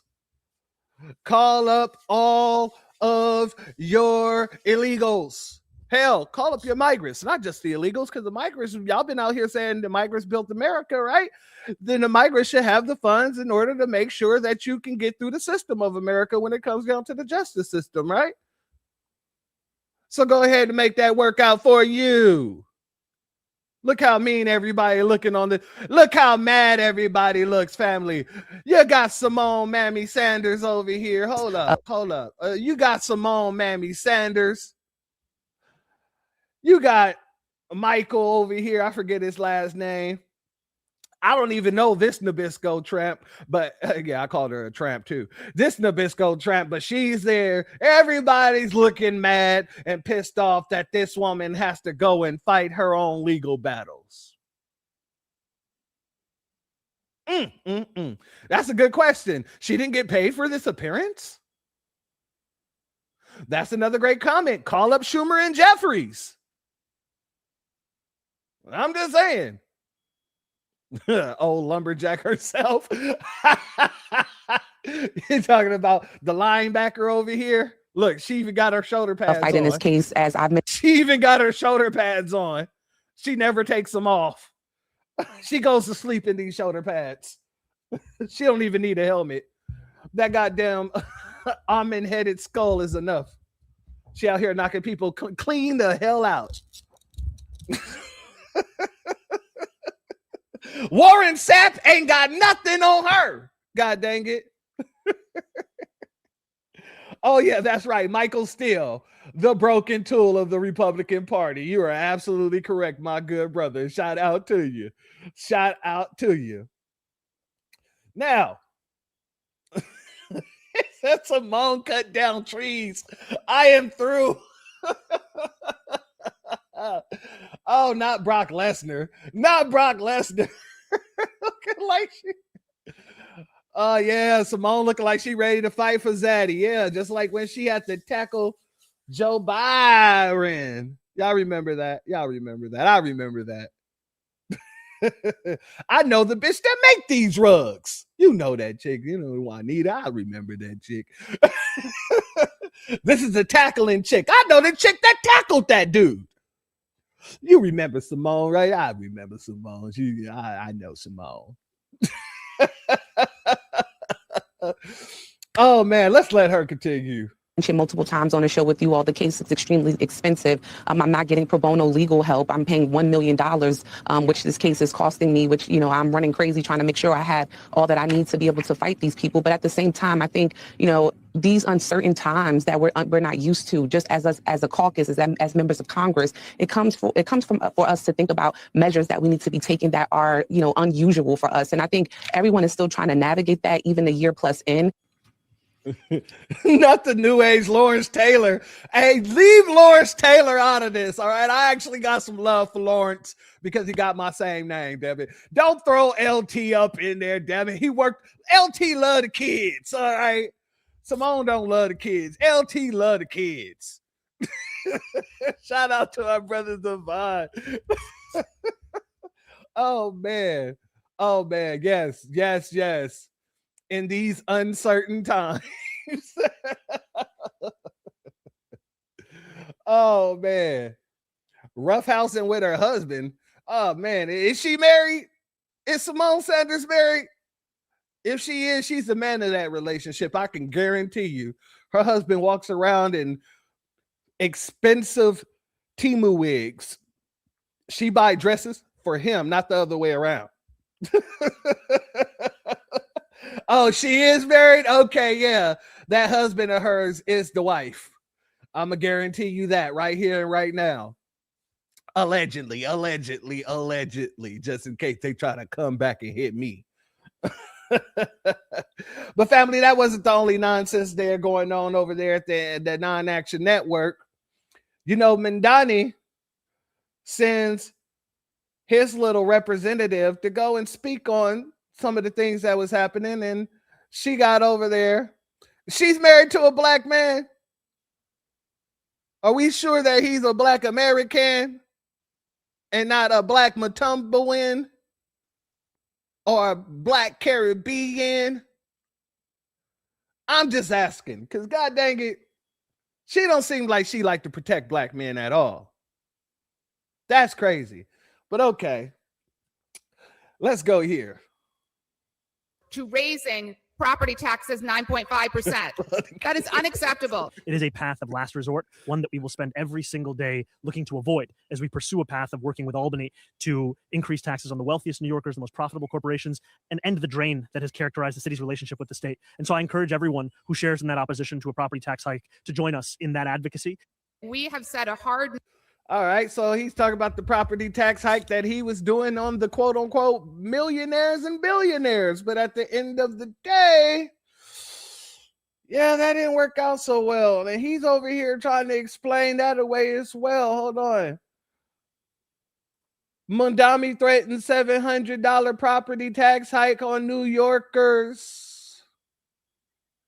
We're not talking about free buses. We're talking about dipping into the rainy day fund. We're not talking about taxing millionaires. We're talking about taxing working class people. Well, I am talking about taxing millionaires. What we need to do is reckon with the structural nature of this and put ourselves back on the kind of footing that allows us to advance an agenda. You voted for free buses. You voted for free childcare. You voted for a mayor who said working New Yorkers did not create this budget crisis and should not be the ones to pay for it. And yesterday, 48 days into his administration, that same mayor stood in front of cameras and announced a 9.5% property tax increase on 3 million homes, on over 100,000 commercial properties, on every landlord who will pass it straight through to every tenant. $700 more per year for the typical homeowner. And he called it a last resort. But here is what nobody in that briefing room asked out loud. Is this a threat designed to pressure Albany into taxing millionaires? Or is this the reality that nobody had the guts to say during the campaign? That free stuff is never actually free, that someone always pays, and that someone might be you. Let us be very clear about what happened yesterday. Mamdani released his first preliminary budget, $127 billion. He framed it as a choice. Albany can raise taxes on millionaires and corporations, which he cannot do himself. He needs state approval for that. Or the city will raise property taxes, which he can do with city council approval. And then he placed it there anyway, in a legally required balanced budget, because New York City law mandates a balanced budget. And if Albany says no to the millionaire tax, and Hochul has said no repeatedly, publicly, emphatically, then this property tax increase is not a threat. It is the plan. The budget also assumes the city will drain $980 million from the rainy day fund and another $229 million from the Retiree Health Benefits Trust. So the reserves you were told to save for emergencies, they are being spent. Not on an emergency, on recurring expenses that will still be there next year and the year after that. And Mamdani is still projecting budget gaps of $6.7 billion in 2028, $6.8 billion in 2029, and $7.1 billion in 2030, even with the property tax increase. So the question is not whether this closes the gap.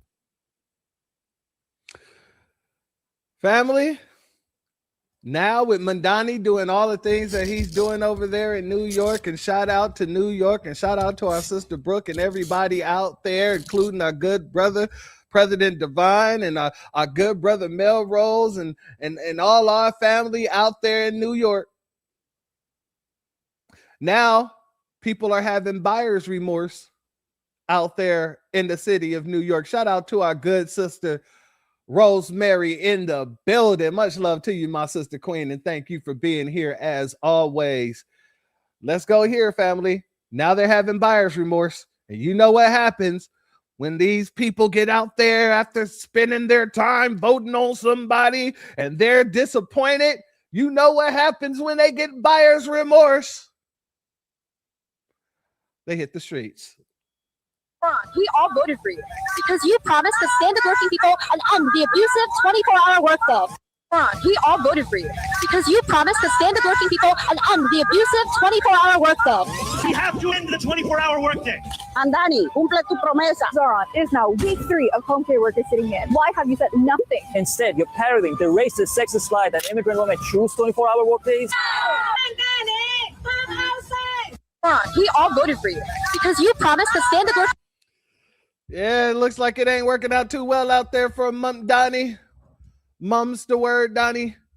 Especially because it has come out, and here's I'm not going to read this here because it's a little bit extensive, but I am going to play a clip of someone explain the situation. Monthly evictions in New York have reached their highest since 2018. One borough hit the hardest. Evicted New Yorkers are getting the boot at rates not seen in years. New York City's marshals are averaging 1,500 evictions a month this year. 1,500 evictions a month. Let's go here, family. As rent skyrocketed in New York City, it seems renters have no place to go but out. Manhattan rent just hit $5,000 a month. Brooklyn, $4,300, all-time record. The mayor who promised affordability is 75 days in. This was the entire campaign, not a side issue, not a talking point. Affordability was Mamdani's movement. This is becoming this sort of, vicious cycle. Affordability is being challenged not only by. You think you're safe? Try not paying that rent and see what happens to you. Miss 1 month and see what happens to you. You think you're comfortable? They will wait until you miss 1.5 months, and then they come after you with the evictions. Trust me, 1,500 families per month are being evicted in New York City every single day, but they're not telling you that. The newspapers are not telling you that. Why? Because they want to bring those people in very quietly while they push you out, and no one's the wiser. Who's going to help you? Higher mortgage rates on the purchase market, but rising prices in the rental market. New Yorkers voted for him in the highest turnout since 1969 because they believed rent was coming down. And in February 2026, the Corcoran Group released their numbers. Manhattan median rent hit $5,000. Brooklyn, $4,300. In one Brooklyn neighborhood alone, leases jumped 203% from last year, all-time highs, in the same city where Mamdani stood and promised a different New York was coming. And here is what makes this indefensible. Right now, 47,000 families are waiting for housing vouchers Mamdani promised to deliver. Families paying 30% of their income toward rent while the city covers the rest. One step away from stable housing. This week, his administration walked into the state's highest court and filed the exact same lawsuit Eric Adams filed to block that expansion. Same court, same argument, same lawsuit. His own supporters, Democrats, advocates, people who knocked doors for him are on camera calling it nothing short of a betrayal. Record rents on one side, blocked vouchers on the other. This is affordability 75 days in. The people feeling this are not abstractions. There is the New Yorker in a rent-stabilized apartment watching the unit above them go for $5,000, wondering how long before their building gets converted. There's the couple who stayed in their Brooklyn walk-up longer than they should have because rent kept climbing and finally moved into a luxury building because nothing else was left. There's the person who looked at a camera and said, I certainly would not be able to afford it. How do people do it? That is not a policy question. That is a human being doing the math on whether they can still live in the city they grew up in. And the answer is becoming they cannot. And nobody in City Hall is stopping it. Affordability was the promise. $5,000 Manhattan, $4,300 Brooklyn, housing vouchers blocked in court, 47,000 families still waiting. The campaign is over, the rent report just came out, and the New Yorker who cannot afford their apartment has one question. When does it get better? City Hall does not have an answer. Family, this is what we're getting with Democratic policies. This is what we're getting with all these people who think that they're, oh, my sister Rosemary, you don't have to apologize for being late at all. Trust me when I say I understand. And that's what the replay is for, my good sister. Trust me when I say I've been there. Now, this is the nonsense that we're getting, the policies that we're getting. This is the whole way that the Democratic Party is running around trying to get us on board with their, excuse me, not the whole way, but the whole deal of them trying to get us on board with them putting people over us. And we're saying quite literally, hell to the no. Hell to the no. So even with this conference, this non-action network conference, we're running up in there saying hell to the no. Whether it's the non-action conference, whether it's an event here in Houston, whether it's an event in South Carolina, you have FBAs running in, giving them that everlasting work in the name, in the words, excuse me, not in the name, but in the words of our great good sister, Vicky Dillard. And I want to give a B1 salute. I want to take the time out to give a B1 salute to our good brother Melrose Radio for going down there and standing on business for foundational Black Americans. Remember when I said there was only one person that was there at the NAN, the Non-Action Network Conference, that actually spoke a lick of sense, that actually spoke from the foundational Black American perspective, who actually said something that was sensible? That was our good brother Melrose Radio. So shout out to our good brother Melrose Radio. If y'all are not subscribed to our good brother, please make sure you go and subscribe to our good brother Melrose Radio, as well as follow him on X at Melrose Radio, as well as TikTok, if you got a TikTok, at Melrose Radio as well. Now, let's get over to what our good brother had to say.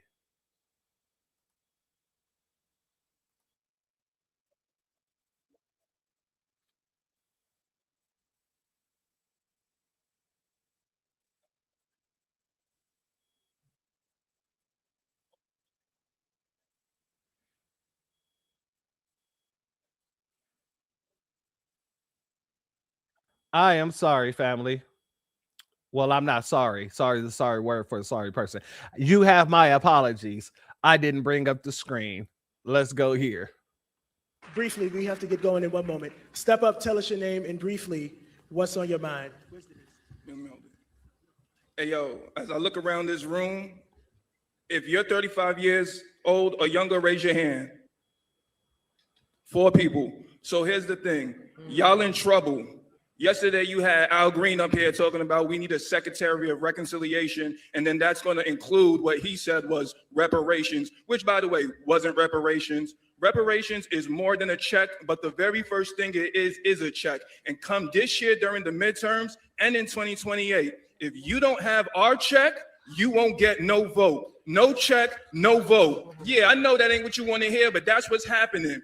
All of y'all in here, with all due respect, you're beautiful, but you're old. You're not talking to the youth. You don't know how to talk to the youth. You're trying to tell us what to do. We're not having it no more. So if you want our vote, you got to come with our paper. We're not scared of Trump. We're not scared of anybody. Biden is a racist. Trump is a racist. Kamala is a racist. And if you don't have our money, you don't get our vote. Yeah, not. Who are you? Oh, all right, yeah, so like I was saying, I'm going to land my plane right there, but the Democrats are no better than the Republicans. No check, no vote. Y'all take care. And somebody get my man a tissue. He needs a tissue. Thank you. Family, please tell me you heard all of that. I'm getting some mixed reactions. I'm seeing fire. I'm seeing no sound. I'm seeing preach. Please tell. Okay, so y'all heard it. You're beautiful, but you're old. Okay, my brother Zavon, I'm gonna wait for a hot second. I'm gonna wait a good couple of seconds or whatnot. Go ahead, drop back out, and come back into the broadcast, and maybe that'll fix the sound, because I'm gonna play this again. We're definitely playing this again, because that's what standing on business looks like. That's what we're talking about when we say we need people to speak for foundational Black Americans, and we need them to speak with conviction. We need them to be able to go out there and articulate the real situation at hand. We need people to go out there and be able to call out people who believe that they're sitting there for our interests when they are actually working against our interests. That brother right there stood 10 toes down and looked people in the eyes and told them, hey, look how many young people you got around you. It's about 4 of them. No disrespect to any of you. You're beautiful, but you're old. You are out of touch. You do not know what we want. You do not know what we require. And all you're doing is keeping these same bootlicks in office because you're old and you're not in touch with the Black grassroots. You do not know what we require. Shout out to our good brother. Shout out to our good brother. So let's play that again. Briefly, we have to get going in one moment. Step up, tell us your name, and briefly, what's on your mind? Hey, yo, as I look around this room, if you're 35 years old or younger, raise your hand. 4 people. So here's the thing. Y'all in trouble. Yesterday, you had Al Green up here talking about we need a Secretary of Reconciliation, and then that's going to include what he said was reparations, which, by the way, wasn't reparations. Reparations is more than a check, but the very first thing it is a check. And come this year during the midterms and in 2028, if you don't have our check, you won't get no vote. No check, no vote. Yeah, I know that ain't what you want to hear, but that's what's happening. All of y'all in here, with all due respect, you're beautiful, but you're old. You're not talking to the youth. You don't know how to talk to the youth. You're trying to tell us what to do. We're not having it no more. So if you want our vote, you got to come with our paper. We're not scared of Trump. We're not scared of anybody. Biden is a racist. Trump is a racist. Kamala is a racist. And if you don't have our money, you don't get our vote. Yeah, not. Who are you? Oh, all right, yeah, so like I was saying, I'm going to land my plane right there, but the Democrats are no better than the Republicans. No check, no vote. Y'all take care. And somebody get my man a tissue. He need a tissue. Sexual chocolate. Sexual chocolate. Sexual chocolate. That boy good. That boy is good. Donations, because that brother just killed it. He didn't go up there humming and high. He didn't go up there timid. He didn't go up there acting like, oh, what are people going to think about me if I say this? No, he went up there speaking for the family. He went up there standing on business for the family, and he refused to walk away without saying what the hell he needed to say. Dude tried to tell him something, and he said, excuse me, who the hell are you? Oh, okay. And continued with his gangster. You want to know what's gangster? That is gangster. Telling a person right to his face, excuse me, who are you? Oh, okay. And going back to what the hell you were saying. You don't move us, and you can never move us, because we got a spirit in us that you folks don't have. We have that spirit of rebellion. We have that spirit of freedom. We have that spirit of standing for what's ours. And you bastards, you bootlicks, and you coons ain't got that spirit. You ain't got that within you. You don't have the ancestors fueling you, putting the battery in your back because it is what's right. You don't have the ancestors standing by your side, holding your hand and walking through the fire with you. You don't have that. Why don't you have that? Because you sold out your ancestors a long time ago. You sold out your people a long time ago. You sold out foundational Black America a long time ago. Do not get it confused. Why the old Black media has died off and the new Black media have taken center stage. Do not be confused of why you folks are losing more and more people who don't like your rhetoric. Do not be confused why you are losing more and more citizens in your states. It's because you guys have been coming with this nonsense for a long time. And the only people who have stood on business against it, the only people who have consistently called out everybody because of it, the only people that ain't having it is right here telling you to your face. You said we're just online. My brother Alpha popped up with our brother Marcel Dixon right over there when Kamala Harris was hosting that whole little situation, or the Democratic Party was hosting that whole situation of quite literally on Martin Luther King Day. And they allowed all those god dang Palestinians to go over there, disrespected Martin Luther King Day. He wasn't just online. When I ran up on Sheila Jackson Lee before she lost her mayoral run out here in Houston, and I explained to her, and I stood up and I asked them while they was on stage debating her versus Sylvester, and I asked everybody there because nobody would seem to ask the question, what are you going to do for Black Houstonians? And if you're not going to do nothing, you will lose.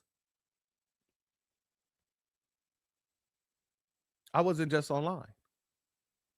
Then when I popped up again, when you came to my college, thinking that you were going to sit here and basically give the college an environmental grant, but really when they give those type of grants, basically they're saying, hey, as long as we can use you as a campaign location and a voting location, we're willing to give you certain things, and we'll say it's for the environment. When I popped up on y'all, and it was you guys, and by you guys, I mean Sheila Jackson Lee, Ron Reynolds, Kristen Clark, freaking Senator Boris, and the other Democrats that was up in there. I told you the very same thing. If you do not do something for foundational Black Americans, you will lose.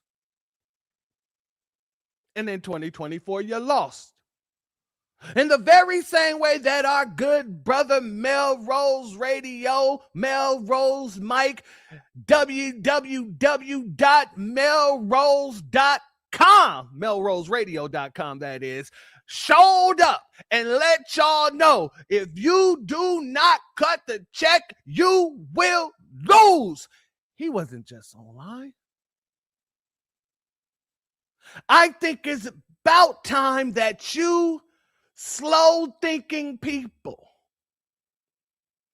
come to terms with the fact that you're not correct when you say that we're just online, because we didn't crashed out an election. We didn't popped up at many situations. We didn't make sure that you know. As a matter of fact, I didn't even mention all the people that shows up in Chicago all the damn time going after Brandon Johnson. We're not even talking about Chicago flips red. We're talking about people who's just tired of Brandon Johnson in general, like our elder sister earlier, who told him that, God dang it, these policies reminds me of living under Jim Crow in the South. That's us showing up and showing out. That's us speaking and standing on business for foundational Black Americans. That's us telling y'all that we're not just online. And if you continue to think so, you will continue to fall to the wayside. Left by right, right by left. We will see you falling, and we will laugh at each and every one of you while getting real petty with it.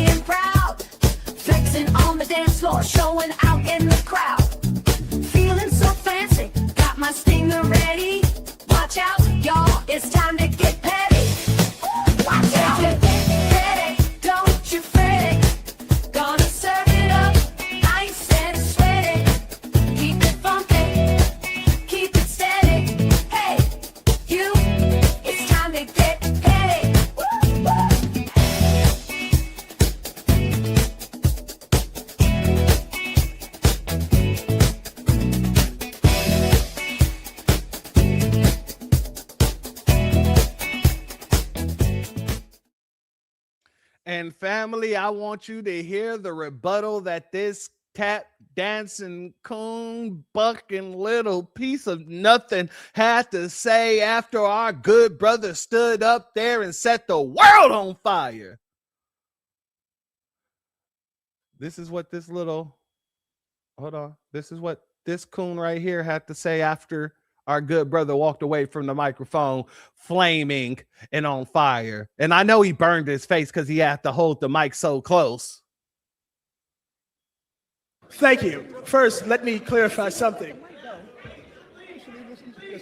There are many young people that are part of the National Action Network. I happen to be one of them. They look old. You's a cool nigga. There are many young people that are part of the National Action Network. I happen to be one of them. I may look like I'm over 40, 50, 60 years old because cooning comes with a cost, but I just so happen to be one of them. Don't think that there's no young people in the National Action Network. Family, you just got in real time. You were able to see. I was able to show you.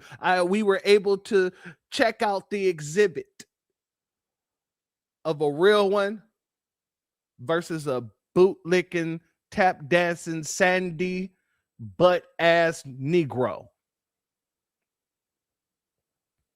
Zesty.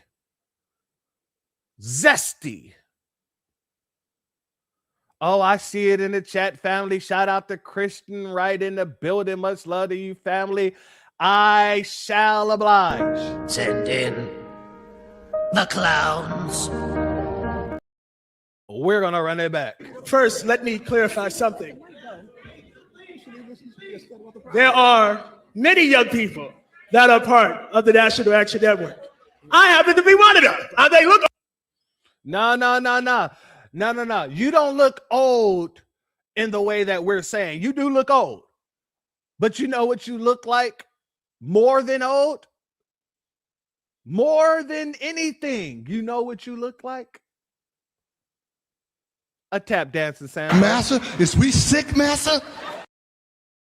You looking like somebody who's walking around here trying to escort any and everybody up into the situation, whether they're Nabisco or whether they're Tether. You just holding hands, trying to escort them in, and we got to tell you at the front gate, excuse me. Get away from here with your nasty self and take those white people with you. You know how white people smell after the rain, like wet potato chips. Now get out of here. Yeah, you, sir, you look like somebody who needs some sort of validation from these people. And the fact of the matter is, these people don't like you. They don't love you. They are nothing but disloyal. Disloyal, fool-ass, bitch-made punk. Yeah, but you, sir, you don't get any of that. That's what you look like, sir. While our good brother Melrose was over there looking like a straight up G, a classified writer, a number one on the board, you were looking like a number 45. You were looking like somebody who needed help. You were looking like somebody who needs milk. And you, while you were sitting there talking about we, and we were sitting there looking at you like, we? We. You then turn around and say, we got young people in the National Action Network, but I'm young. I'm one of them. I may look old, and everybody in the room looked at each other and said the same damn thing. Nigga, please.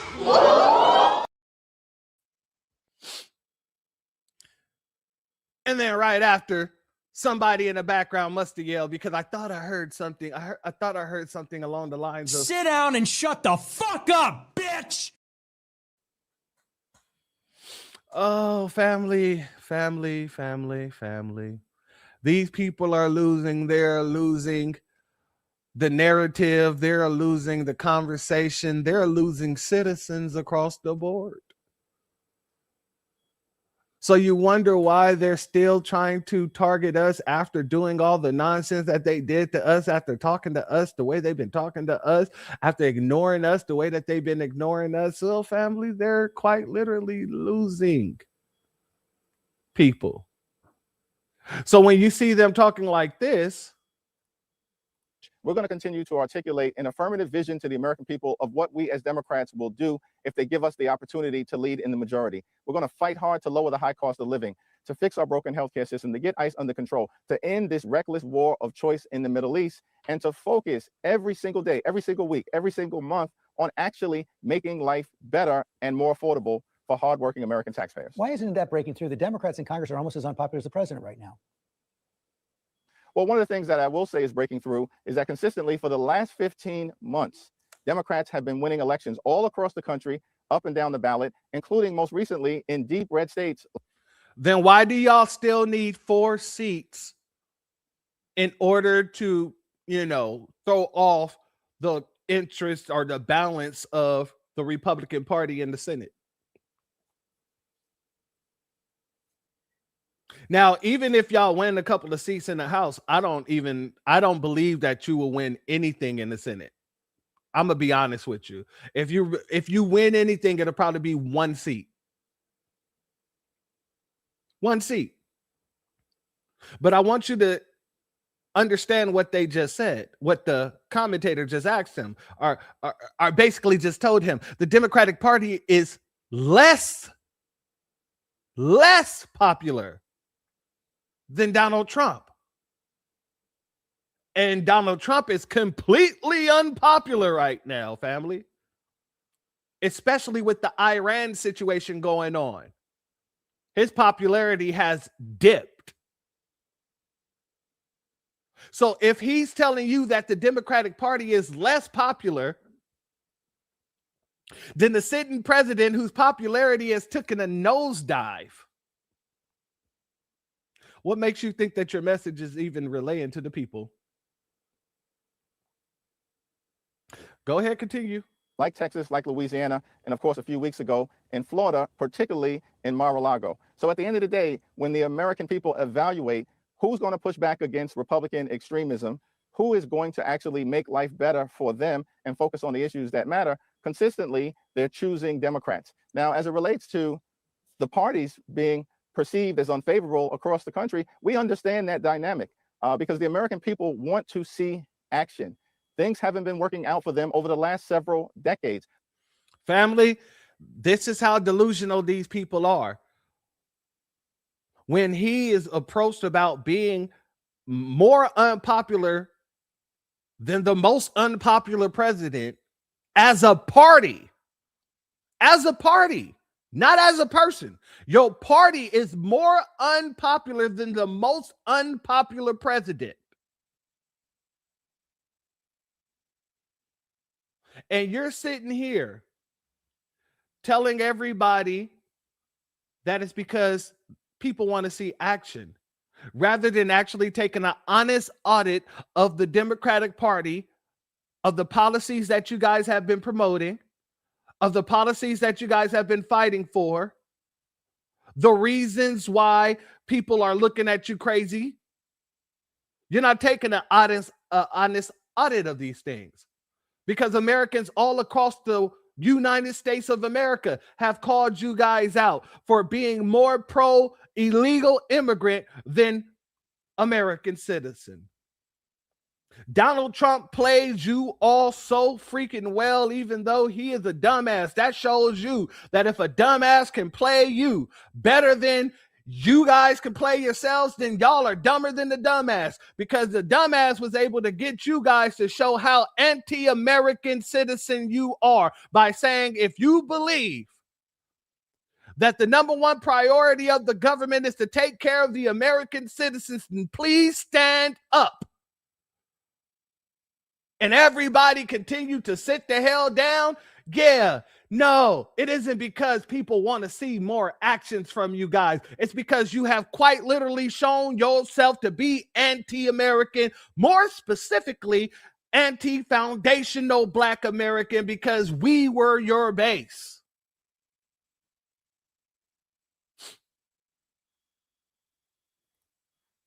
Now, if I'm wrong, prove me wrong. But you can't, because all of your polling says the exact same thing, and y'all keep refusing to actually read and look at the polls.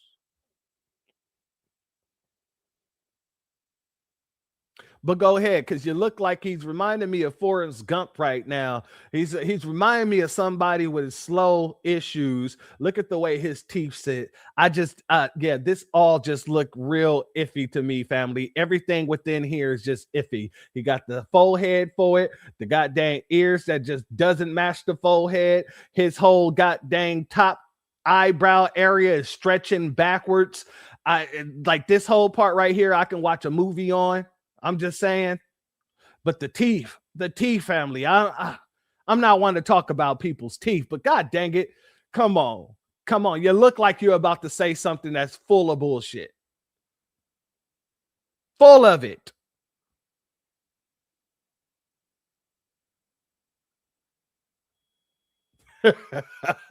Don't say that. He looked green. Green bus special. Not the green bus special. My sister just oh man, he wasn't intelligent enough for the yellow bus, I see. They said, no, we're gonna sit you. We're gonna wait till you go wait over there. Right over there. All right, you go ahead. Bring in the green bus, please. No, don't worry. You don't go on the yellow bus. The yellow bus is for people who are actually, intelligent enough to get on the yellow bus. You got to get on the green bus. That's what I'm gonna need you to do. Go ahead and get on the green bus. Yeah.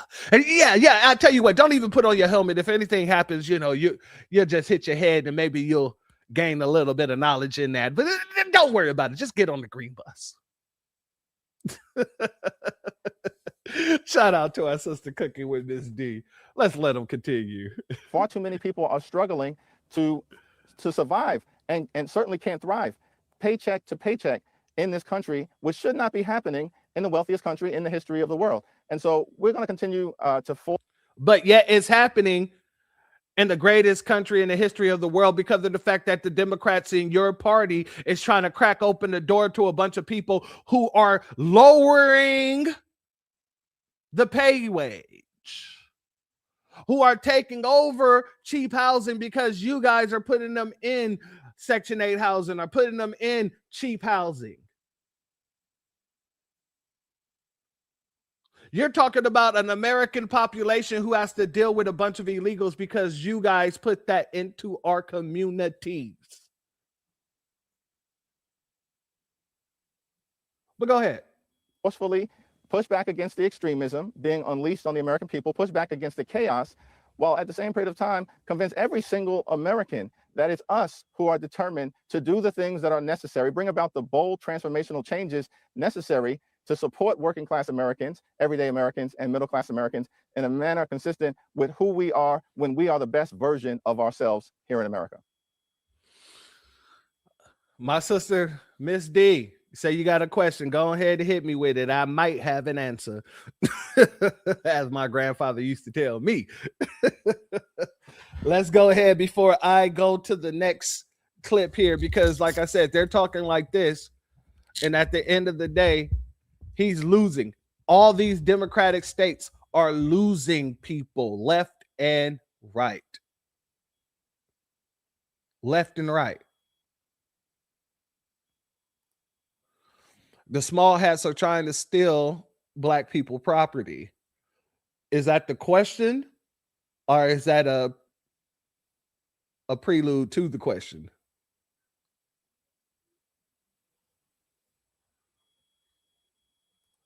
Shout out to our sister Rosemary. He probably needs to be escorted with his parents because he couldn't get on the bus. He couldn't get on the blue bus either with the helmet because they had to do a double take and say he isn't one of theirs either. Oh, my sister. That right there. Oh, that is so good. That is so good. Shout out to you, my sister. No. Yeah, that's probably the situation at hand. That was the question, my sister. Okay, so I would say it like this. The small hats have been trying to steal everything from us since the inception of us. They worked with the Nabisco during slavery. And no matter what anybody says, the small hat had just as much slaves as the Nabisco did. And some people say there was only a tiny percentage of the Nabisco. Go back and look at my broadcast that I did that's entitled The Anti-Black History of the Jewish Community. And in that video, I showed that one's more of a documentary style. I showed that not only did the ish-like people, the top hats, they were working with the Nabisco, not only did they own as much slaves as the Nabisco, but they also, not they per se, but the Nabisco owned more slaves than they like to say. Because back in my time growing up, they would say, oh, it was only 15% of the population that owned slaves. And throughout my years, they lowered that from 15% to 2%. And that's incorrect. So I proved that on there. But I also proved that not only have they tried to steal, I mean, not just steal our labor, but once we started fighting against them, they tried to not only steal, once again, our movement, but they basically came with the civil rights movement. They brought their lawyers. They brought their attorneys. They were the ones that helped word the civil rights legislation in the way that it was worded, with minorities, with everything except for direct Negro or Black American, right? Or descendant of slaves.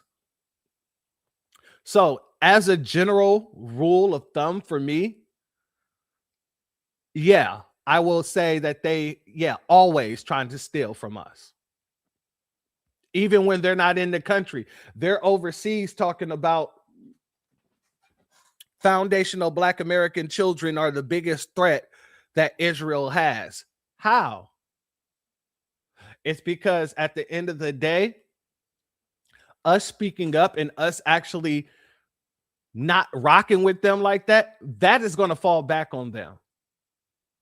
That is going to fall back on them. And that's why they spend so much money trying to attack our youth and attack our people. So they're trying to steal your right to think about them the way that you're supposed to think about them, because they were involved.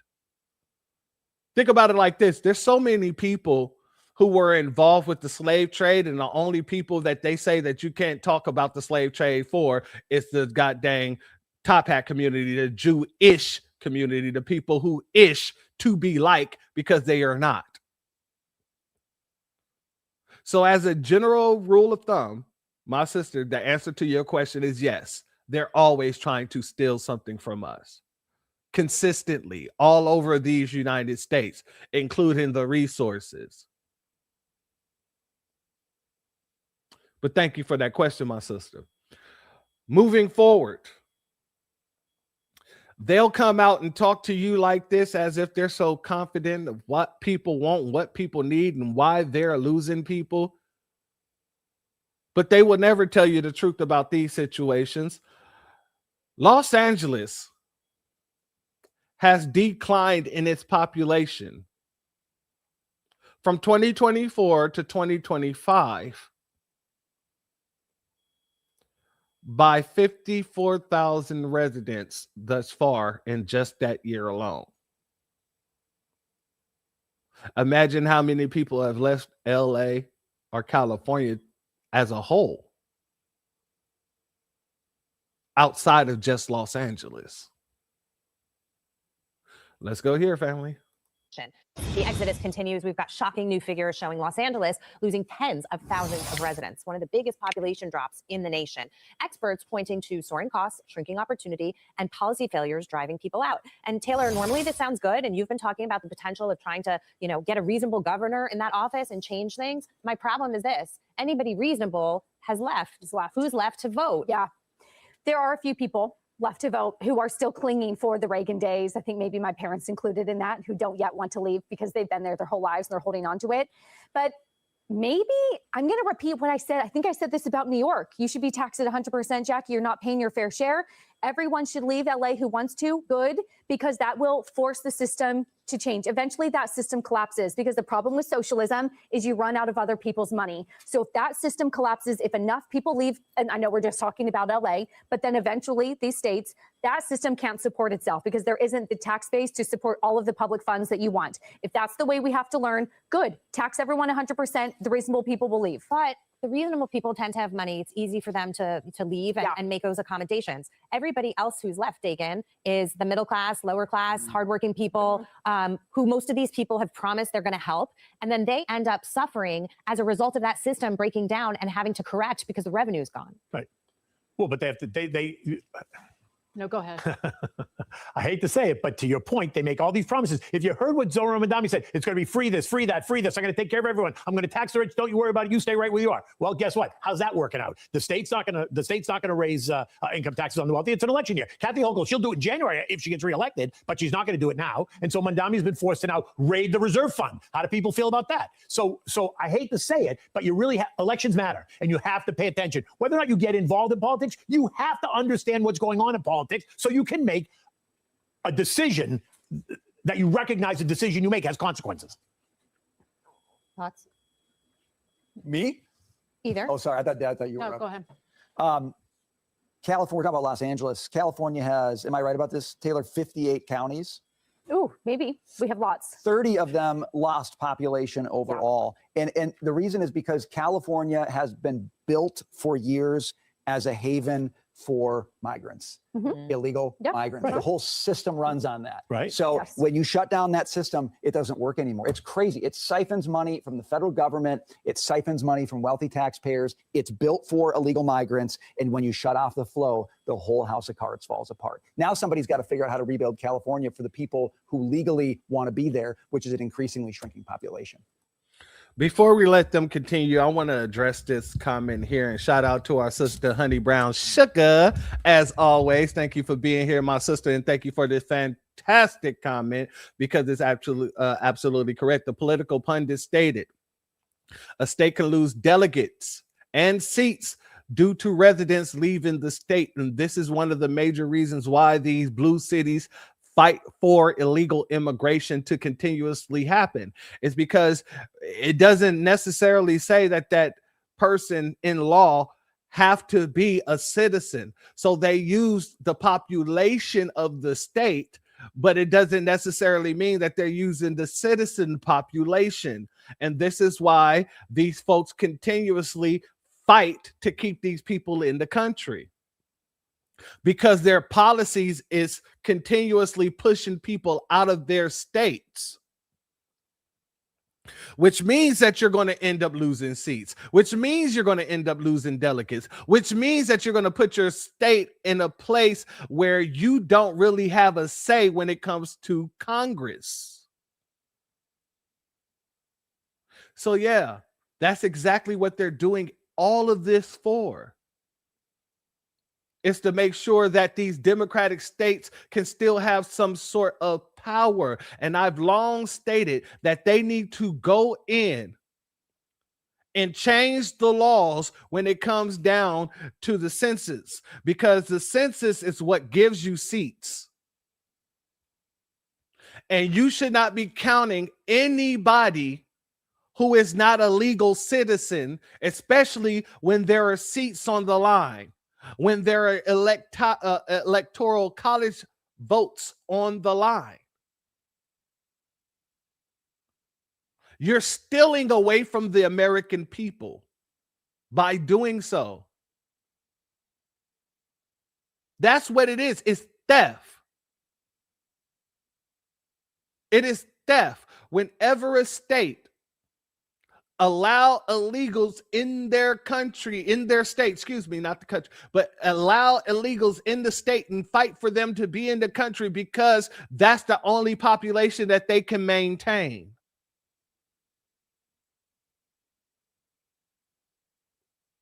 Shout out to our brothers Yvonne, California, Illinois. You got to go more than that. We got all these blue states doing the same thing. New York, Oregon, Washington. Just go down the list.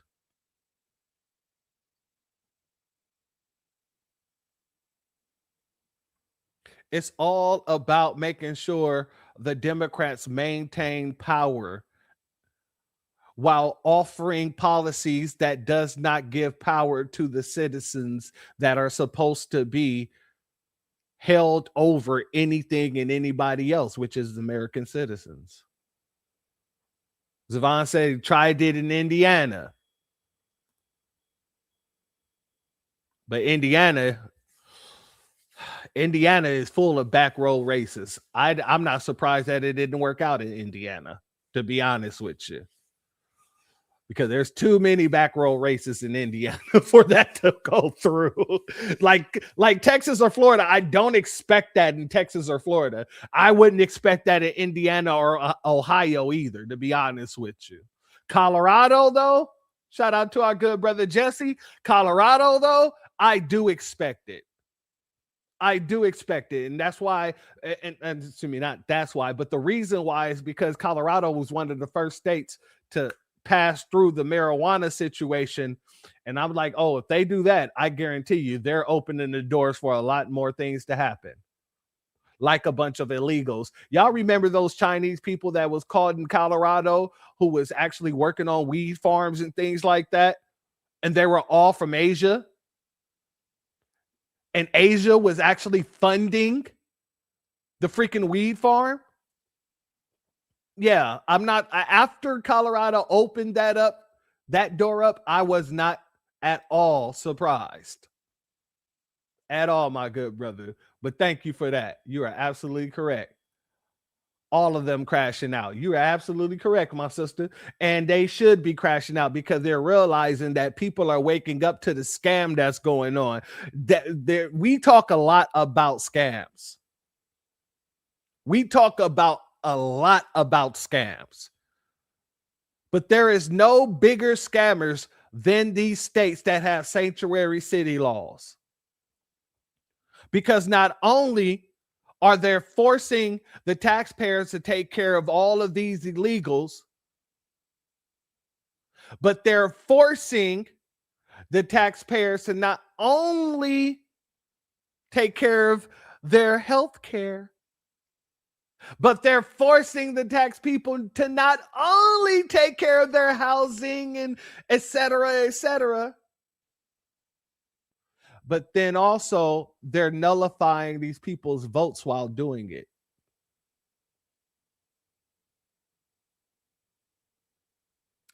I said several times over, and I continue to say it, pro-mass immigration, pro-illegal immigration is anti-Black American. And I keep bringing you things to show you that because there's not a lot of people who want to admit to it, but the facts are the facts and the truth doesn't matter. Shout out to our sister Aquarius. She says, yep, I live in a sanctuary state thanks to Wes Moore. Yep. And he's dependent on all those illegals to keep him in office. He's dependent on all those illegals to keep your state, your beautiful state of Maryland, ran by Democrats. And that's how California have this super Democratic, god dang majority situation. It all makes sense when you put it all together. Let's just put it like that.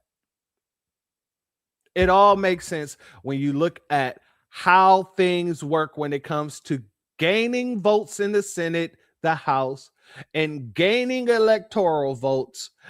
It all makes sense.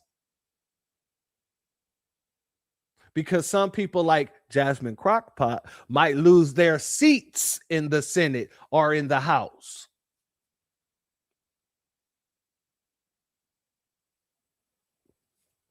Let's get back to it because we're almost done here, family. But it's going to be the same here. I agree. It's just more egregious in California. Right. Los Angeles is, the leadership there has intentionally impoverished the already impoverished. It is egregiously expensive to live there. The property prices are eye-watering that people who had hourly jobs live hours away and then are forced to pay the highest fuel prices in the entire nation to try and drive to a job.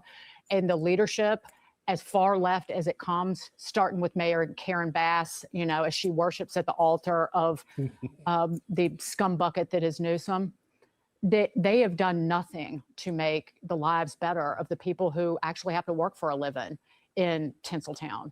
And the people who work in the film business and the entertainment business, I'm talking about animators, that business is gone. It left for parts unknown. Well, parts known because it left for Jersey. Family. Oh, family, I want you to understand, not just the animators. Just understand that Hollywood is looking to move too. And Hollywood is 9 times out of 10 is going to turn whatever place they move to into California as well, because it's those people that's pushing all of this nonsense. Do not be confused. Please do not be confused. The people who've left are not the rich.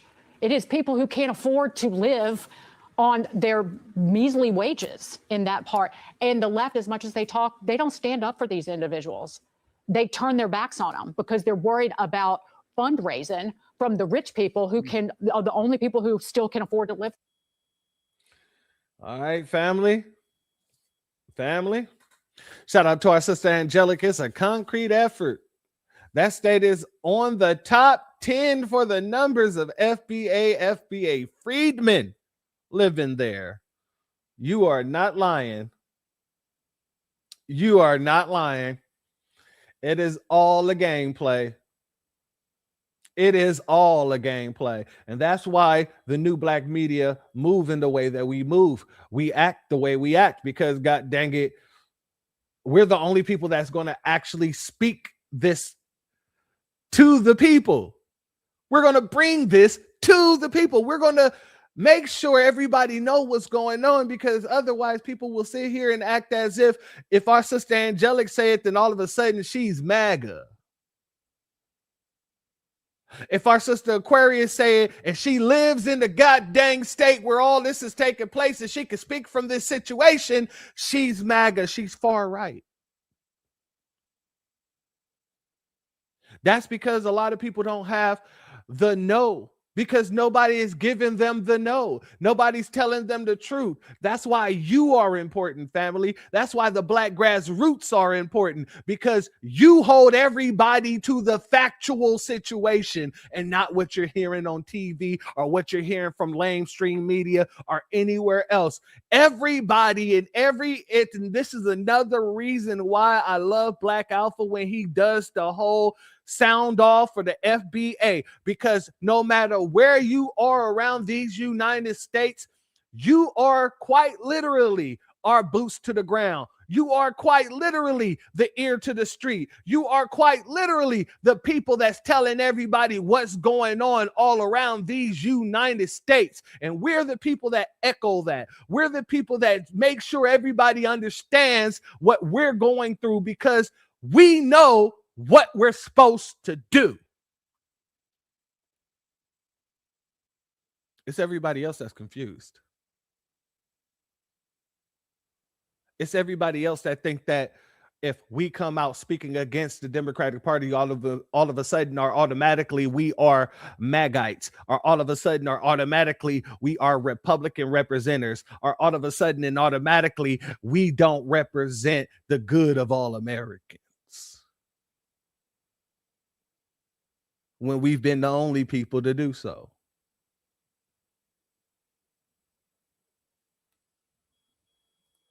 Shout out to Rosemary. If I see it, I'm a traitor to black people with disabilities. Facts. They will find a way to make you a demon on every instance, no matter what you're going against. It could be sensible. It could be the most sensible thing in the world. Not saying anything that we don't talk about isn't sensible. I'm just saying it could be the most sensible thing in the world, and they will make it look like we're devils for doing so.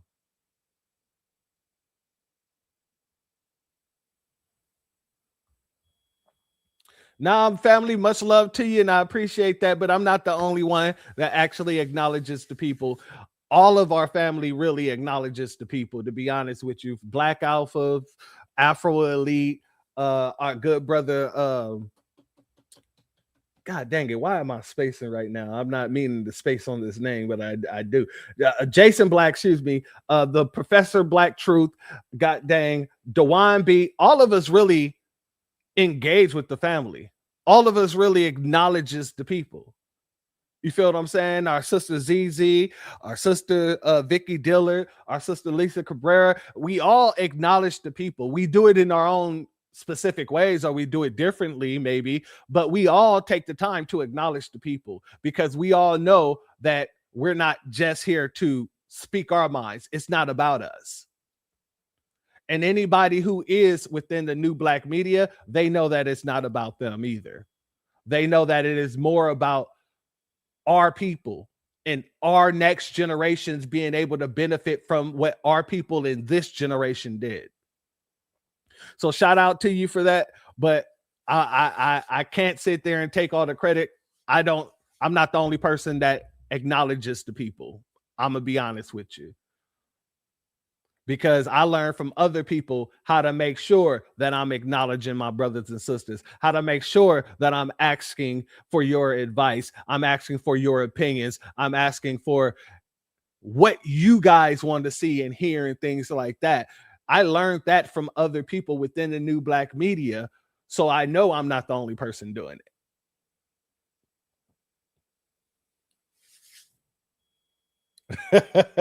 I'll have to get back to you on that one, my sister. I will have to get back to you on that one. I will be talking to our good brother soon, and we will figure it out. Much love to each and every one of you. And like I said, I appreciate that to the core, but I wouldn't be here if I was not a product of everybody that the ancestors have put in front of me as well. And I thank the Most High. I thank the ancestors that they saw fit to say, hey, take a look at this. And I thank myself, my inner self, that I wasn't so arrogant to say, oh, I don't need to listen to anybody else. I'll just stick to the people that I know who are more famous. No. It was me getting away from the people who were promoted the most, where I found the people where we are heard the most. And I appreciate that every damn day. I would never walk away from the black grassroots, because at the end of the day, this is where everything matters. And if you're heard the most, and if you're promoted the most, 9 times out of the 10, you're getting stroked. Pause when I say that. Pause when I say that. But pause when I say that. However, I must say, no, brother, no. See, that's why I had to say pause. God dang it. This ain't different strokes over here for different folks. God dang it. Well, let me see here. I'm from Compton, California, a hub in the dub. Shout out to you. And Black Alpha and his people called me a goddamn tether. Imagine that. NY told, out of the roots of the Easy E tree and from the hood of Twilight Zone, teaching truth. My brother, I'm gonna be honest with you. If Black Alpha called you a tether, you must have said something that made him believe or think that you were a tether. He's not just gonna call you a tether. I know that brother. That brother is not just gonna call you a tether. So maybe you said something that was taken out of context and he saw it that way, but there was something that happened there. He's not just gonna say or call you a tether out of nowhere. People be listening and people be watching. Now, I'm not saying that you're not a FBA. What I'm saying is there must have been something there that was said that was either taken out of context or it wasn't explained in a manner in which it should have been explained. And I ain't gonna lie, there's a lot of people that have misunderstandings with folks who come in and they don't know who they are, but you know, they're speaking from a different perspective, but they're speaking it in a way where it sounds kind of iffy. And this is what I have a problem with a bunch of these goddamn Republicans that come around who isn't really B1, but they'll speak as if they are B1, and they're trying to merge themselves in using, what do you say, anti-black talking points. And so people pick up on those things, right? Like Dave Anderson. I can hear Dave Anderson speak, and I don't typically believe that he has any bad intentions. I believe that Dave Anderson actually, he's been through the work, and so he has a different perspective than I do. But he feels that what he should be and what he needs to represent is conservatives, not conservatives as in Republicans on that side. I mean conservative blacks in a way, right? And I also understand that his perspective isn't everybody's perspective. So you got to understand, if you are a foundational Black American, then all you got to do is just rep for foundational Black Americans. But sometimes people who want to move away from the Democratic Party, right, they start taking on a lot of Republican talking points, which makes them look like either they're a tether or either they're a bootleg. And that happens a lot.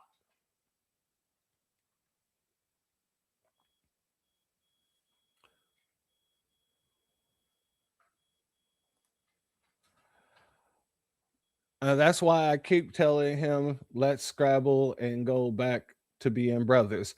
I mean, look, all you got to do is hit your brother up. And trust me when I say Black Alpha is a real dude. Hit him in the DM and let him know, hey, brother, this is my history. I might not have said what I might not have explained it in the way that I probably or anybody think I should have explained it. However, this is me. This is what it is. But I'm going to continue this broadcast because we were almost over and I don't want to have a whole, breakdown like that. But I do want to put it like this very clearly. And this is why I make sure to tell people, don't go off of the Democratic Party and run over to the Republican Party, because you're going to pick up a lot of their talking points. And don't jump off of the Republican Party and run over to the Democratic Party, because you'll pick up their talking points. And regardless of whose talking points you pick up, with foundational Black Americans, our ears are trained to hear any and everything that is off code. That is what it is. So when we hear something that sounds similar to being off code, you best believe there's going to be somebody saying, hey, hold up. You're sounding like a tether, brother. You're sounding like a coon, brother. So don't be surprised. I'm just saying that's a part of protecting who we are. We got to go through these things in order to protect our interest, because a lot of people have tried to infiltrate. But much love to you. And like I said, if you're not one of those tethers, then, I hope that you guys work it out. Because like I said, I know Black Alpha, and Black Alpha isn't an unreasonable person. He's not. He's a very reasonable person. So chop it up with him and, see what happens from that from there. Anyway, family, we were talking about how people have left the state of California in droves. Now, I want you to know that's not just happening in California. Oh, it isn't, family. No, it's not. Let's go here. A growing number of blue states are exploring an exit tax or wealth tax in order to combat revenue losses from residents fleeing to lower tax areas. People, family, friends, people all across the world, I want you to understand what's going on here. People are leaving the Democratic states at such a high rate that these states are now choosing to insert exit taxes. They're inserting exit taxes on the people that's deciding to leave. My brother, I'm gonna let you know right now, I don't accept any of that slander over here. So if you're too upset about the situation, come back once you actually, calm yourself down and y'all took care of that situation, because ain't nobody gonna disrespect my brother Black Alpha. And if you feel like he got you messed up, like I said, talk to him like a man would do. You don't need to talk to me. His DMs are open. You can send him a straight up message. So with that being said, I'm going to go ahead and remove that. And I want you to know I'm removing that. Because at the end of the day, I told you the way to go. I told you what would be the best way to go. Contact him and have a conversation. Let me be very clear. Now, back to what I was doing over here.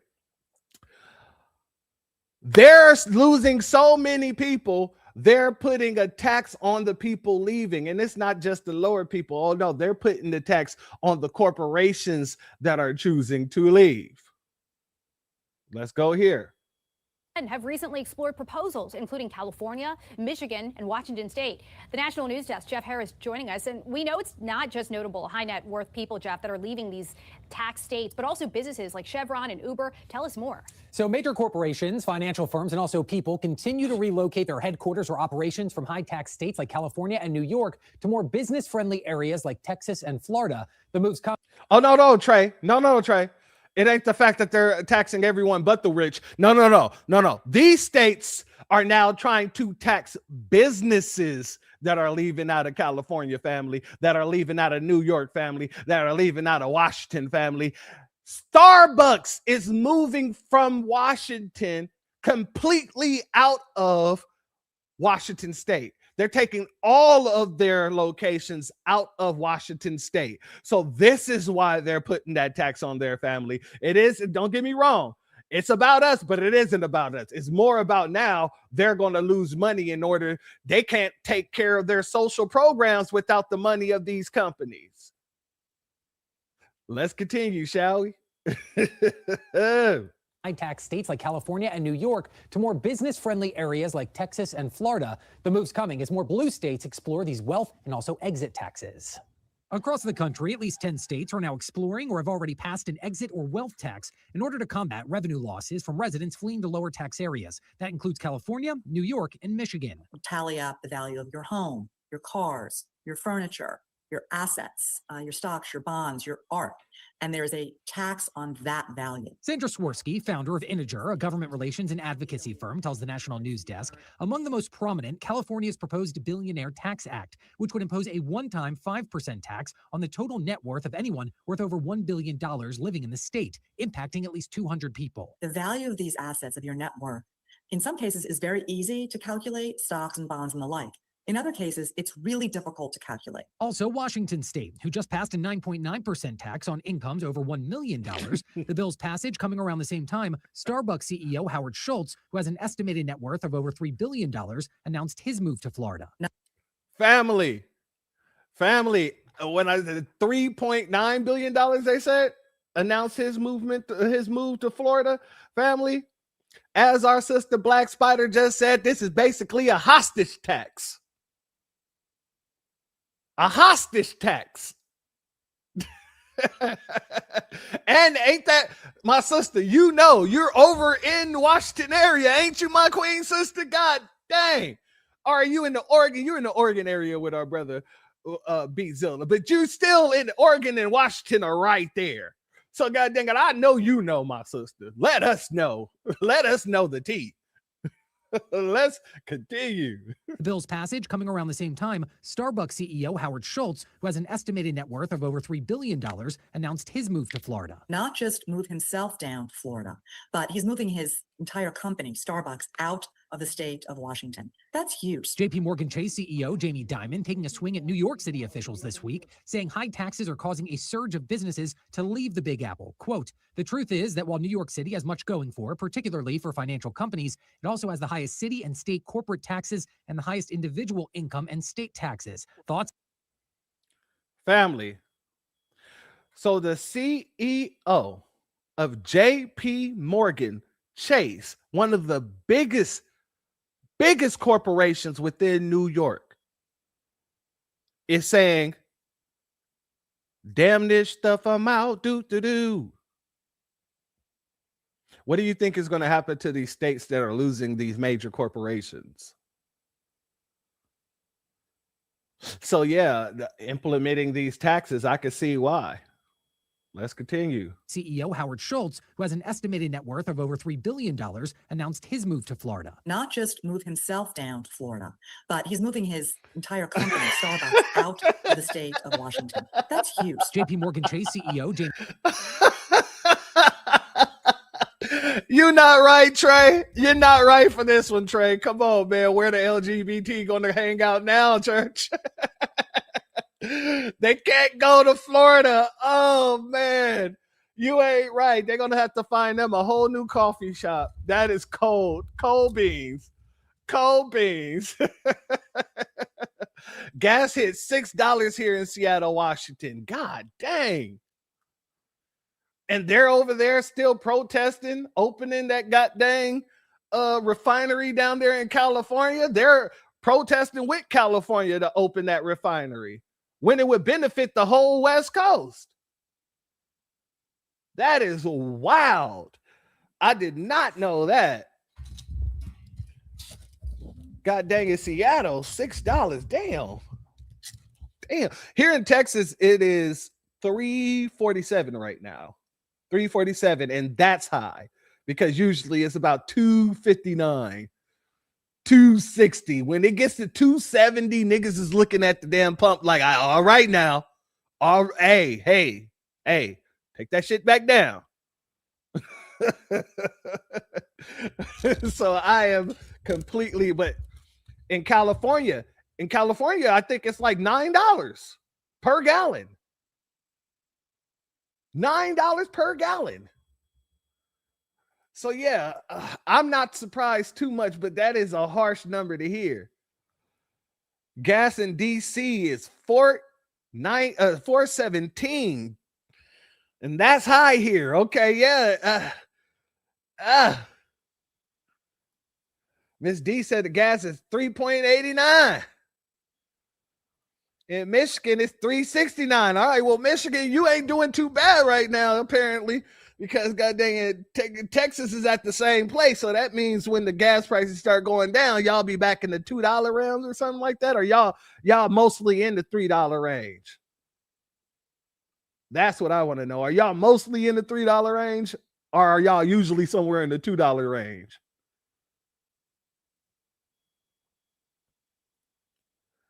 The Dems have lousy policies that they're hostile towards regular citizens and businesses. They wonder why people are leaving in droves. You are absolutely correct, my sister. You are absolutely correct. It is the policies that not only drive away the average citizen, but it's the policies that then run away or push away your corporation. And if everybody's getting things for free in a state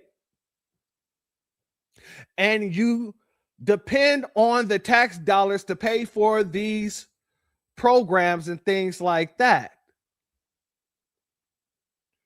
then what makes you think it's a good thing for your corporations to be leaving and your regular citizens to be leaving? Who's going to pay for the policies now? You think the people who are getting the policies are going to pay for the policies? That's a hell to the no. That's a hell to the no.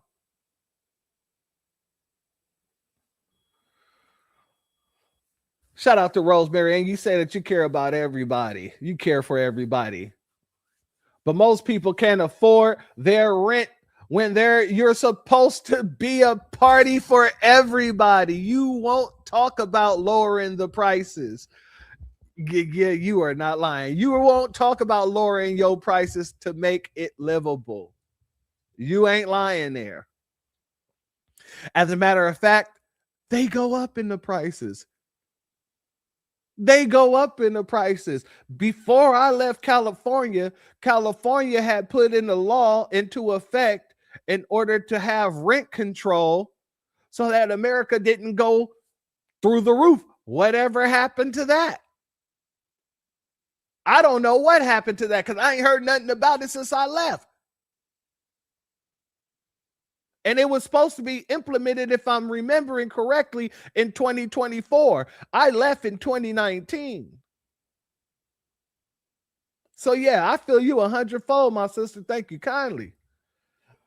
Let's get through this real quick because we got one more small taking a segment. swing at New York City officials this week, saying high taxes are causing a surge of businesses to leave the Big Apple. Quote, the truth is that while New York City has much going for, particularly for financial companies, it also has the highest city and state corporate taxes and the highest individual income and state taxes. Thoughts Diamond echoed about a week ago. All you have to do is look at California versus Nevada.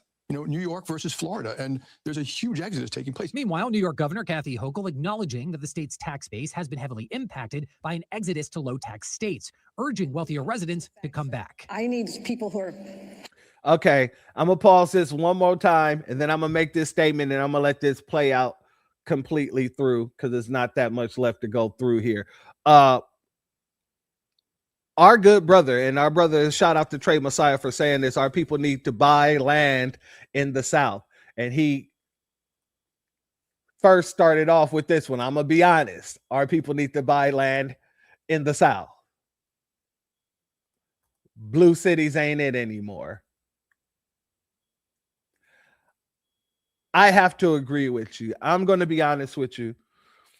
I do understand the need for us to be everywhere. But our good brother Greg Marcel Dixon once brought up to us while I was on a panel with him that foundational Black Americans should move back to the South and find a place that is, that we all can just, what do you call, when you're playing darts, it's called, god dang, hone around, right? So whether it's Mississippi, South Carolina, Florida, or whatever, we need to find property and land all in those areas. And that way it would build our voter block in those areas, and I agree with him to an extent. But then I also agree that we need people in other areas. Otherwise, places like California will have places like Louisiana, Texas, Mississippi, and things like that paying for their ignorance. So it's like, I feel like both is good. It's good plan to have people in some areas, but we need to majorly congregate or not even migrate, because we don't migrate, we expand back to the South. But I'm still looking at the data for that, because like I said, I understand what our brother Greg Marcel Dixon was saying, and I feel like that's a great plan and opportunity to where we at least run a few states and things like that. But then we could be taxed by other states in the very same way that, think about it like this. You know how they say that the South and the North switched? If we all move back to the South, who's to say they wouldn't, quote unquote, switch again? Who's to say that they wouldn't, quote unquote, get on code to say, now that we got all these Negroes congregated in one location, let's make sure that these states all pay for our shenanigans and chicanery. I don't trust these people at all when it comes to those type of things. So I can see a benefit in both. At this time, I can't say which one we should do or the other. I think that they're both good ideas. I would just need to do more research on it. No, I understand you. Hey, I get you, Trey. To be honest, the switch was never a thing. Both sides shitted on us. And I agree with you 100-fold. I got a whole goddamn video on this page called "When Did the Democrats Stop Being Racist?" or "When Did the Democrats Stop Being White Supremacists?" where I discussed that in detail. So I'm with you. I know the parties didn't switch, but I'm saying that's something that they could use. That's something that they could say, like they said before. Well, don't you know the party switched places, and that's why in the North the Democrats treat the Black Americans better, and there was no other issues, and we all know that that wasn't the truth. So I will say both ideas are good. I will also say I would need to have more data before I can make a definitive decision to say which one is better. Shout out to you, my good brother, and shout out to our sister Angelic.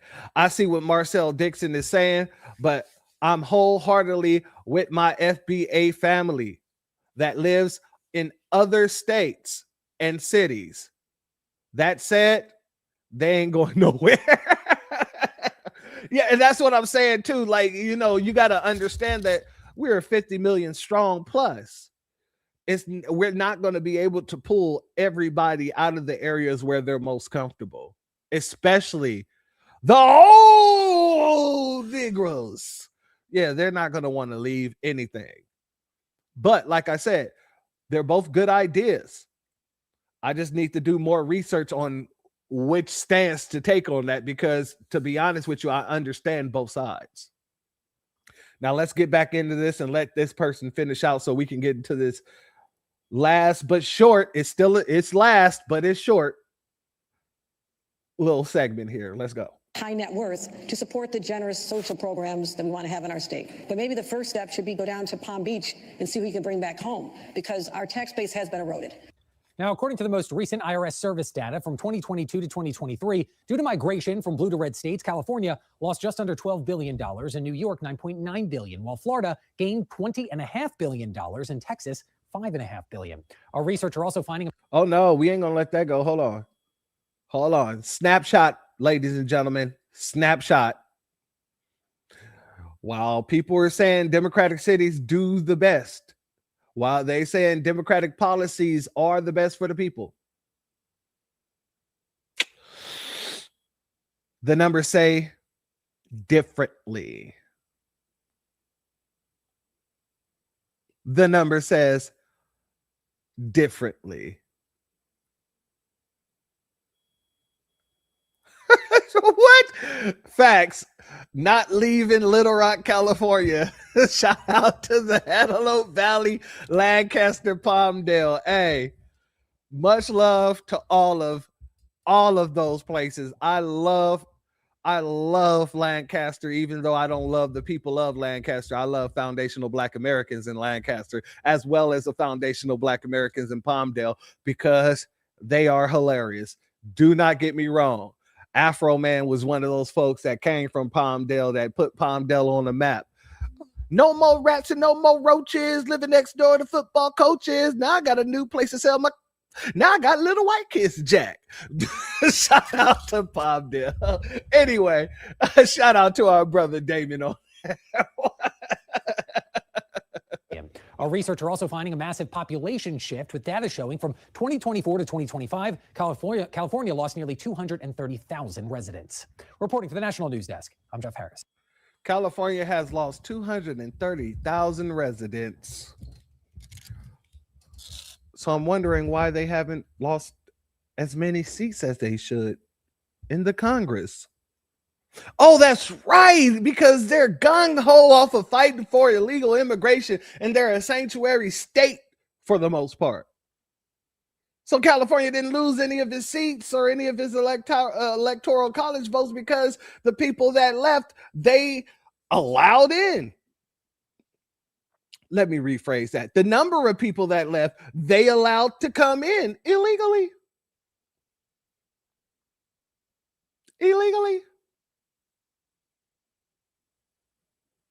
Shout out to Ra L in the building. Much love to you, and thank you for being here, family, as well as Black Love in the building. Much love to you, and thank you for being here, family. Now, lastly, family, let's get into this last segment, because I want everybody to know, just because I talk stuff about the Democrats don't mean I'm telling anybody to run over to the Republicans. And just because I talk stuff about the Republicans don't mean that I'm telling anybody to run over to the Democrats. It is very simple. You vote your interest. You vote what's best for your community. Who's ever bringing you tangibles for your community, then that's who you vote for. And I don't say it's good to run. Hold on, family. 1 second. What just happened here? Put a 1 in the chat if you guys can still hear me, family. Put a 1 in the chat if you can still see my screen and you can still hear me, family.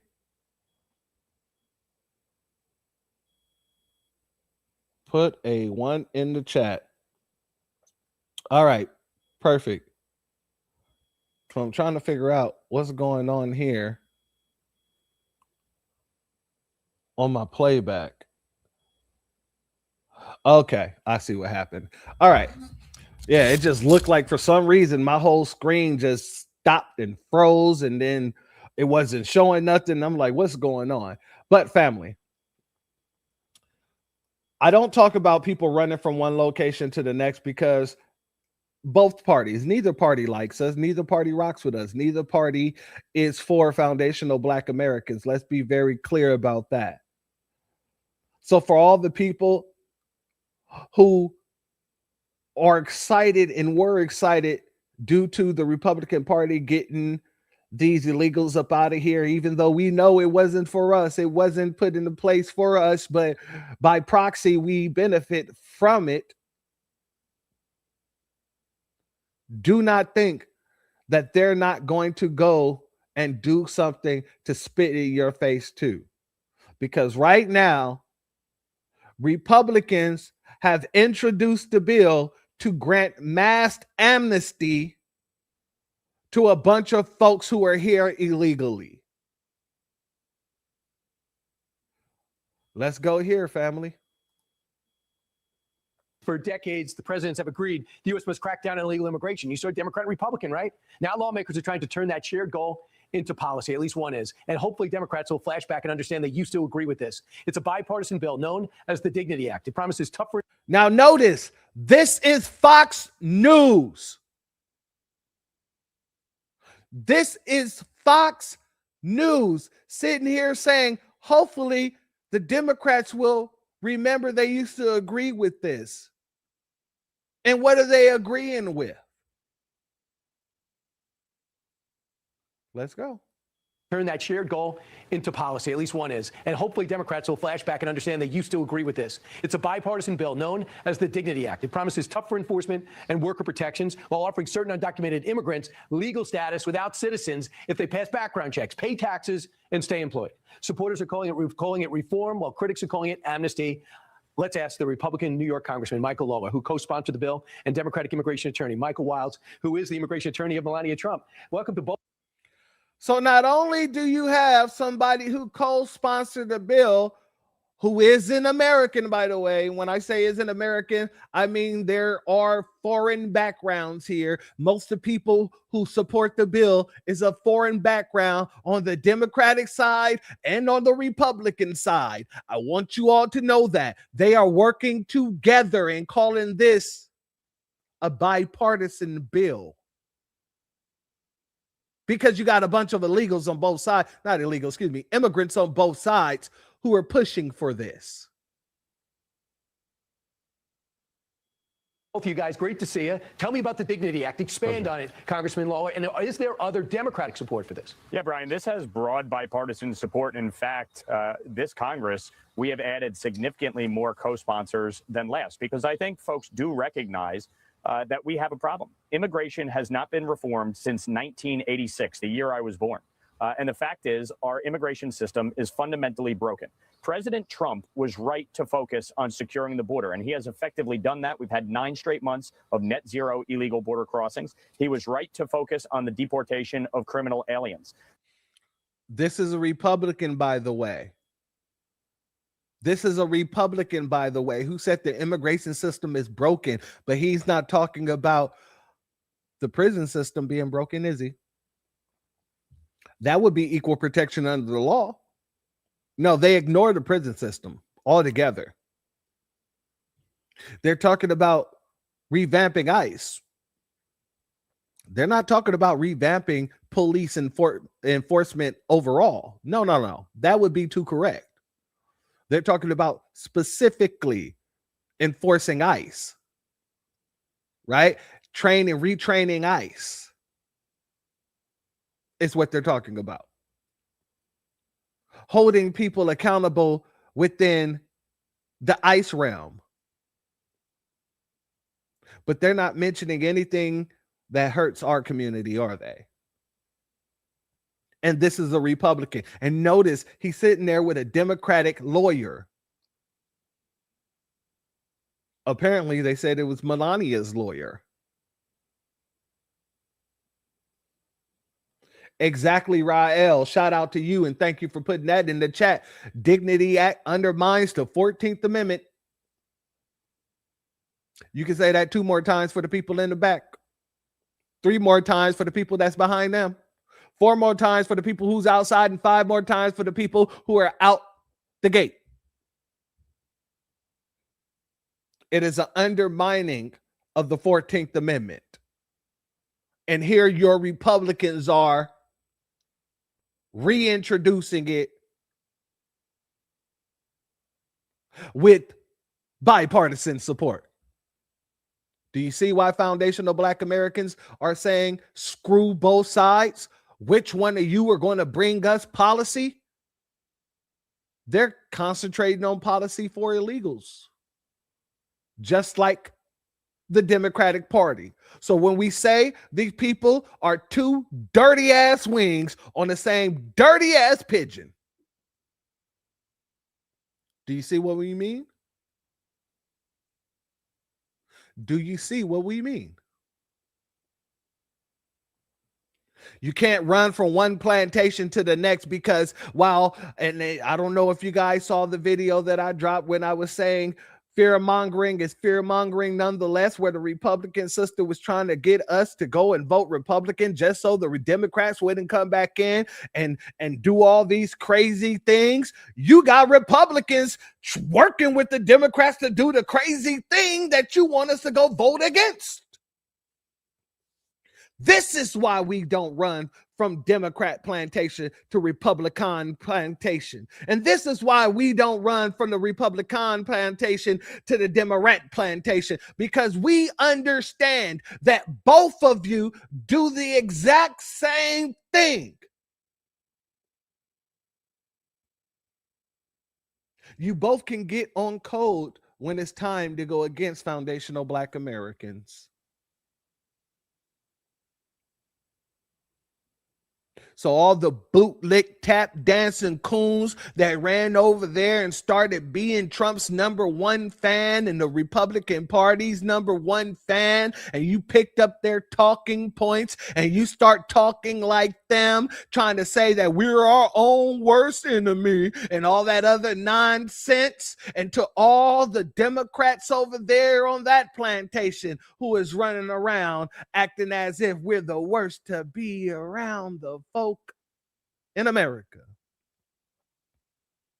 because we're a cult, don't you know? Screw both of you dirty bastards. Screw both of you dirty bastards and the pigeon you flew in on.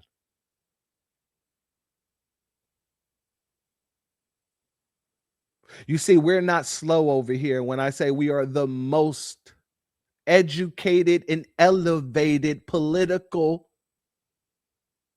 people at this point in time. There will never be another people like us. I hold on. I pull that back.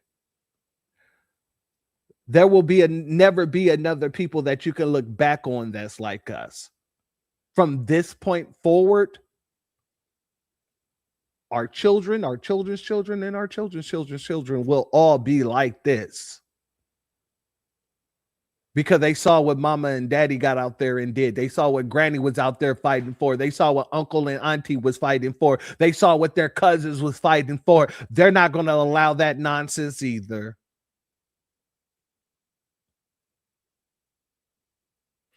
Let's let them continue, shall we? The next step is to actually fix the broken system. This bill is common sense. It says if you've been here more than 5 years, so not the people that came under Joe Biden's disastrous administration, but the people who have been in this country more than 5 years, 10, 15, 20 years, whose children and grandchildren may in fact be American citizens, they would qualify if they have not committed a crime. Family, the Republicans are sounding stupider and stupider and stupider, just like the Democrats are sounding stupider, stupider, and stupider. This man said this bill only applies to people that's been here over 5 years, so that people that broke into the country under Joe Biden would not qualify for it. He said that as if the people that's been here over 5 years that isn't citizens didn't break the law as well. If you overstay your visa, you broke the law. If you cross into a country illegally, you broke the law. If you married somebody in order to stay into this country, you broke the law. So, sir, I must let you know, all of them has broken the law, regardless of whether you like it or not. And then also another message that this person is sending out to the world, not just this person, but the Republican and Democratic Party alike is sending out to the world. And you guys let me know if I'm incorrect in this statement. If you feel that I am incorrect, please let me know. My brother Church, you are incorrect in this statement. What they are saying to the world and everyone alike is that if you come to America illegally and stay here long enough and stay out the way long enough, we'll find a way to make sure that you won't have to go home. Damn the fact that you're here illegally. Damn the fact that your presence here hurts Americans, and more specifically foundational Black Americans. None of that matters. If you can stay here long enough and stay out the way long enough and not get deported long enough, we are willing to grant you amnesty and make sure that you can stay in this country as a citizen. That's the message here, family. That's the message that foundational Black Americans need to be very aware of, because that's what they're making us very aware of. So all the bootlicks on the left and all the bootlicks on the right, both of you can get together and go kiss Roland Poland Martin's backside. I was going to say something else, but you know, I have to. I'm gonna try to keep it clean, at least for the rest of this segment. You bootlicks ain't changing our minds, because we're seeing what both parties are doing, and you're not going to be able to convince us that one party's better than the other when they're working together to do the same damn things that we're fighting against. Where's the bipartisan push for birthright citizenship to be classified directly for the descendants of American slaves? Because Congress has the power to do that. Congress has the power to make the definition very clear of who birthright citizenship was for and is for, and who benefits and who doesn't. Why isn't there a bipartisan push for that?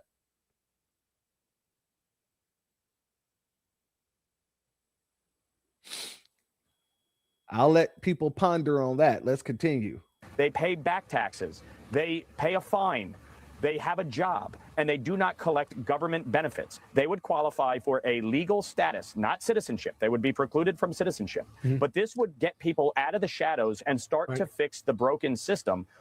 So they would be precluded from citizenship, but yet they would still be able to stay here and mess up our communities and downplay our pay wage.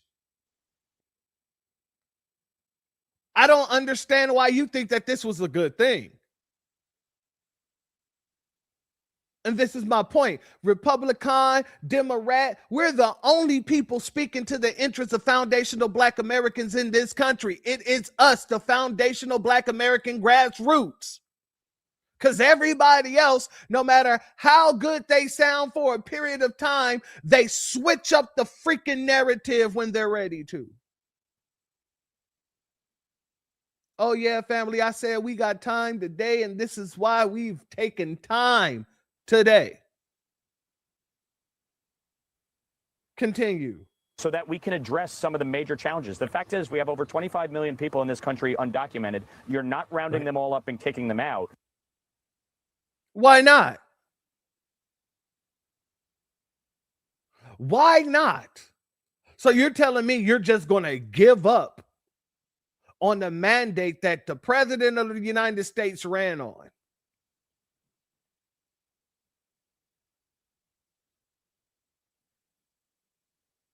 So you're saying, oh, we can't get rid of 25 million people, so we should just give them amnesty.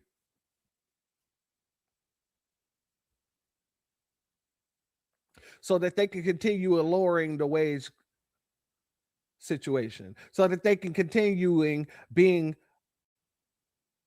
bodies for these democratic states where people are leaving and where their congressional seats should be leaving with them.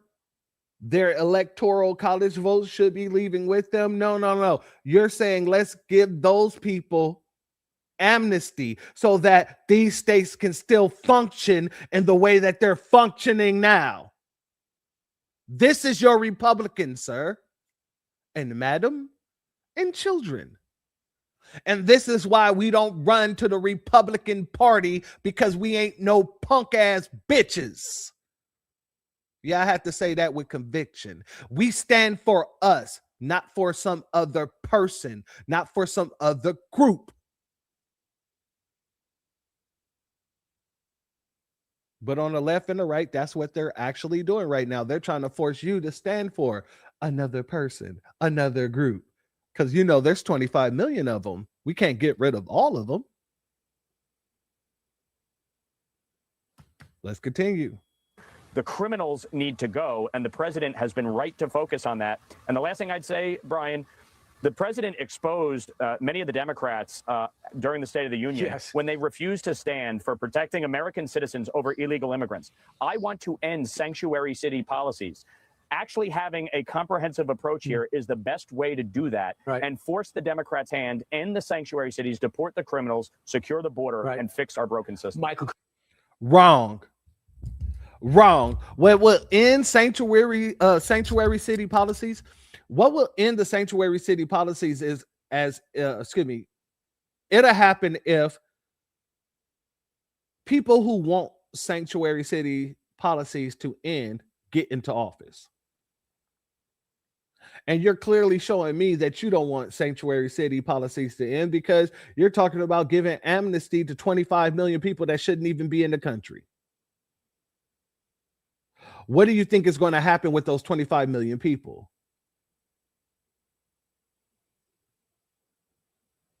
You're trying to end sanctuary city policies by opening up the door for those same sanctuary cities to keep their people.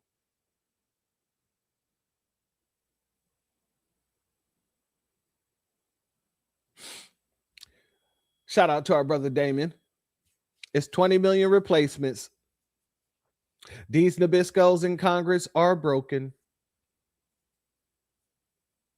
These people truly think that we're just so slow. They think that we're so stupid, politically unsavvy, and we're the most politically savvy group ever. at this point in time. And that's how we're able to catch all your nonsense.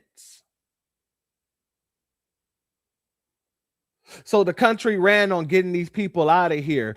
We flipped the country. I don't want to say we flipped the country, but the country flipped red because everybody said we were tired of these illegals. And now you have your Republicans who benefited from the country flipping red coming out saying, hey, we got 25 million illegals, hey, we can't get rid of all of them. So, let's give them amnesty. And, we can end sanctuary cities if we give them amnesty. How, Sway?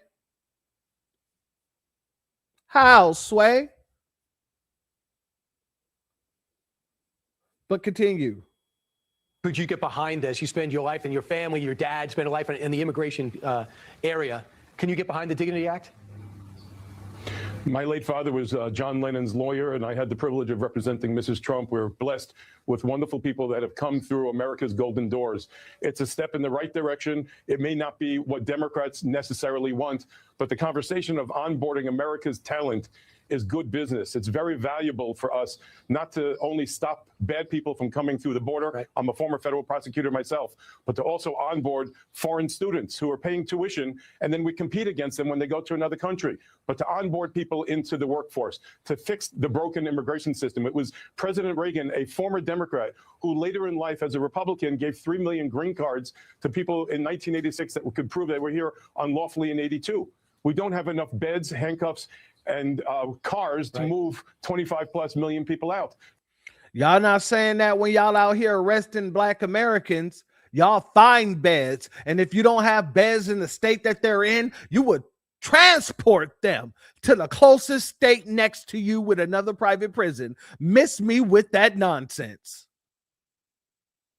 The question is, are we going to take that golden tool in our toolbox, that very DNA of America, that Lady Liberty Cortez, that very special thing that our founding documents and parents envisioned, and that is a country made up of people with accents, whether they pray on a Friday, a Saturday, or a Sunday, but will help build America's future together. We're not going to deport them. We need to onboard them properly. I want you to both weigh in real quick. And Trump feels that way. There's meat packers, there's people in the service industry, farmers. And y'all heard him.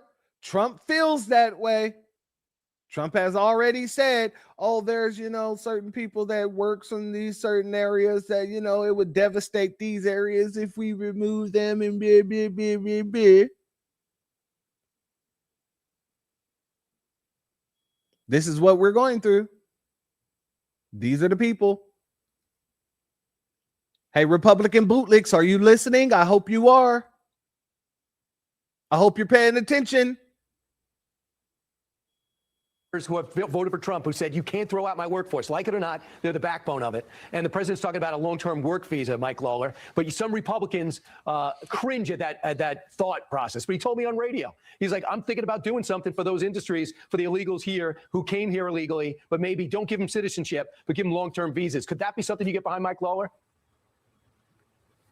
Of course. And again, this is what the Dignity Act does. It doesn't give them a pathway to citizenship. Yep. It gives them legal status so that they can actually continue working. Mike Wiles, Congressman Mike Lawler, thanks so much. We'll see what happens in the next few weeks because I think the president could be open to it because no one ever thought it was possible to seal the border. He did that, making reform truly something that could get done. Mike Lawler, Mike Wiles, great job.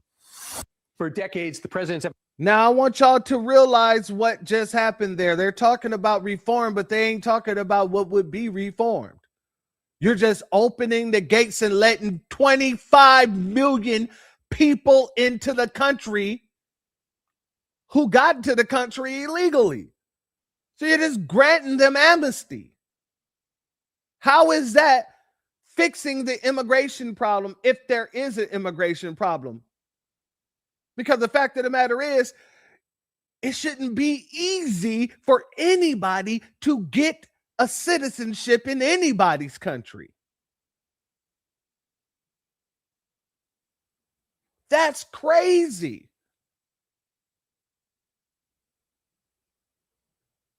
So you want to make it easier for people to not just break into the country, but see, hey, if I can break into the country and stay there long enough and stay out the way, make sure I can duck and dodge all the ICE agents and stuff.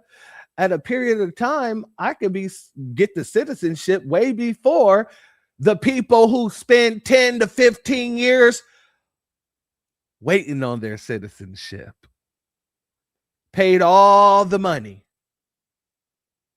did everything America says,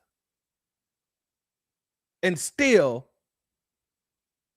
they have to wait 10 to 15 years. And you're telling me people who've been here 5 can just usurp the people who are still waiting? Oh, I guess they wouldn't, because the people who are still waiting would be included in that. So they wouldn't have nothing to say, right? Yeah. So the only people that's going to say something about it is foundational Black Americans. Like I said, family, don't let these people try to convince you to be on one side or the other. We are where we need to be.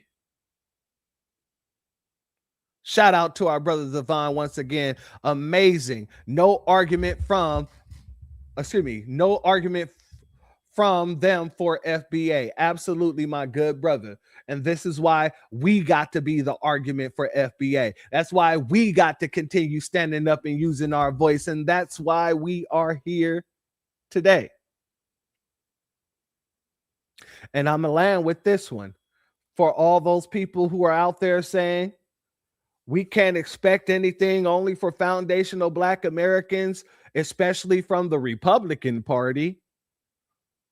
But we never got nothing from the Democratic Party, so don't worry about it, because the Republican Party isn't the people that you should expect that type of situation from. You should expect it from the Democrats. Well, I want you to understand something, family, as we end this broadcast. The man that has been, let me pull this down for a second. The man that has been sitting over the HUD situation, he had something interesting that he had to say. Yeah, he had something interesting. It wasn't for us. But Scott Turner definitely has something interesting to say. Definitely something interesting. Let's go here. As Secretary of the Department of Housing and Urban Development, I'm honored to announce the allocation of over $1.1 billion in Indian housing block grant funding. I'm honored to announce the allocation of over $1.1 billion in Indian housing block grant funding. I'm honored to announce the allocation of over $1.1 billion in Indian housing block grant funding. $1.1 billion, $1.1 billion, $1.1 billion, $1.1 billion in Indian housing block grant funding to nearly 600 tribal communities across the nation. Did y'all get that, family, or should I run it back? Let me run it back just in case. $1.1 billion in Indian housing block grant funding to nearly 600 tribal communities across the nation. This announcement comes at a very special time, as this year marks the 30th anniversary of the Native American Housing Assistance and Self-Determination Act. 3 decades ago, NAHASDA reshaped how the federal government partners with tribal communities to address their housing needs. It recognized the power of self-determination and provided tribal nations with a flexible solution to identify their own housing needs and implement solutions tailored to fit their community. Now, family, understand that Putin's Mexicans, aka the Siberians, get billions of dollars per year from the American government. Their communities and their nations get billions upon billions of dollars a year. Joe Biden, while he was in office, he just gave the largest endowment to those nations that they've ever received. But yet, here you go. Here's a Republican, here's MAGA, here's Trump sitting here saying, hey, we're going to give. Remember when Trump said they don't look like any of the Indians that I know, and the Indians that I know say that they don't look like the Indians that they know. He's giving these people $1.1 billion on top of the endowment that they get every single year anyway.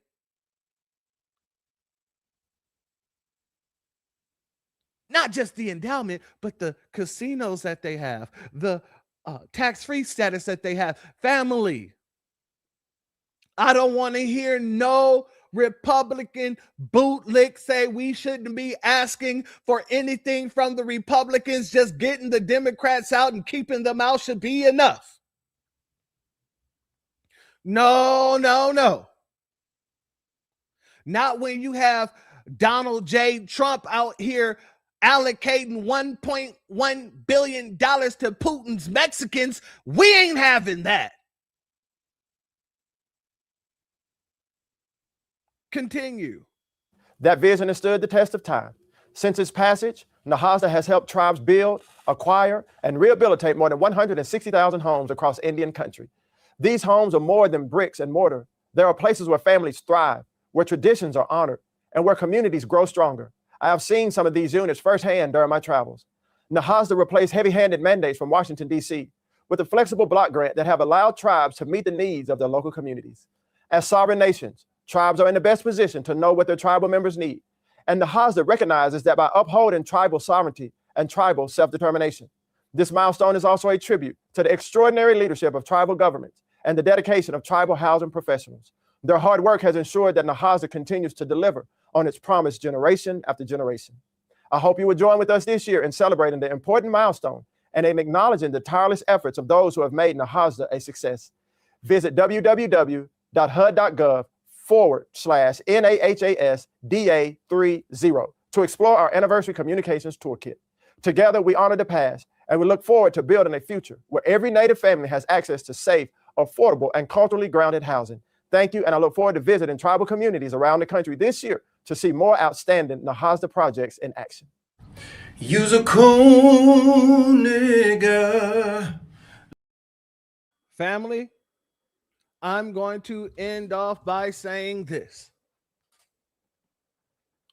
If you are on the Democratic plantation, get your buck dancing ass out of our faces. If you are on the Republican plantation, get your buck dancing ass out of our faces. And let me be very clear when I say this. Both parties, I don't give a damn whether you're a Republican or a Democrat. Each of you bastards owe us, and we will not be out there turning in the elections unless you pay us, unless you bring us policy in a way you just brought those Indians that Trump don't even believe are real Indians policy. The same way that you just sat here and quite literally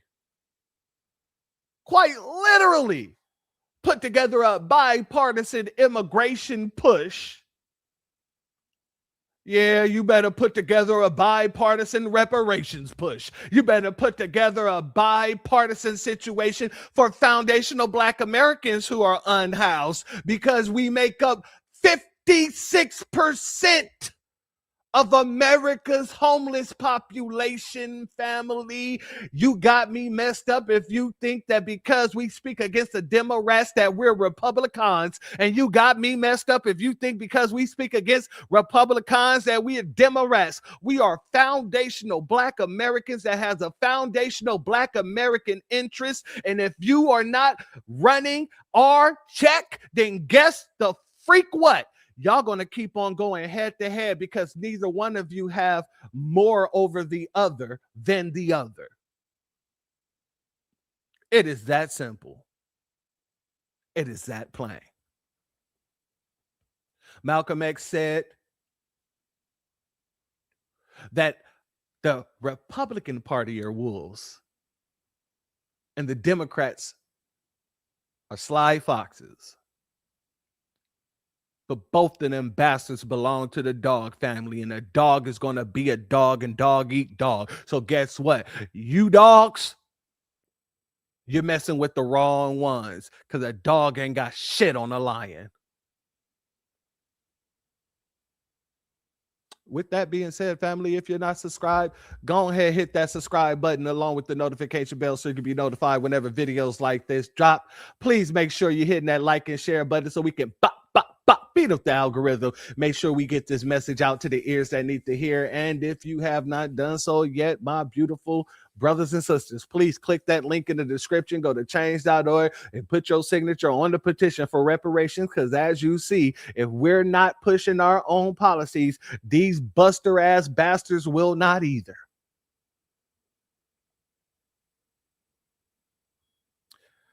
Shout out to our sister Sharice one more time for your super chat. Your donation is blessed tenfold, and I appreciate your contribution as always, my queen sister. Thank you for your beautiful work. And thank you for being here to help spread that information. And let me also give a shout out to our good brother, Drew Laston. Much love to you, my good brother. And thank you for your Cashapp donation. Your donation is blessed tenfold. And I appreciate your contribution as always, my family. And he has to say, be one to the family, stand firm. As always, family, much love to you. And I second that. Stand firm, family. Stand firm on what you know is owed to you. Stand firm on what you know is owed to your community. Stand firm in knowing that these people are willing to work together to work against you. We took 6 hours and 30 minutes here today in order to lay it all on the line. We didn't discuss the Republicans and their imploding nature, and we didn't discuss the Democrats and their banal neglect nature. And at the end of the day, the only nature that is moving the country forward is foundational Black American nature. Call it netter, call it majorist spirit.